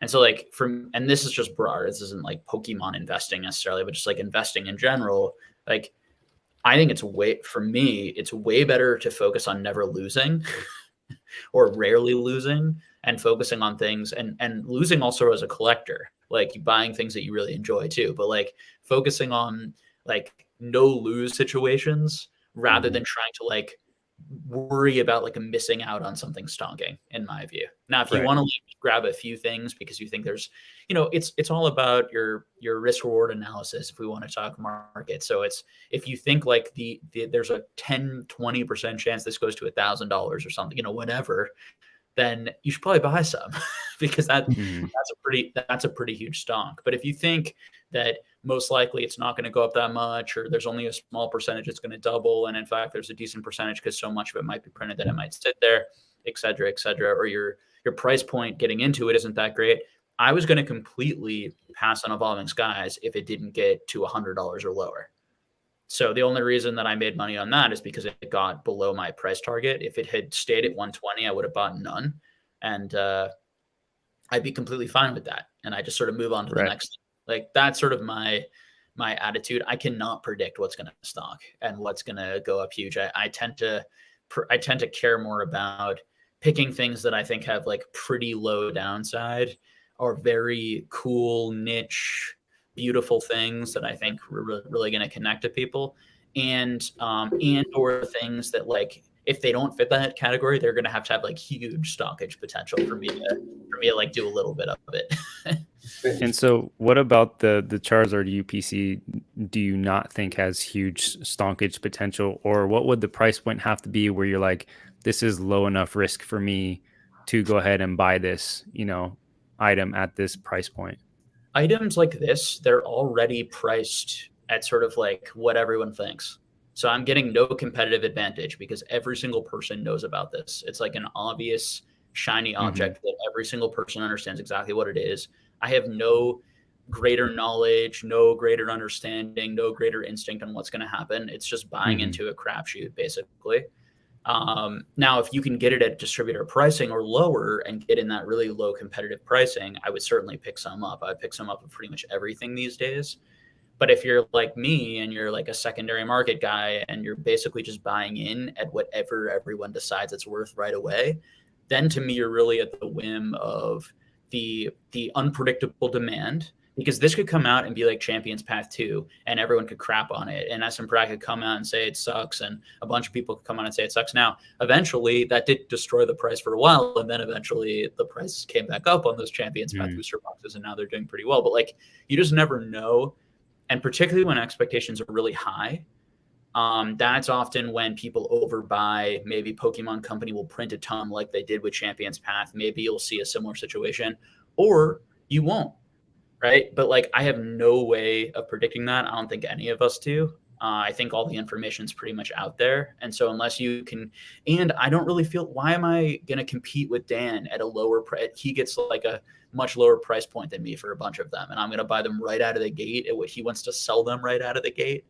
Mhm. You know, I'm not hitting on Dan, freaking love Dan, but you understand what I'm saying? Like, you know, it's like, it's for anyone, right, in that sort of position. It just doesn't make any sense in my view. Now, if you really like the product, like, do I think the product has a pretty good chance of going up in value immediately? Sure. Because products are stonking right now. Look at what Evolving Skies is doing. Look at how much heat people are going to be opening about this, talking about this. But I don't think it's a guarantee. And I just don't care that much about the product, I guess. I'm a little more into the all Lugia. There's just so many things I'm collecting and engaging in and other hobbies that I think are way more under the radar, where sort of my like experience or engagement is going to suit me much better. So that's sort of like my overall take. But I think, you know, no hate on anyone who thinks it's like a great play, and I hope it works out. You know, like it could end up being excellent. I don't think it's like the last UPC, because when I was talking to people like Definitely Squeak, not. and people, you know, we know that, but like, you know, when I was talking to people like Squeaks or some of my friends who like got some, they were like, I got so little and it's nowhere, right? Very different like discussion and feeling. So part of the reason that UPC stunk so hard was simply just because they just made so much less than the initial demand. And so if a product comes out with so much less than the initial demand, and Pokemon puts a price on it, but actually the real like price of that immediately was probably $300 or $250 or whatever, even though they were selling it for much lower, then you want to buy it or pre-order it if you can get it. But if you don't sense that sort of dynamic, why buy it at the price anyone can buy it right now? You know, I don't know. I don't really get it. But and I'm happy, like perfectly fine missing out. And I hope people make $100 or $200 a box or whatever. That's my rambly take. Yeah, no, it's really good. I mean, for like my point on it is that I think that the entry point is low enough for me to take the risk of buying one or two to open and then to grade them. And even if they come out in PSA 6 or 7 condition, I get $100. You know what I mean? Like, that's okay. Like, I'm willing to take that risk because I think that there is a lot of upside to grading that quickly and then selling those cards. It's 3 Charizards. And plus, I'm playing on the ignorance of people that they think it is like the Celebrations UPC, and then this is going to be highly sought after. And I think that there's going to be a lot of people out there that are going to want it. You know, so it's like that. It's something new. 3 Charizards, 3 original artworks. You got the V-Star, you know, the alternate art, the V-Max. I think that there's different people that like different cards. And if they all get 9s, I think that I could still make money. And so I'm like, I'll go for it. I'll try 1 or 2, you know, I'm not buying 10, you know. I don't like banking on what I deem as irrationality. So like, but I think that that's extremely profitable and continuing to be extremely profitable. So do I think like breaking some of this down and doing what Pikachu said and sending like a couple off to BGS and trying to get it, you know, maybe a couple to CGC and trying to get black labels, like that just continues to work for everything right now. Like, will it suddenly stop for this? Like, probably unlikely that for some reason this is the exact moment that it stops working. But I also like, I just think it's nonsense. So for me, it's like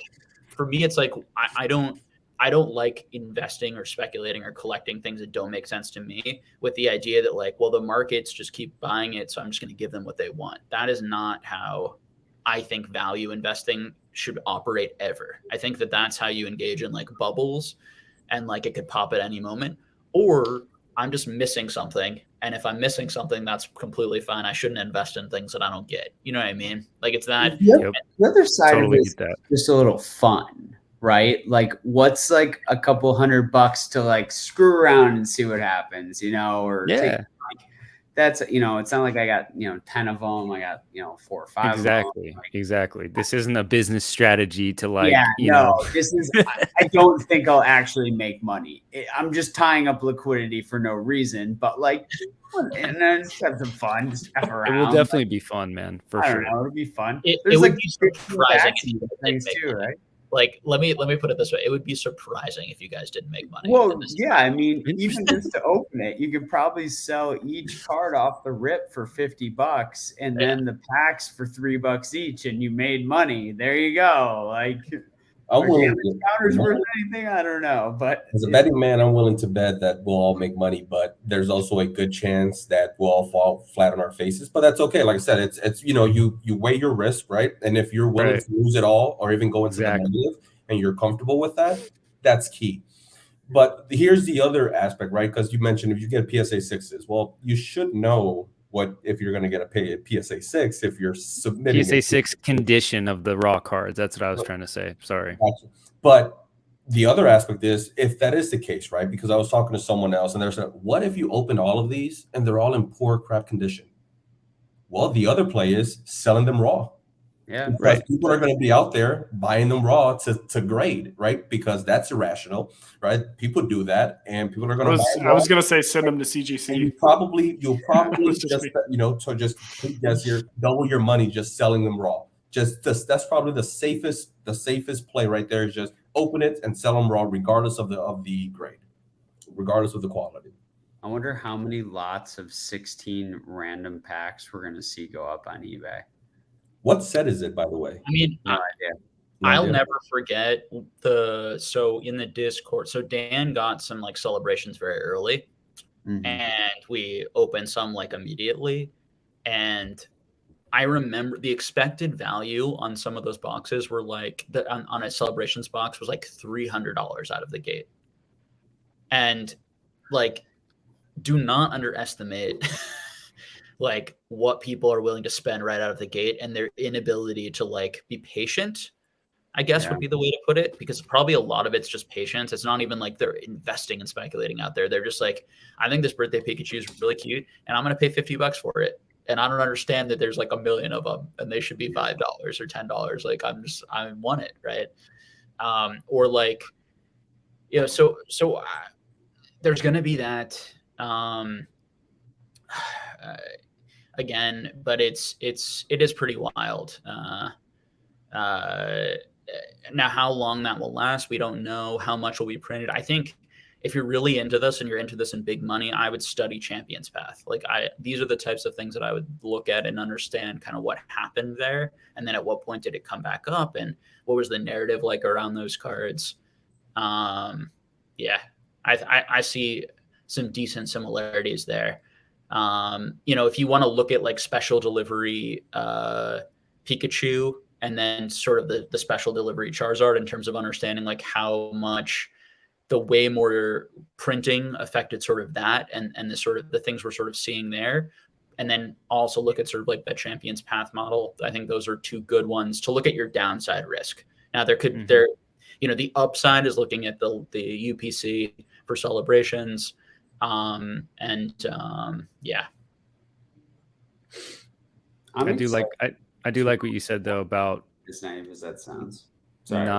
Not buying something that you don't get, because again, everybody was like, dude, this special delivery Charizard is a no-brainer, but like I honestly just didn't get it. I didn't like the card and I was totally happy on passing on it, and I'm fine. Like everything is worked out, it's all good, you know. So I definitely got an email the day I got back from Collectacon from the Pokemon Center informing me that I did not receive a special delivery code, which cracked me up so much because I thought that ended like so long ago. And they were just like, not this time or something. And I was like, you guys are like months late, it feels like. Like, what is the Holy Grail? There it is.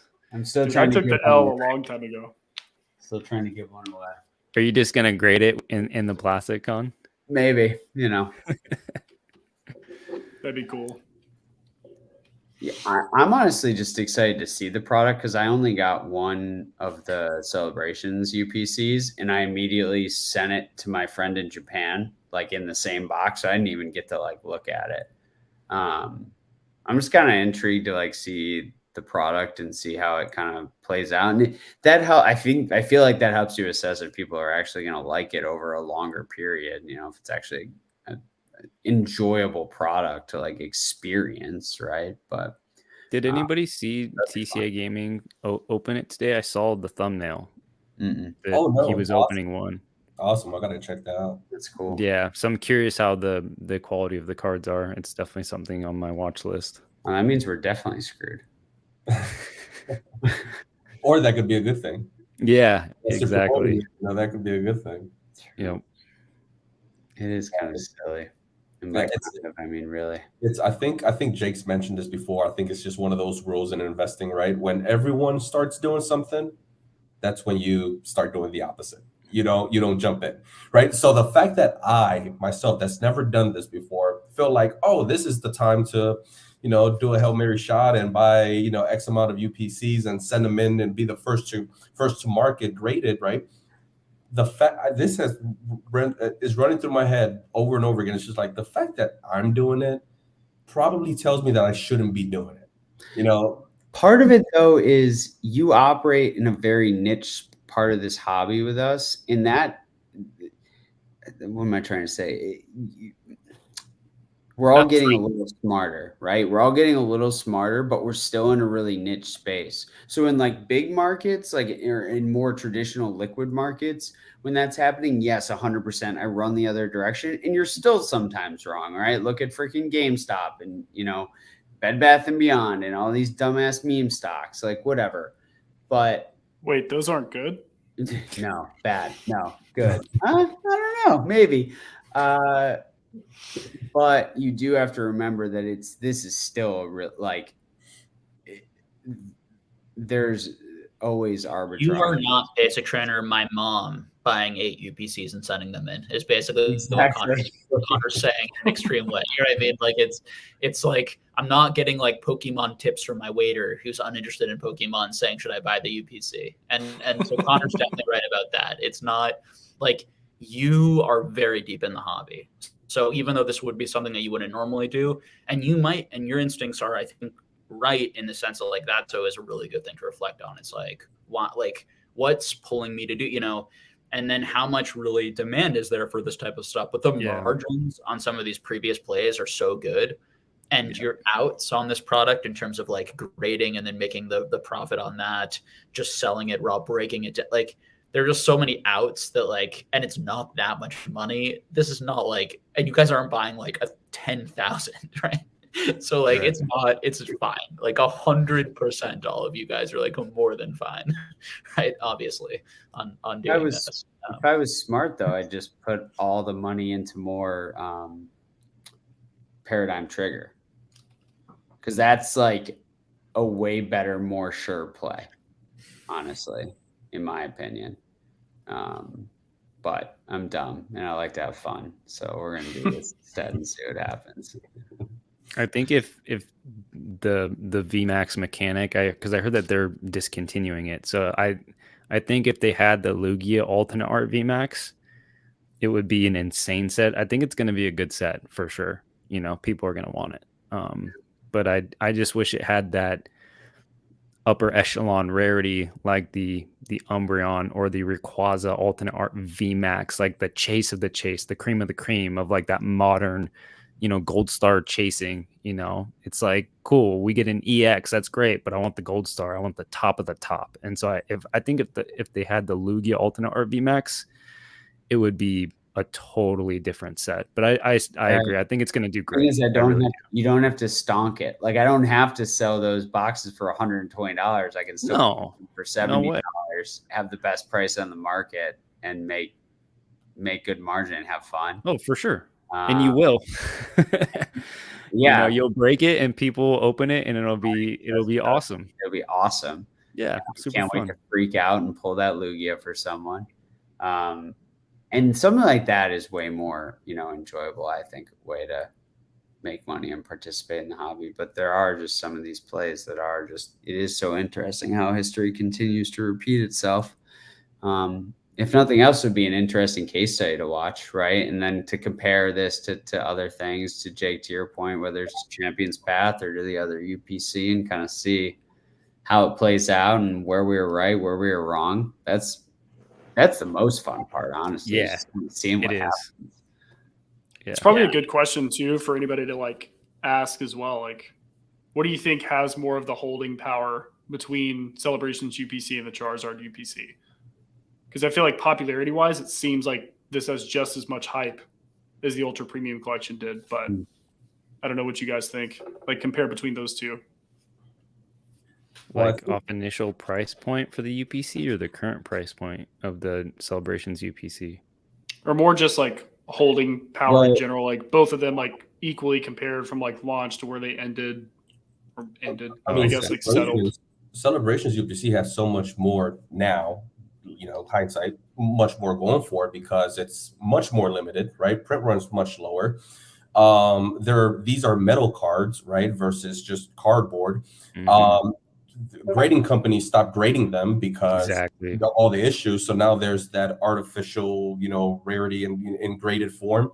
So there's so much more going on with Celebrations UPC versus, and on top of that, now it's the 25th anniversary. This one's just a holiday set.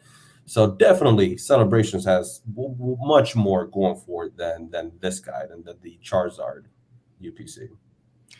It makes me wonder though about the graded. Like how many of these are going to be graded because, obviously they stopped with the metal cards. So like, this is like, oh, these can be graded like to oblivion. And all these people who can't grade those metal cards, like myself included with UPCs, it's like, this is kind of that shot to buy a premium collection, at least the one after that. I don't know if another's come out since then. I don't, if it hasn't had this much hype, but it's like, now's my chance to be able to get a modern product, the expensive tier of a modern product, and actually like grade everything in there without any worry at all. I don't know. I just wonder if that'll impact it at all, being that you can't grade those metal versions in the Celebrations UPC. It almost has like the opposite effect, like it's more sought after because you can't, That was my knee-jerk reaction when, as you said that, it almost has the opposite reaction, I feel like. I think like these products, like they all have their own sort of like hype cycle, which is like the speculative sort of crazy in prices, and then they find some sort of stabilizing point, and then it's interesting to see how they age in terms of like demand and interest and how many of them are left. And that's also true for the Moonbreon that we talked about. Like all of these types of things that just have like a lot of attention, they all have this like, year and a half, 2-year period of Hidden Fates is another thing of like lots of price movement, reprints, price crashes, then store, shooting back up. And then I think that they find some sort of Rainbow Rare Charizard is another good one from Burning Shadows, which is a little bit older for people. Watching how these things do. I think the more you watch that, the better your instincts will be. And then do you want to play in the sort of like crazy 6 months to first year, part of it? Or do you want to just sort of like wait for prices to settle, and then maybe buy the ones that you think are like, if you believe in this stuff long-term and plan on being here 5, 10, 15, 20 years, like, I'm with like, Basic and that I think Celebrations instinctively is just more of a historical thing, an important thing. I'm not sure, unless it's sort of like the first ever Charizard UPC, and UPCs become a thing that people collect and have huge things, just like ETBs became a thing, and this is the first Charizard. Otherwise, it's just more Charizards in a never-ending line. Don't discount a Venusaur and a Blastoise coming out after this, and what the hell that would do. Like, there's just too many things to like consider for what could happen. But UPCs have historically done very well. Very, very well in any type, Shining Legends, Hidden Fates. I mean, Celebrations, you can go back to the early premium collection boxes. Like they've tended to do pretty well in regards to the sealed products over time. My counterpoint to that is because they've all had really small print runs, including Dragon Majesty. And we know it's the same thing that people used to say about, sorry if I'm lagging at all. It's the same thing that people used to say about ETBs until they started reprinting ETBs, making a lot of ETBs. So these products get these narratives of like there are no misses because yes, they're popular, but also it's because Pokemon historically has printed way less than the demand is. And then all of a sudden with the ETBs, they shifted it and made ETBs be like the most, and like there weren't enough booster boxes of some of the, Sun and Moon and Darkness of whatever site you want to throw out, and Sword and Shield, they got those like big reprints. So I just think it's way more important I don't think we have enough history to know, like ETBs certainly have more now to me and are like a more established as like a collector's item, but I don't think they're like super established. And UPCs to me are like, who knows what people are people going to care about this in 3, 4, 5 years as like a special sealed item that people go after. They very much might, you know, I don't know. I just think that I think it's unproven, and I would put my money more on that they've just really controlled the supply side, and that's what's pushed it. Not so much that people are like UPCs themselves are like something that they really go after more than anything else. I don't know. That would be my instinct on it, but you know, obviously UPCs do have cool promos. You know, they can often be good looking. For Dragon Majesty, for example, like that was the only way to get like the Rainbow Rare Dragonite, which is like probably the favorite card or one of the few favorite cards from that set. So there are things like that, and this could be another example. Obviously, with the last UPC being like those gold cards that everyone wanted. So yeah, no, totally fair. I'm curious because I've seen a lot of the Shining Legends EPCs. I'm very curious to compare kind of those numbers. You know, what that looks like. I'm sure it's going to be more now, you know, but yeah, they're definitely a cool product. I'm definitely curious how many people are going to open them as well, if they're going to continue to reprint them. I was just going to say, what if everyone opens all of them? Yeah. To grade the cards, and then, you know, then we don't get a second wave because something goes wrong with production, and that, you know, there's so many variables that could end up. And that's where I go with my gut feeling of, or a portion of my gut feeling is, if I'm doing it, then that means there's a ton of people that this is their first Hail Mary shot, and they're doing the exact same thing. They're in the same boat, that this is their first trip, right? It's been a long time that pre-orders have been that available, right? It's the first time where things didn't get totally botted out in the first 2 seconds. It's the first time where you're going to be able to find a premium item in stores easily, probably in the past 2 to 3 years, potentially, right? I mean, we're seeing pictures already. Who knows what that's going to look like? But you're right, Basic. The barrier to entry is certainly lower on this one. So we're gonna think of how many people aren't doing it still and that are just buying. Yeah, and also it can, like, when prices sit there, people don't buy. It's when they start going up that everyone buys. So, for example, people, when it got to $95, $100 for Evolving Skies, I was getting advice not to buy the boxes from some people. So, like, and then as soon as they started going up, then everyone was like, buy. So everybody buys. So it's very, like, these markets are just, they're very susceptible, and everyone is sort of like looking at the next person like, is this one, should we buy, is it going to go up? You know, there's a lot of that sort of feeling, and so things can change really fast. And you just don't know how much supply there is. It's like, it can feel endless. Look at evolutions at $75, $80, $90, $100, right? It can feel endless, and then all of a sudden it isn't, and then there's like this rolls up, you know, and that's what's happening somewhat to Evolving Skies without another reprint, and that could happen with these UPCs for all we know. Nothing would shock me, honestly. Yeah. I feel like, too, to kind of piggyback off that is, you know, you think about like Celebrations UPC, that was literally like, I mean, I would say the interest and the hype of so many people outside of Pokemon was in this, and a lot of people were buying to make money, you know, obviously for reasons. So I completely agree with you, Jake. Like, it depends on, like, if everybody's buying and thinks it's like selling out immediately, then that's what happens. But I think now what, you know, just something to even consider that might be different is that there's not as many of those people who are willing to just throw hundreds of dollars at Pokemon products anymore. And, you know, we're at the end of the day, we're talking about a $120 item. And Connor, you mentioned this. I think a lot of us, you know, who are very in this niche, like, understand, like, $120 item. It's, you know, I've only got 5, you know, et cetera. But, like, the common person who may have spent 120 on, like, a Celebrations UPC because they just got into the hype, Logan Paul's out here, like, with Floyd, like, whatever. Maybe people are just thinking, like, I don't want to spend $120 on a Pokemon product right now because it's not as hot. It's not as popular. Mm-hmm. So it may just be that, like, a lot of people in the hobby are buying them. Like, they're still selling quickly. It's taking a little bit longer, but maybe that time difference is that there's not as many outsiders in this now. So it's still a good sign they're selling out. It's just we're missing, like, a big chunk of people who were buying last year that just aren't anymore, or at least at $120 price point. So And I and to be honest, because I'm not speculating on these, I'm not spending time analyzing it specifically, but like, how much are selling a day right now on pre-orders? Like, what does it look like on are people tracking how much are being bought off of eBay? Like, are they selling out quickly? Have prices gone up at all? Have they come down? What's actually going on? You guys know? Couldn't tell you.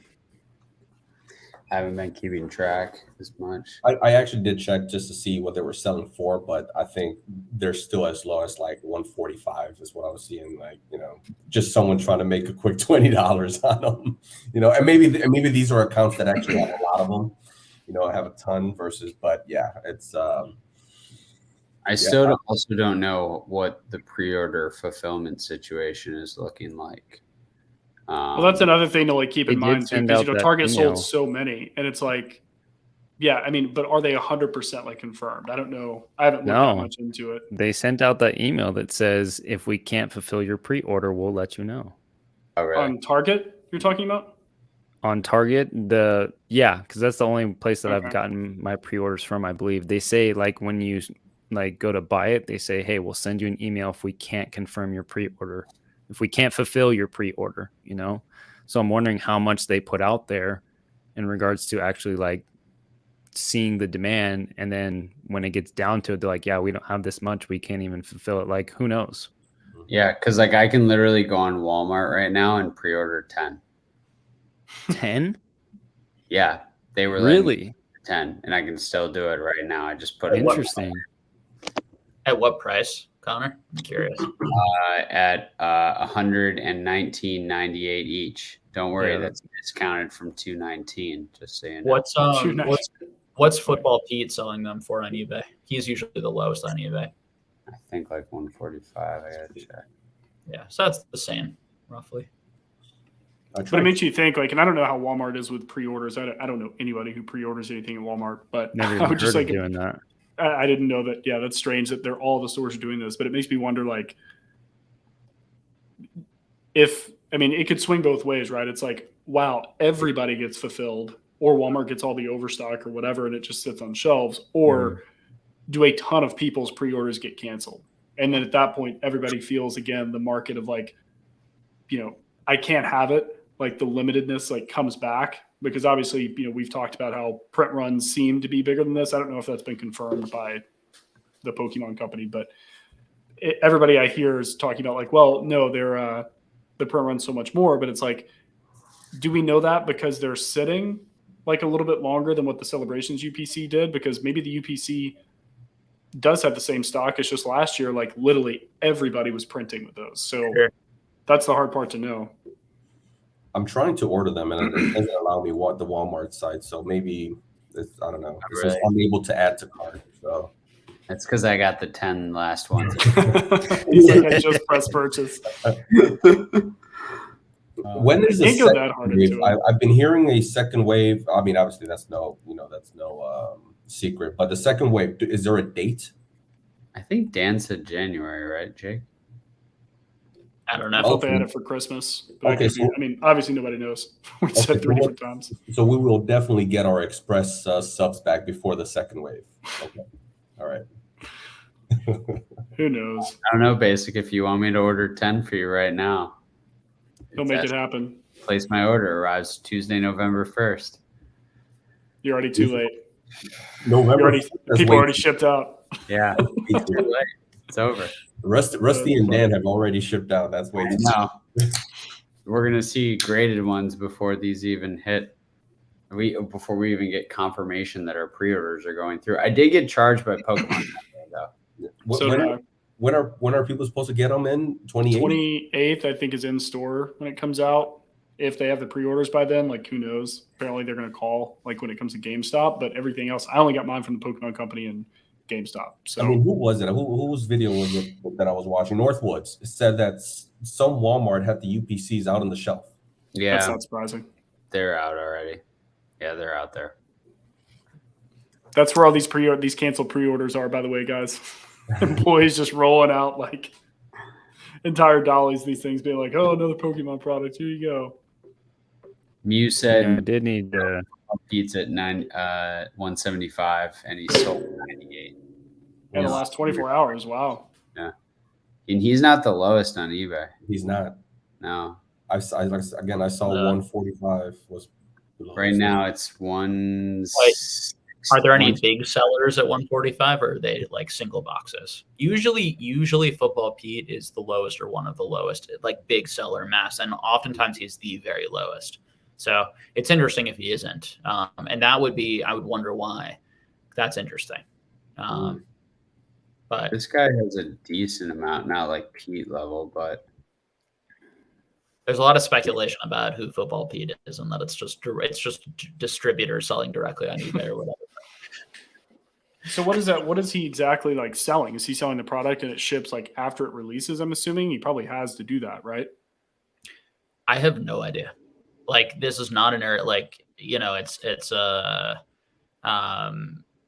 just not an area that I put a lot of time or interest into. Like, it's like, but like, if I was speculating on this hardcore, I would want to know exact dates. I would want to know exactly when I was going to get it. I would want to know when everyone else was going to get it. Like, I would be obsessive about those details. You guys are not stonking huge. It's fun. You guys have like exactly. Well, I just operate in the space that a lot of people are getting it before me, and a lot of people are getting way cheaper than I am. So proceed with caution. I mean, my thought would be like, especially if he's at, what do you say, 175? Like, it makes me think if it's like a pre-order, maybe he's still putting in orders. Who knows? I don't know if he does that. If it's like you're not buying the real product, you're just buying guaranteed at some point in whatever time frame. But if it's like actual product that you're purchasing, it makes me think like, did he get a lot lower than what he ordered and he priced it accordingly because he wanted a certain amount? Like, gross. Yeah. Because that's where my brain goes, is if he's usually almost always the lowest, but then there's like multiple people lower than him, or he's not even close, like whatever it looks like why? Like, that would seem like maybe that has something to do with it, lower counts. Because I don't see why, if you are a distributor, quote unquote, like, not saying he is, but it would seem that way if he's always the lowest and he's always selling volume, like, you would have a lower price. Like, you would have retail, or like maybe slightly above if there is a crazy demand. But 175 seems like a lot more for somebody who sells that much volume. Usually, so I mean, I'm sure it's a weird situation because we're in a pre-order situation. I have no idea who these other are at 145. I have no idea the depth of the market at 145. It's also like how quick, maybe, you know, this could be changing in a moment to the point where Football Pete is not going to be changing. I don't know. Does Football Pete change his listings a lot? How quickly does he adapt? A lot of these guys have like automatic, you know, adapting, you know, price things, certainly on like TCG Player and other places. So I don't know exactly what his strategy is or exactly what's going on eBay at all. But I mean, what I will say is that for him, generally speaking, on sets that are already released, he's a great place to go first and just sort of check to see what he's selling it at, because usually he has it priced right around like where the majority of the market is buying it or able to buy it, is what I would say. He's like very competitive prices generally. So if he has it at 175, that's important in my opinion. Like, that's an interesting price point. I'm not surprised at all, Ancient Mew, that he's selling a lot at that price point. He is always selling a bunch. Now, that isn't actually that much for him, because he'll sell like 500, 1,000 a day for some extremely popular things. So, you know, so maybe he has it, you know, I have no idea, but, you know, I've seen him sell a ton. I mean, when he dropped those Evolving Skies and those Chilling Reign and those Battle Styles for like insanely low, like those were selling like crazy. Like every minute people were buying them, type of thing. So can we answer Professor Oak's question? Yes. Definitely. I feel like everybody just got a master class on the Charizard UPC. From probably 5 people who don't really know that much. But yeah. That's exactly. Everybody is like, Jake's like, hey, what's it selling for? I don't know. Hey, when does it? Hey, here's the best question. When does it come out? And we're like, I don't know, 28th. Like, yeah, take that all with a grain of salt, guys. That shows how into it we are. That's funny. I saw a graded Alpha Black Lotus. That was pretty cool. Did you? Yeah. Was it in the Heritage case? The dude had the whole Power 9 graded with Beckett, and he had Charizard, Venusaur, Blastoise back at 9.5. What was the average grade for the alpha? They were all like 8.5 or 9. It's pretty good. I remember. Yeah. But like that Blastoise, I think was like an 8 or an 8.5, and it was still the most expensive one in the whole thing, I think. Or no, there's the other one. The I don't remember what they are because I don't know Magic that well. I just remember what it looked like. I'll have to look it up. So Swami and I had some out of 5s. Those might have been the rare, unless there were some 1-of-1s there. On a technicality, technically the rare. I mean, Basic has a 1-of-1 sketch that he brought, so there you go. That's the rare. It's true. I have a 1-of-1. Rarest thing at Collectacon, baby. I remember when you pulled that thing out. That's awesome. I would say, oh man, what was it? I just had it in my head. So Swami showed a card. I don't know what it was, but it was a Venom with like diamond encrusted whatever on it. Like it was a sick card. And we talked about like the rarity and like the average cost. And I was like, wow, that's crazy. Like that's a super rare Marvel card. Like, yeah, I won't. PMGs with the diamonds or whatever. Yeah. Yeah. Yeah, it was sick card. That or I mean, Chiz had that Black Label Zapdos, which was awesome. Yeah. And then Jake, your PSA 9 Tropical Wind, my favorite card to hold while I was at the con. I saw the Black Label Togetic too, the Neo Genesis first edition holo. Oh, that's cool. I didn't even know there was one. That's crazy. Yeah. I don't remember who had it. Do you remember, Con? No, I don't remember either. Who was it? Forgot about that. Dang. My rarest card that I saw, the rarest card that I saw, the Metazoo card. And it is 2 cards printed in one. It's one of the most popular cards is the Prism Aura from Wilderness. And it had the Explosive Rabbit. So it's the Prism Aura card with the Explosive Rabbit printed right in the center of it. And that's cool.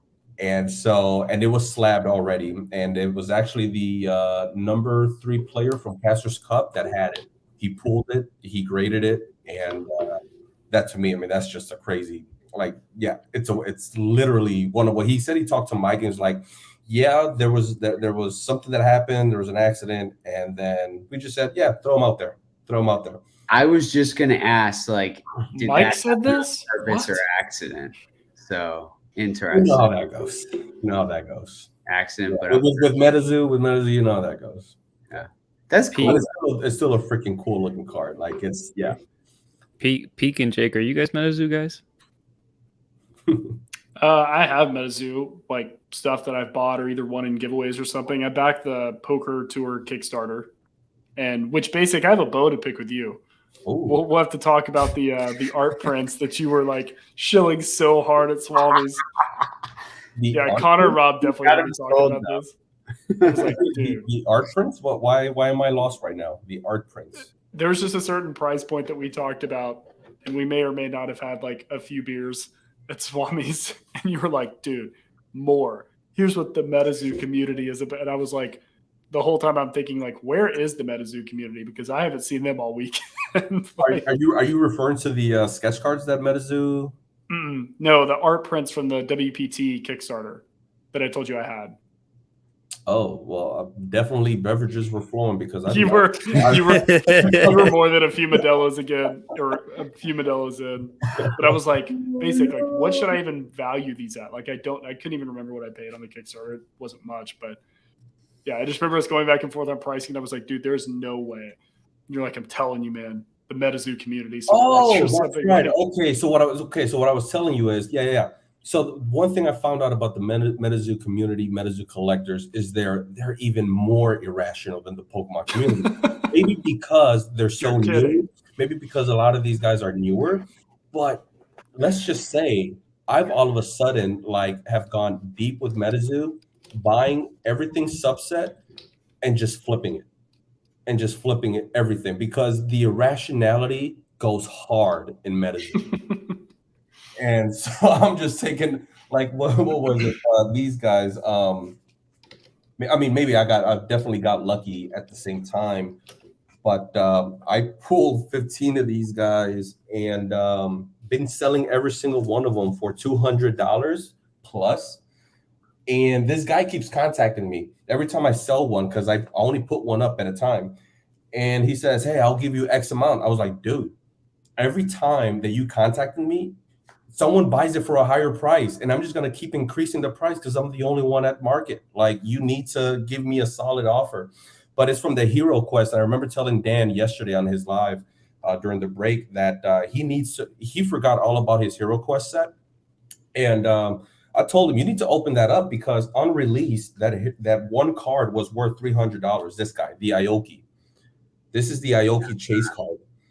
And this right now, like I just sold one yesterday at $250, the day before $225. And they're going up. And I've been the only one at market for freaking 3 weeks. And I've got a freaking ton of them. Dude, So I sent off three to grade. And the rest of them, at this point, I had a conversation with a few people. Am I the only one that has them? Should I just keep them? Like, what's I'm going to say no. I'm going to say keep doing exactly what you're doing. Do what you're doing now. Like, ride as much as you can on that train. But just overall, on release, because Metazoo is very heavy, the community, it's very heavy on its playability. And if there's an alternative art today, they can print a different Aura Prism, but it has the same exact effect. People will pay $300 just to have that card in their deck. Players are crazy. And cool. We'll sell it to them. Yeah. It was. I didn't see a lot of Metazoo people really walking around. I even talked to Dan, and he said he didn't have a ton of traffic. That I was actually surprised at, since they were doing like the tournament, and I felt like people would be more into them. But yeah, it was surprising. Yeah, I didn't even know Mike was there until the aftermath. I would have liked to meet him. Yeah, he was there. He had his hair was all over the place, and I was like, dude, have some respect for your appearance. And then the next day, he gets a haircut. I was like, oh no, no, I'm blocked. I'm banned for life. Wait, another Discord ban. Basic, you actually said that to him, or you just thought that? No, I just thought that.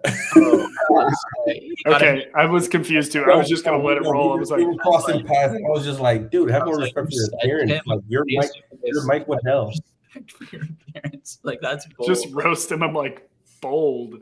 Yeah. Actually, I like Metazoo.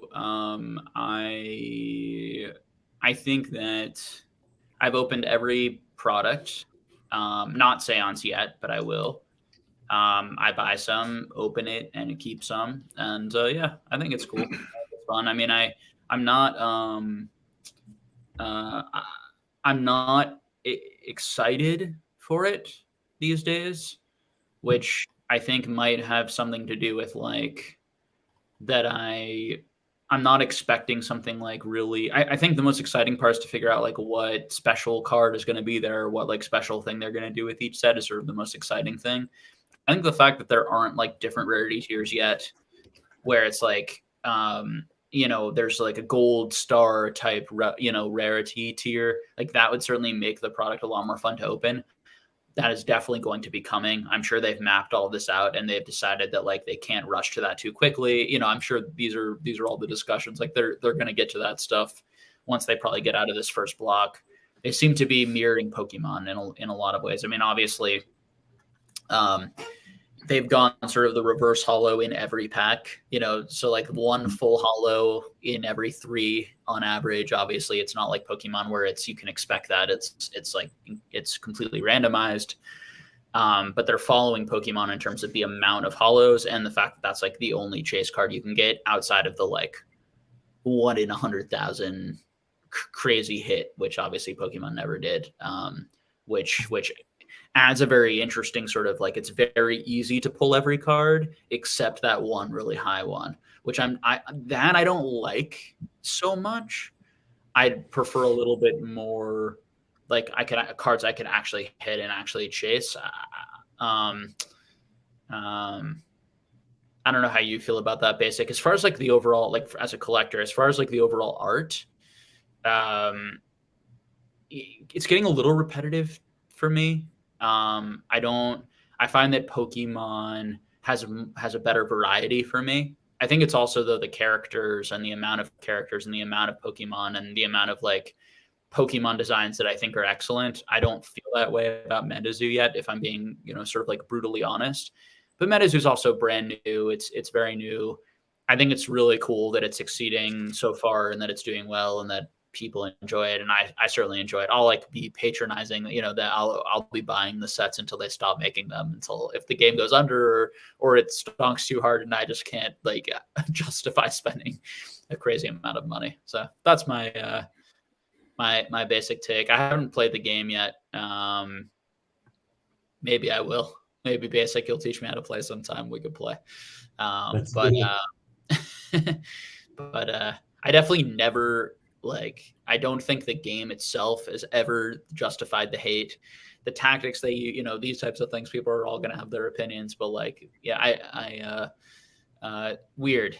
But I do think it's a bit repetitive, the art and the art styles. Did you get the Rudy kits today? Or do you usually just buy from an LGS or something like that? I don't get the Rudy kits anymore. And sorry, Rudy, they're just a really bad deal. Yeah, they are a bad deal. and it kind of sucks that he's charging as much as he is, in my view, because and the fact that he's valuing his promo card so high still, and that's the majority of it. He's just making a lot of money off of that. He can, because I guess I think this one sold out again. So people are still buying them. It's just not it's better for me to just buy the Rudy promo on the secondary market and then buy the rest of the kit. I can literally just piece together the kit for cheaper on the last few sets. So it just doesn't make sense. Yeah. I've only bought them once, and I don't even know. I didn't even really keep track of the economics that closely. Maybe I broke even. I don't know. Yeah, you can get the card for $100-$150, maybe even less with some of the newer ones, and then you can get the mat for $25 to $40, maybe $50. You're talking $150 to $200 for those two things, and then the rest of it needs to fill $200. And if the booster boxes are going for $50 each or $60 each, is what they've been going for. Now, Seance might be different, right? Seance might be different because they've reduced the print run. It might look more like Nightfall because it's a Halloween and because it has the same print run. And so I don't know what those Nightfall boxes are at. They're probably still have they come down below 150, or are they still 150 to 200? They're 140, aren't they? Somewhere in there. Okay. Right around there in my check class. So those were at 200, 220 for a really long time, and they've sort of steadily been coming down from that stabilized price point, as these other boxes have flopped price-wise, we could say, in terms of probably what Metazoo was hoping for. So they came down to very close to 100, and then they bounced back up for whatever. Yeah, they did. I didn't even see, when did they hit 100? Really briefly, recently. How long ago? I would say 2 to 3 months ago is when I was seeing them at sub 120 for sure. And then I would say in the past month and a half, they bounced back. So we were all just speculating what happened, what's going on. But I think it was just so you know what? When it started going down, it was when Wilderness started dipping hard. That's when the Wilderness affected everything. Wilderness, when people started dumping Wilderness, it affected every other set. I think Wilderness $45, $50 a box, somewhere in there for a little bit. So it's people were just wanting to get rid of it. And it's a weird thing with Metazoo and the characters and which characters actually matter, which one are going to, connect, which ones didn't connect. Yeah. Interesting. I just like to collect, I like the certain artists. I think that's what does it for me. But that's hard because some sets don't have any of a certain artist, and some sets have more. And maybe that's why I like Nightfall so much, because I like Chris Campman. But Wilderness, which I thought would really do a lot for me, just because of like the things I like. It seemed like a thematic set for me. I didn't like as much. And UFO, where like I don't care about space, I liked way more. It's very interesting, like how the title or the seeming theme of the set doesn't always match to the art that then appears in that set. For me, like personally, subjectively, it's interesting. But it's fun. Yeah, I do like the way that they change the themes. You know, they stray away. They're really straight. Like it's not tight. Wilderness. When you look at something like Wilderness, right, that it's light is involved and the whole, you know, angelic, you know, beasties and things like that, and all of a sudden you got something like Nightfall, or you have something like Seance. UFO, again, you know, sticking to a certain theme, and I think they do a great job with that. 100% I agree with you, Jake, but I think it's more like for people on the outside, it's harder for people to really, you know, get into and get the characters. People that are in the inside, oh, there's a big, like, yeah, people have their favorites. People have like, oh, it's this character or that character. So I have my favorites, but I'm in it, right? I'm inside. I'm inside on different lanes. So that's one thing that I've kind of been talking. I've been talking to Mason a lot on Discord, on Voice, and a few other folks. Is how does Metazoo get more attention? How does Metazoo get more traction with more people? And then we just kind of find out that Metazoo is stepping away from Collectacon and going into Comic-Con strictly, and I forget the other con or events, but it's 2 of them, and so no more Collectacons.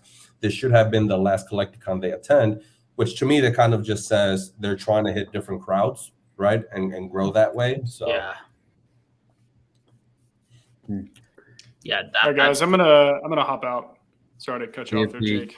Appreciate you guys letting me jump in. This is fun. Thanks for hanging out, dude. Definitely, man. Absolutely. I'll talk to you guys soon. Yeah, dog. Be good. Yeah, man. Bye. Yeah, I think I feel like their base came from the Pokemon hardcore card market. I know they also do have some base or some people who are like super into like Bigfoot or super into some of the characters, but I kind of feel like the majority, and I could be completely wrong, was like the Rudy crowd. It was like people who were super into cards who also liked cryptids. It was like finding that connection. And so I'm not sure moving away from cards to me and going broader makes a lot of sense, but whatever. That's a whole, you know, who knows? I agree. What's up, Dana? I think it's a risky move. Yeah, or both. I don't know. That was my thinking. Like, why not still do it? Like, I mean, how much, you know, could that, you know, be? Maybe they just can't afford them all, but yeah. To me, it seems risky to get out of the Pokemon atmosphere, the Pokemon, you know, realm of it. But and to me, I mean, part of what's hard is like there doesn't auto cropping.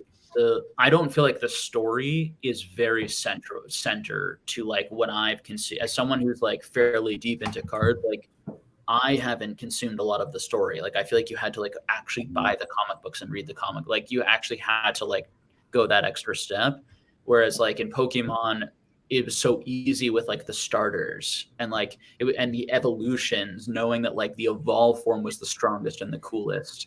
Like there were things about Pokemon that keyed you in on what should be the coolest and what should be valuable that I don't feel like is innate to the structure of like the way they're developing it. And to be honest, it feels a little all over the place with the characters. I don't really like which ones are the better ones, which ones, you know,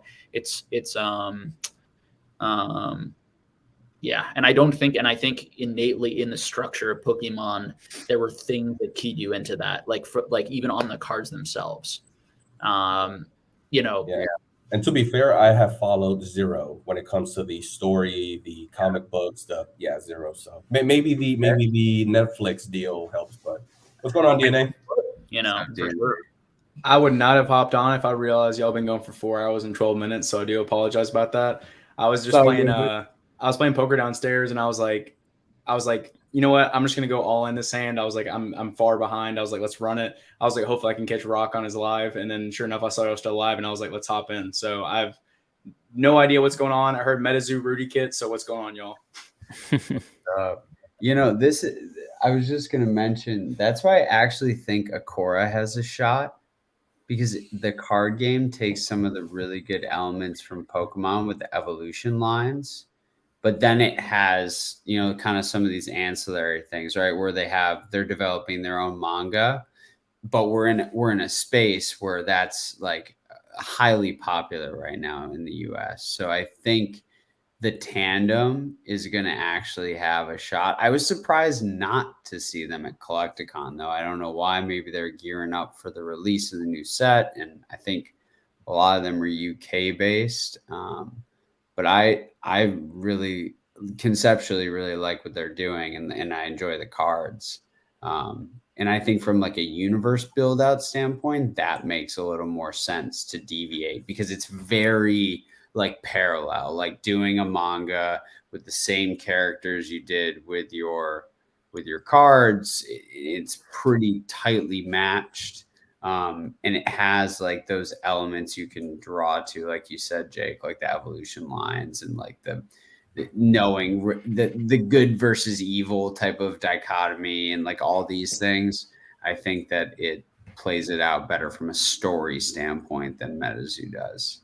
How do, I guess, demand decide like what's a good card or what's not, like price wise? Is it purely based off of the artwork? Is it purely based off the playability? Like, why are certain cards better than others in Metazoo? Because it is a really good point. Because I remember when it first came out, I'm like, well, I don't really get it. I don't understand why certain cards are better. In Pokemon, it does make a lot more sense. Like Jake said, like the evolution line, like it just does. There's something a little bit more intuitive about it. Any insight there, Basic? Can I add something really quick? I was thinking the same thing, and I was in Dan's UFO like party release thing, and I was like, "What's the chase card in this set?" And literally, everybody was like, I think Basic too, was like, "I don't know." They're like, it's kind of whatever you decide your chase card is. And I guess whatever's playable, obviously, the auras are pretty playable. And that's kind of like, it's kind of like an interesting concept where it's like Pokemon, it's like, Charizard or this alternate art is like the chase card. And we know like right after work where it's like Metazoo, it's like, we don't really know before we open it, which is kind of like an interesting concept. So going back to that story, DNA, I mean, we did know, you mentioned it, Prismora, we knew that was the chase, and it was just a matter of how common or rare was it, which turns out right very rare. It seems like that's the trend for Wilderness, UFO, Seance. It's that they're using that very playable aura as their what they're hanging their hat on. So for this one, I believe it was called Possession Aura, but yeah, it's really banked on playability. Rarity, which Jake, kind of alluded that it takes 1 out of 1,000. What did you say, Jake? 1,000 packs or 1,000? Yeah, it has to be packs, right? In order for you to pull that. So the art doesn't really go too much. I would say it's 90% playability. 90% playability, because everyone has their, I like this card, I like that beast, or I like that beastie. But at the end of the day, what's going to drive the market, the prices, is the playability, one, and the alternate arts. So, for example, for UFO, which was weird, for UFO, because the reverses were very hard to pull, the player wants the reverse versus the hollow, just because it's rarer and essentially the market is driven up, then therefore they want what's more expensive in their deck. That's it. I've always said, I jokingly said around, like, you players disgust me because I run the max rarity deck in Weiss. I run the cheapest version, and these guys are just looking for the next most expensive alternate art to add to the deck, which, I mean, from a Metazoo standpoint, they're doing it smart, because that hero quest, out of the 66 cards, I want to say 45 were straight gameplay reprints with just a different art, and those alternative arts go bonkers. $50, $75, just the same card, same ability. It has the same playable function. It's just a different art. What does the alternate art look like? Is it like the full art like Pokemon, or is it just a little bit different shine to it? Like, No, just a completely different. And I may have a like an example here, but it's just a different art. That's all it is. Yeah, there's no full art. Do you think they'll do the full art route eventually? I think eventually, right? They have to like copy, everyone else to kind of go that realm. I feel like everyone kind of has that full body of a card, art wise. So yeah, I think eventually they will. I mean, I'm all set on auras, right? Say again? I mean, I know the auras aren't like exactly art, but I mean, it is the full card. Right, it is a full card, but yeah, again, aura is very different because aura is just straight playability. 100. You need every single one of those in a deck. Yeah. Everyone runs them. So what do you think, Basic? I'd be interested to have you on the channel maybe sometime, and maybe we'll bring Mike or some other people on to like have a Metazoo talk again at some point. But because like a lot of times, I mean, actually, I think that this conversation is very serious and good. It's a lot of times the Metazoo conversation is just like nonsense and trolling and teasing. But like, I mean, one question I'm actually very interested in is like, who is the base? Like, do people like, what do people love about Metazoo? Is it the playing that they love? Is it that they were there early and that excites them? Is it building something new that they love just to be a part of a community? Is it the characters? Is it the cryptids? Is it different for everyone? Like, because you're fairly deep into it, you've met people, I assume, like a number of people who are like super big fans. Like, what is the super fan? Who is the super fan of Metazoo right now? Like, who's your average super fan? Or what are the different, if there are a few different, types, what are they? And before I answer that question, just wanted to point out, so this is the original right there, Cryptid Nation, Loveland, very popular card, very popular deck. As a matter of fact, it went number 2, I believe, in the Casters Cup. The exact same card as far as playability, the function and all, mechanics, it's just different art. $2, 65. And that's just, going back from Cryptid Nation all the way down to just a month ago. But to answer your question, Jake, so, and I don't know if you know, but I've actually been playing in tournaments. I've actually, for the past 3 months, I've been going very hard playing in tournaments. I've pretty much seen all of the regulars, and some of these guys are super fanatics, super fans. But I want to say it's like player-based. It really is player-based. And what I've seen is that the player also drives the collectability aspect of these things. Every single one of these players, they have a binder, and they need to fill their binder with every single promo, with every single trophy, even if it's possible, if it's available. There's always all these things happening. And again, these are specifically tournaments. When I'm at Collectacons, I want to say it's half players and half collectors.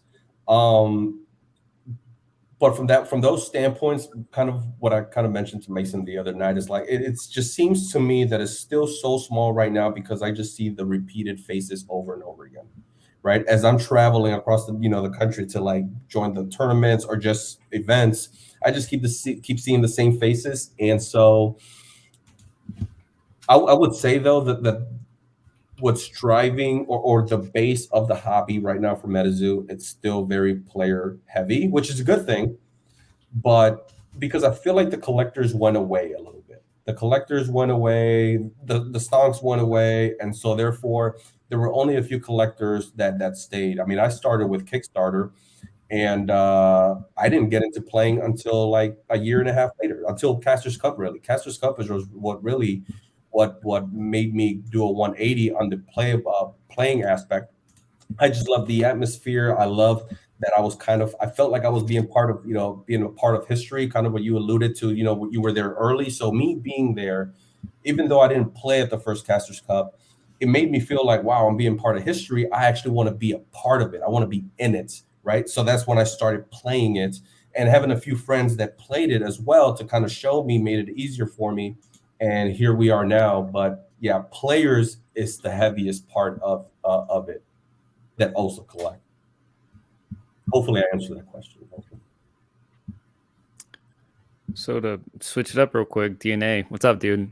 We've been talking about Collectacon. We've been talking about a lot of different stuff, but how was your Collectacon, man? Like, how was your experience? Tell us a little bit. Awesome, man. It was a really, really good time. I met a lot of really cool people. I was kind of nervous because I was going to invite one of my buddies who lives in Colorado Springs to come like hang out with all of us. But I was like, I've hung out with him multiple times, and I was like, I don't really know everybody. I was like, I want to kind of feel everything out, and everyone was like super awesome. And I'm really, really happy that I didn't meet one person there that I was like, man, you know, they're a lot different online, but everybody was super cool. Got some cool pickups, made some good sales. Yeah, it was just a lot of fun, man. I mean, I can't say too much other than that. Yeah, you got the Hypno. I pulled the Hagrid Secret Rare. Thanks, Jake. But yeah, we had a lot of fun. I have a table. I have a picture of the table that I'm probably going to throw in the Denver Discord after this live's over later tonight when I'm going through footage and stuff of just the table looking like a bomb went off with like alcohol pack wrappers, just stuff everywhere. And it's just like this one picture like sums up how Denver was for me. And it makes you feel really good. Kind of looking at all the footage. It was a good time, man. That's awesome, dude. Yeah. And I also didn't mean to hop on like last second. Like literally, I had no idea y'all had been going for 4 hours. I was just like walked upstairs, flicked on the camera, and I was like, let's tap in, let's see what's good. Because you'd sent me the link earlier. What percent? Just because I was kind of looking at what everyone did. What percent in like quantity terms of your slabs do you think sold? I brought a lot of stuff. I don't know what percentage. I actually was going through eBay earlier, kind of like just adjusting everything. I did that yesterday and today. I'll say this: I sold about 3 to 3.5 times as much as I would have been really happy with. Sales were really good, so I was really happy. That's awesome. Was most of it in a certain price range? It was a little all over. Like I sold a few cards that were like $500 plus. I sold some stuff. God bless the Whatnot streamers, man. Seriously, there are cards that I've been trying to sell that are graded with CGC and PSA for months now, and they walked up and they're like, I want this and this and this. I'm like, keep going, keep picking up the cheap stuff. I was like, I cannot even move it. But for all of the Whatnot streamers get, God bless them. Yeah, for sure. And then because Travis mainly bought stuff that was between like 30 to like 150, and there was a couple more that came by and they bought like 10 to 15 slabs a piece of stuff that was like under $30 as like giveaways and stuff. But I was going through and removing stuff from my eBay and I was like, yes, this is gone. Yes, this is gone. It's just like, because I have a lot of stuff that after Collectacon, I was like, I'm going to dump all of these at auction at $5 starting bid. And now I have a lot less than I was expecting to have. So I'm pretty excited about that. That's awesome, man. I was really excited for how well y'all all did. Yeah, man. I'm really surprised, really happy. And I haven't heard one person say that they had a bad time in Denver or that they wish it had gone differently. It met all my expectations and then some. So really, really relieved and happy that it went as well as it did. And got to meet all y'all cool guys and hang out and have some drinks. Thanks again, Jake, for buying a couple rounds. We appreciate you. You're welcome. Was that your first in-person event? No, so I'd been to the pop-up shop. That's the first time I met Connor in Basic. That's right. And then I met Basic again at Long Beach, and then I met Connor in Nashville recently. And then so that was my third time meeting Connor in Basic. So it was pretty cool. Now, did they have stuff like vending tables like at Collectacon at the pop-up shop, or you can go and buy lots of stuff, or was it a little bit of a different, situation? So at the pop-up shop, they had there's a lot of stuff going on, but they had like a trade section at the top left. Okay. Connor knows what I'm talking about. So they had like a second row, and then there's like basically like a 90-degree angle L, and then this top right here, there's just people buying, selling, trading, doing all sorts of stuff. And I sold a good amount of stuff. I think like the best card I sold, I sold a few WOTC packs, and I sold the Japanese Mewtwo 10 gold star that I had, just like little stuff like that. Yeah, so I wasn't even expecting to sell anything. I just like brought some stuff to like kind of show off, maybe trade, do some cool stuff. But yeah, there's a guy who had a full 360-page binder of Poncho Pikas that were all in mint condition. That was probably the craziest thing I saw there for sure. That's insane. Besides Ken Lee's, he had like 2 LC reverse holo Charizard PSA 10s. He had a couple Skyridge booster boxes on them, and I was just like, man, I'm small potatoes when it comes to these guys. That's cool, man. Yeah, I like part of me wishes that I kind of would have vended, but at the same time, I think for my first event, I'm really happy that I didn't, because I just got to soak in everything, experience it, walk around. I mean, that first day, I could not stop smiling. Like, it was so much fun just seeing everybody taking it all in. It was awesome. But I wouldn't mind being on the other end of the table and see what it'd be like to vend. You know, it'd be kind of cool too. Vending is like, selling is so fun that I can't wait.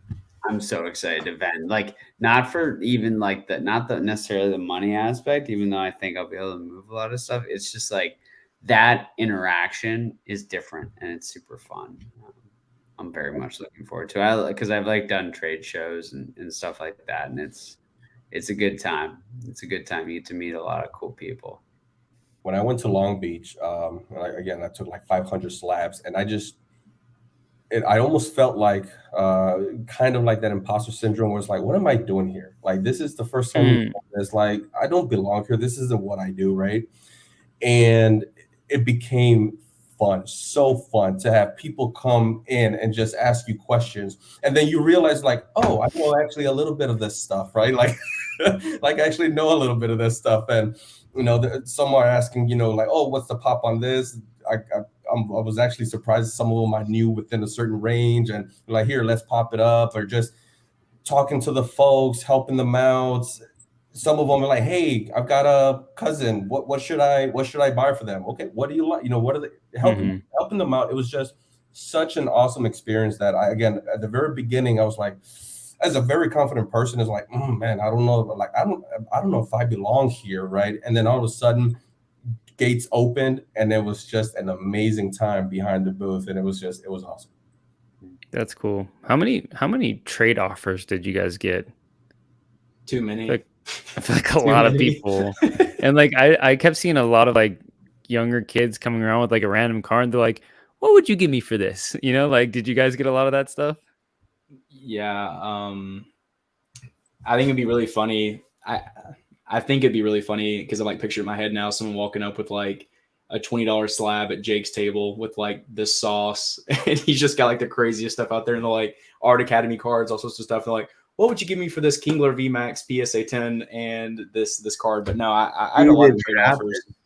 When Jake, you were away, like a kid came over and he just had like a little tin of like grimy raw, like just like, you know, nothing cards, and it was cute. And it was like, I don't know, I looked at them and I gave them to someone else to look at, and you know, you do the whole thing or whatever. But yeah, it was a weird juxtaposition of value, but it was cute. It was cool.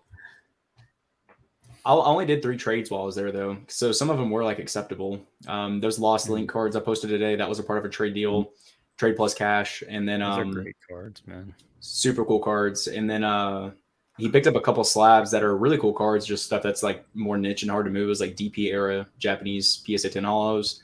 And I did a trade for it was like 7 raw alternate arts being traded in. It was like 6 or 7, something like that. I remember that. You tell me about that. And then I did one more trade. I'm trying to think what it was. It was like a 2 Dark Scizor Japanese PSA 9s and a Jasmine's Ampharos for plus some cash for a card as well. But I've already sold 2 of them, so I'm not too upset about it.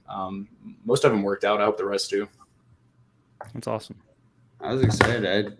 I'd mostly traded for this, which was cool because I said earlier, crazy. Like, I would have never paid the dollar amount for this cash because like I didn't really know how to assess the value on it, but trading it with a little bit of cash was way more comfortable. So I was pretty stoked that he took that trade for another kind of niche-y card too, which was cool. So. Jake, you mentioned that you had a pickup right there at the booth at the OSP Island. Did you make any pickups outside of the OSP Island? Sorry, I did not understand that. Pickups? What do you mean? Yeah, pickups. Any buys that you made yourself? I guess I'm just curious to like, what is Jake? You know, what is Jake looking for when he's at a Collectacon? What is he? So I mean, I did about $4,000 in trade. So I did quite a bit of trade and picked up about $4,000 of new cards. I did all of those were cash and trade deals. So I'm always like, there are roughly $3,000 cards that I did like half cash, half trade for example, at the event. So sometimes in trade, I get like a PC item, like I get items that like go straight in.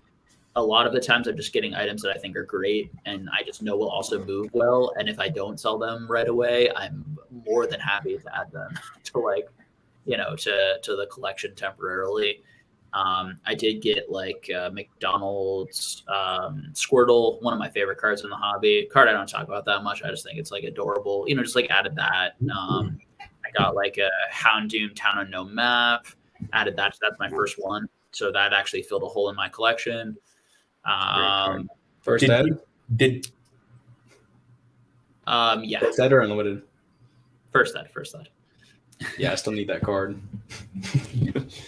Have, Rob won't sell it to me. did you have the McDonald's Squirtle? Did you have that one before or not? Oop, I froze there for a second. Did you ask me something basic? He's thinking very hard. Yeah, the Squirtle, the McDonald's promo. Is that something that you already have and you just thought it's a good buy, or that was your first one? I had one before, but I got like a ludicrous offer. Sure. So back in like I got like a way above market offer. Generally the only time I sell like my last copies is if someone prized them. That was one of like that was a prying from my, and that's a card that like you can always get back like within this, like it would have to be a very different market for me to be like unable to get that card back ever. So those I'm willing to sell the last copy if I get outrageous offers. So you didn't pick up any winner stamps or anything like that, did you end up? Nah, got a gold star, got a bunch of WOTC Hollow First Edition PS09s, that type of stuff in the trades. Stuff that's like $3 to $4 to $100 cards that move really well for me. Like I'm always selling those cards. So. That was kind of the answer that I was looking for, because I was like, hopefully they can tell us, like, and that, especially that Squirtle, I love it, even though you don't have it, I guess, in your PC, but you had it already, but even more so because you decided to pick it up again. It humanizes you, right? Because I was thinking like Jake's going for, like you just asked, these trophy cards is huge. I mean, I saw your display. Some of these are $1 to $2 to $3 cards all the time. People have like a total wrong Jake's idea. actually the one buying all the Moonbryons. So I just think it's so cool that you're looking at that Squirtle, McDonald's promo. Oh my gosh, you're also the only really high value cards that I'm like really, really high value cards that I'm going after. I can tell you guys, Lucky Stadium. I'm looking for a Lucky Stadium, just like $5,000 to $25,000 card, depending on the grade. I'm looking for the original 97 Pikachus, which are my Grail cards, which is like $600,000 or something, $800,000, something just absolutely insane. So not that one. That one. Oh, not this. Yeah, one. hide that grade basic. Yeah, that's no, that wasn't the grade. That was the price tag. That was the price tag that I had. And I'm looking for and those champion stamps. That's literally it. And those are obviously like very valuable cards, but like 98 to 99% of stuff that I buy is between like $20 and like $500. Dude, adding like any gold star, any like I bought like a few PSA 9 like original Nintendo EX hollows. Like I freaking love these things. Like $50, $150. The cheaper the better. Like I don't like, I'm a collector. Like if this stuff goes, the great thing about prices going down is that I can buy more, right? So now the issue is that the stuff that I sell is not getting me as much. So, but it's all at the same, like at the end of the day, it's the same. Like I'm doing just as well relatively because I put all the money back into things anyway. So for me, it's not so much it's not so much bad that the hobby overall has come down or anything like that. It's more like the moves I try to make is I try to move from the stuff I think is going to go down the most into the stuff that I think will hold the best. And then I'm constantly moving like that. But all of those types of items, I just think are great items that are like, if the Pokemon hobby does fine, they'll be fine. So, and if everything goes down, those will go down and I'll just be able to buy more of them. It's that type of thing or complete my collections.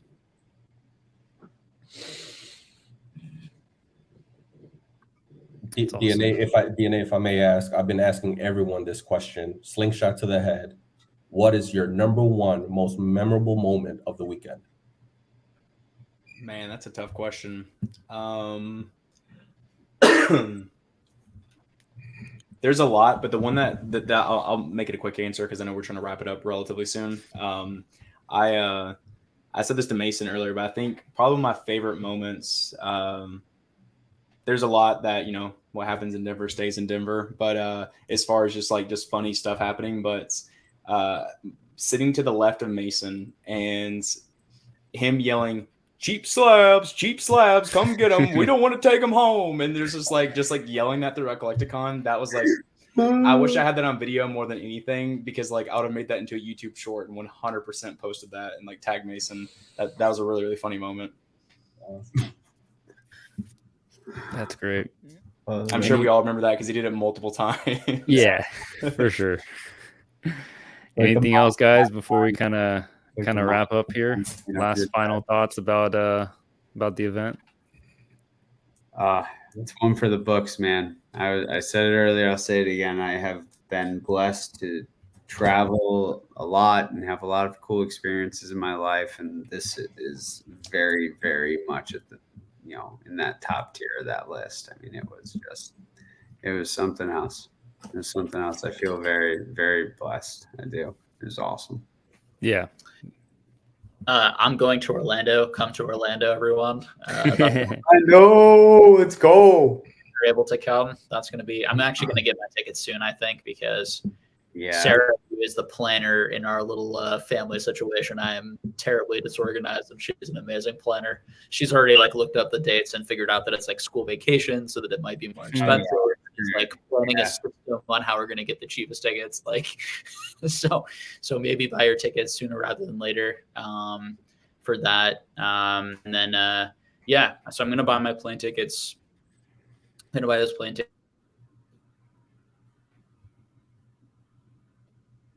Buy your plane tickets. Do it now. Buy your plane tickets. He's doing it now. That's why it's buffering. They're using I lagged out. Video. I mean, just that alone, that's a great tip, because if school's out during that week. Yeah, it's the winter break up here in the Northeast. So I might be doing double duty and going to El Salvador and then going straight to Collectacon. So we're going to see what happens. Let's go. But yeah, book your tickets because it's about to get wild. I definitely think the play was going in early and leaving on Monday for sure. You never want to leave on Sunday where Collectacon's still going on, and that's the worst. You leave out of there hurting. You're so disappointing. You're borderline crying. You're holding back. Yeah, you hear that, Dan? You hear that? Ketchum all collectibles. Monday we missed you on Sunday night. Monday feels a lot better. Yeah. Yeah, y'all. Anyways, come to Orlando, says Jake.